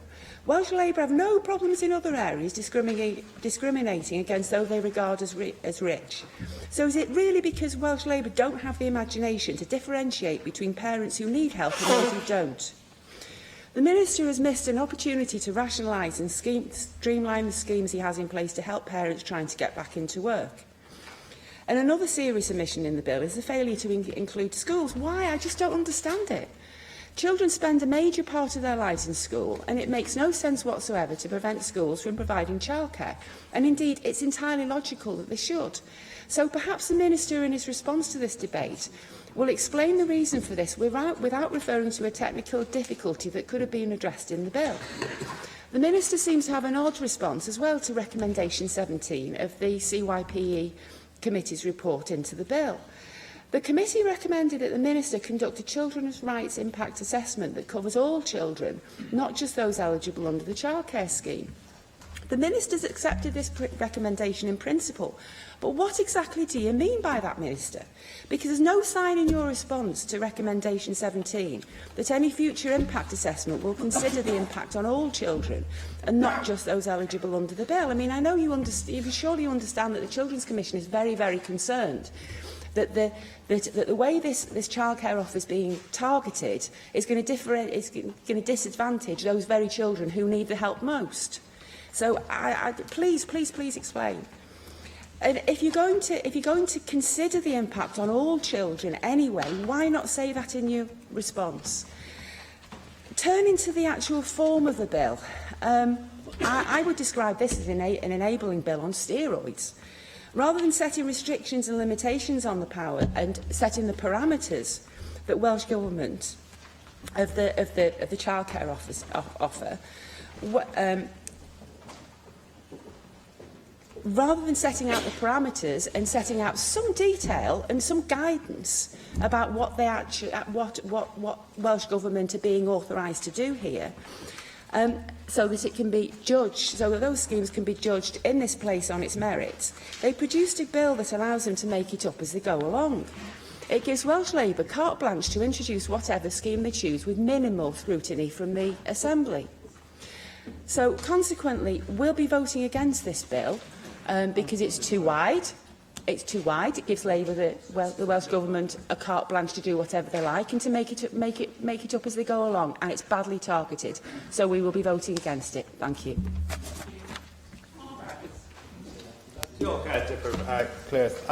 Slightly puzzled by the conclusion to Michelle Brand's speech. I had understood that she supported the general principles of the bill at the committee, but clearly has given it more thought, or perhaps consulted with colleagues over the summer, and will now be voting against them. However, it's equally, if not even more, difficult to understand where the Minister is on this. And I was looking forward to hearing him today and sort of juggling between his two hats. One as the Minister who supports limiting this to working parents, and two as the leadership contender whose main policy was to open this up to everyone and to ensure that the poorest families would benefit. However, he's resolved the situation by having sort of ended his leadership campaign prior to sort of coming here. And I think in many ways that's a shame. But I think there is a puzzle to this bill, because it seems to me that the Labour members are keen in general that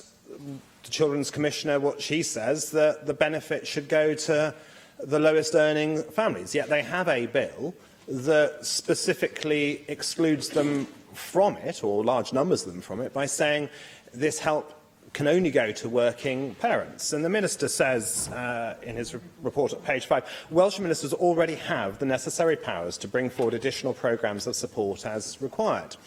But I don't believe that is the case, at least with what we're trying to do with this bill, which is have a system where HMRC efficiently, because they've got the systems in place already, checks eligibility. And what we're doing is having a piece of legislation which, whatever ministers want to do in future, however much money they have, whatever their priorities, whatever their minister says he believes as a leadership contender, they are putting legislation which will prevent them being able to extend this scheme to non-working parents. Now, I understand that resources are tight, and I support having this for working parents, because I think it will allow more parents, particularly women after having children disproportionately, to get back into the workforce if that is what they want to do. And I also think when we have income tax devolution from next April, there may be some benefit other spending programmes, or even potentially for tax relief, although I doubt that with this government in charge, because if it does help more people get into the workplace, that will lead to a higher tax yield, potentially, which in turn can fund other programmes. But what I don't understand is why Labour members and ministers, at least when they have one hat on, tell us that they don't support this programme, yet when they come to this House to argue for it, it's essential that it's working parents only. All the committee is saying is, why not give yourself flexibility if at some point in the future you decide resources allow and you want to extend this to other groups, give yourselves that flexibility. Yet you come and say, no, you won't do that. I give way. Thank you for giving way. I just wondered if the committee have analysed how many children we're actually talking about, given that only 3.8% of the working population is unemployed. How many children are we talking about?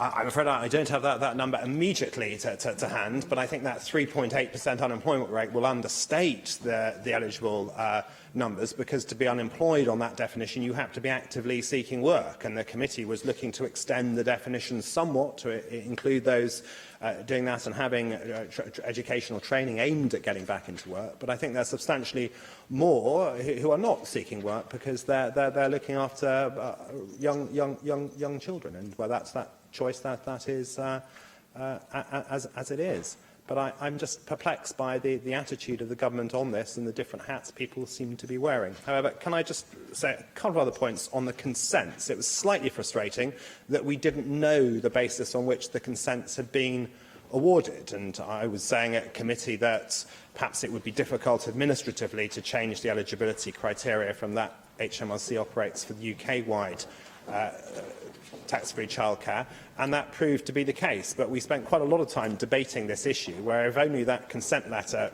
sent several months before had been shared with the committee, we would have known that HMRC was not going to allow that, or the whole thing would have to be reopened or would be very expensive and administratively difficult. I'd also just like to put a final plea, and the Minister has been listening to this and has made progress, but the UK tax-free childcare scheme is out there and open, and parents in Wales can have childcare and then claim 20% of the cost back from HMRC. It's very good that when they apply under this scheme, they'll be told about that. But in the meantime, when they hear about what ministers and government are doing on this Welsh scheme, they don't hear about that UK tax-free childcare. Please take the opportunity to promote it, because what that will do is bring more revenue and money into the Welsh economy, help nurseries and help parents. Thank you. Can I now call the Minister for Children, Older People and Social Care to reply to the debate? Iwanrantha Davies. Diolch, Deputy Llewydd, and can I just begin by thanking all members for their contributions today, not least the chairs of the CYP Committee, the Finance Committee and the Chair of CLAC, but also my congratulations to Janet on taking on her new role, but also to all other members who have taken part as well and spoken in real detail about the bill in front of us. I will try in what I think is just over 5 minutes to respond to many of the points, but I think you'll appreciate that in a stage 1 debate I may not be able to cover all of them. But if I could first of all turn to the chair of the CYP committee. First of all, to thank you, Lynn, again for the work that the committee has done, but pleased that you support the involvement of HMRC within this in the best interest of local authority and parents in a streamlined approach to application and eligibility check-in system. This will make it easier for local authority and parents. I'll reiterate once again that I am committed to sharing the findings of the evaluation with the committee as soon as is practically possible, and my officials are indeed speaking, I understand, to the committee team at the moment about how we can best make this happen. One aspect that's been touched on by a number of people, including the chair of the CYP committee, is the aspect of non-working parents. And I just want to make one thing very, very clear, because it would seem sometimes as if there's no provision out there at all for children of non-working parents. But of course, children of non-working parents will still be able to access the universal early education provision in the foundation phase. And I will also be looking forward to mapping out more clearly the menu of programmes available to different categories of parents, including, I have to say, within the highly regarded Flying Start programme as well. This doesn't exist in isolation. If I do, it's going to eat into time, but I'm happy to take... Just very briefly, I wonder, Minister, if you can respond a little bit more to what both the Chair of the Committee and others have said about the restrictions on Flying Start and the fact that so many of our children who are growing up in poverty poverty are not in those areas. This isn't new. Yeah. I think, curiously, in respect of Mark's comments there, in an ideal world, if we had unlimited budgets, if austerity was lifted, I think we know what we do, and I think I know where the evidence takes us. But unfortunately, we're not in that situation. So some of our challenge here, as responsible Assembly members, is to decide how we can make best use of the resource we have to change the lives of young people. But we have wider debates on that issue as well. But thank you for that comment.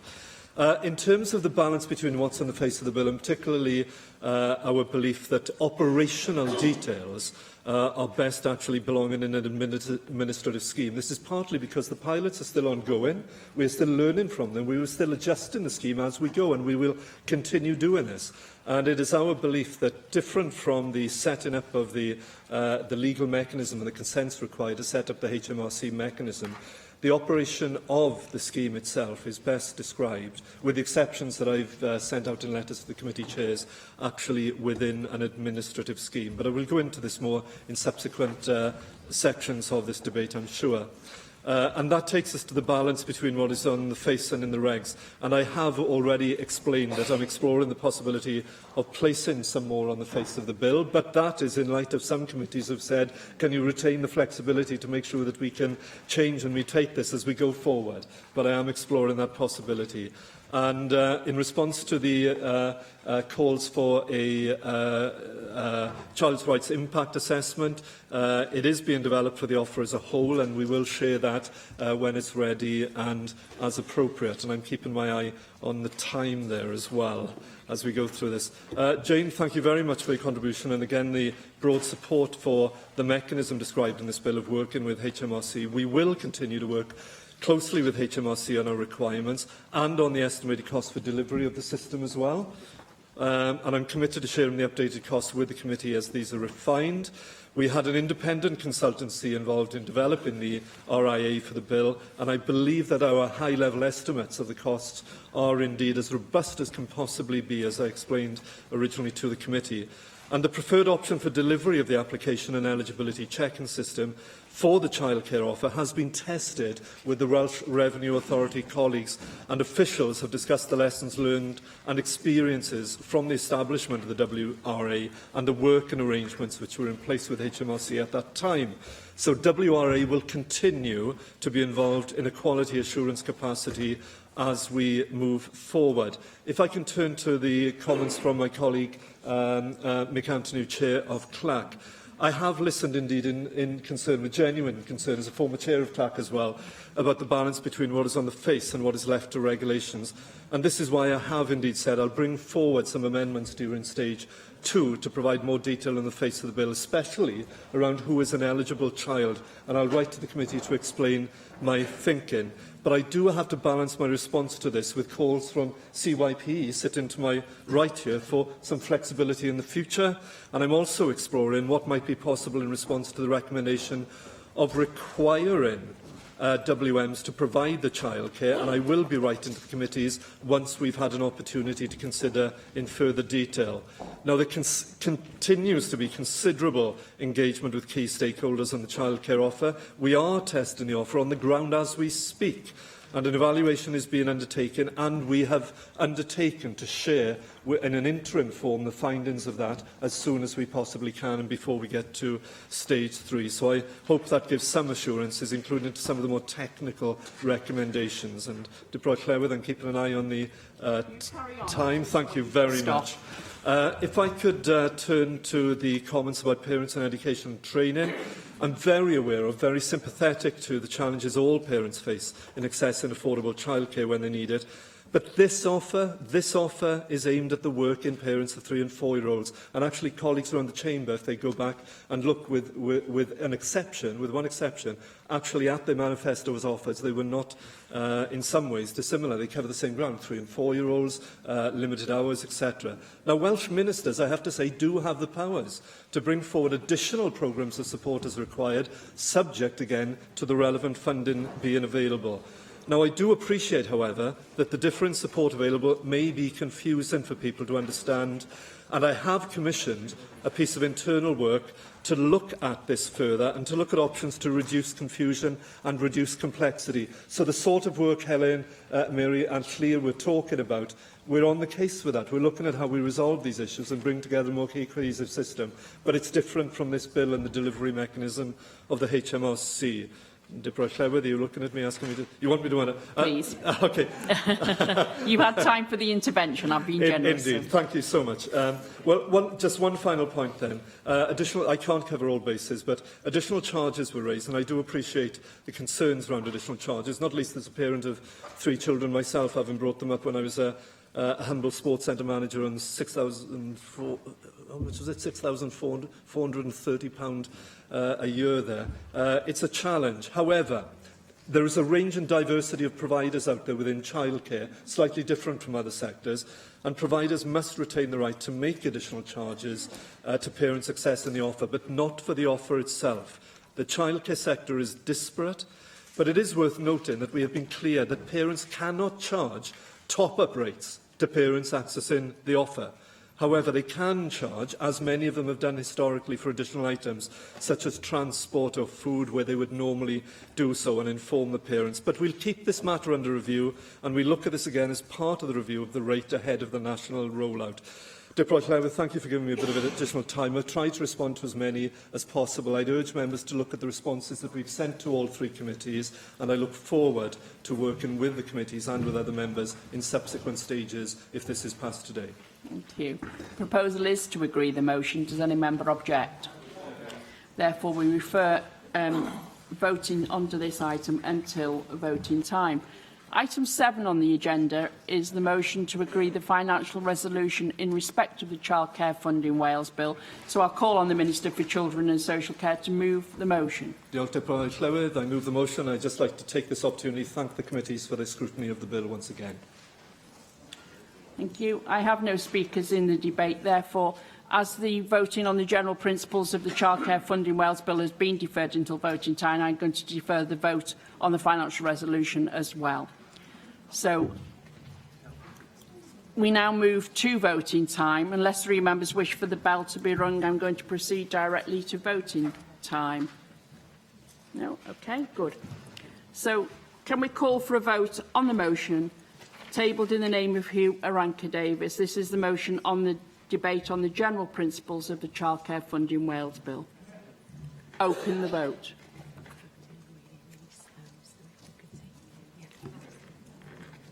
Yeah.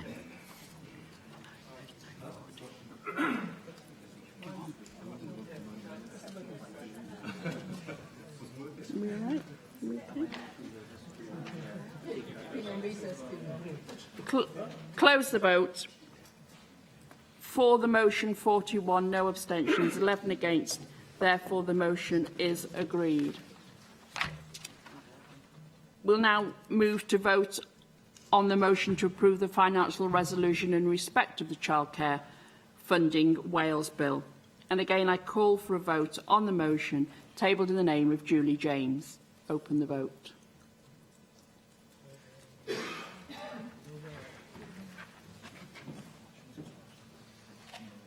Close the vote. For the motion, 41, 8 abstentions, 3 against. Therefore, the motion is carried. And that brings today's proceedings to a close. Thank you. It's not right. It went a bit quicker than I thought.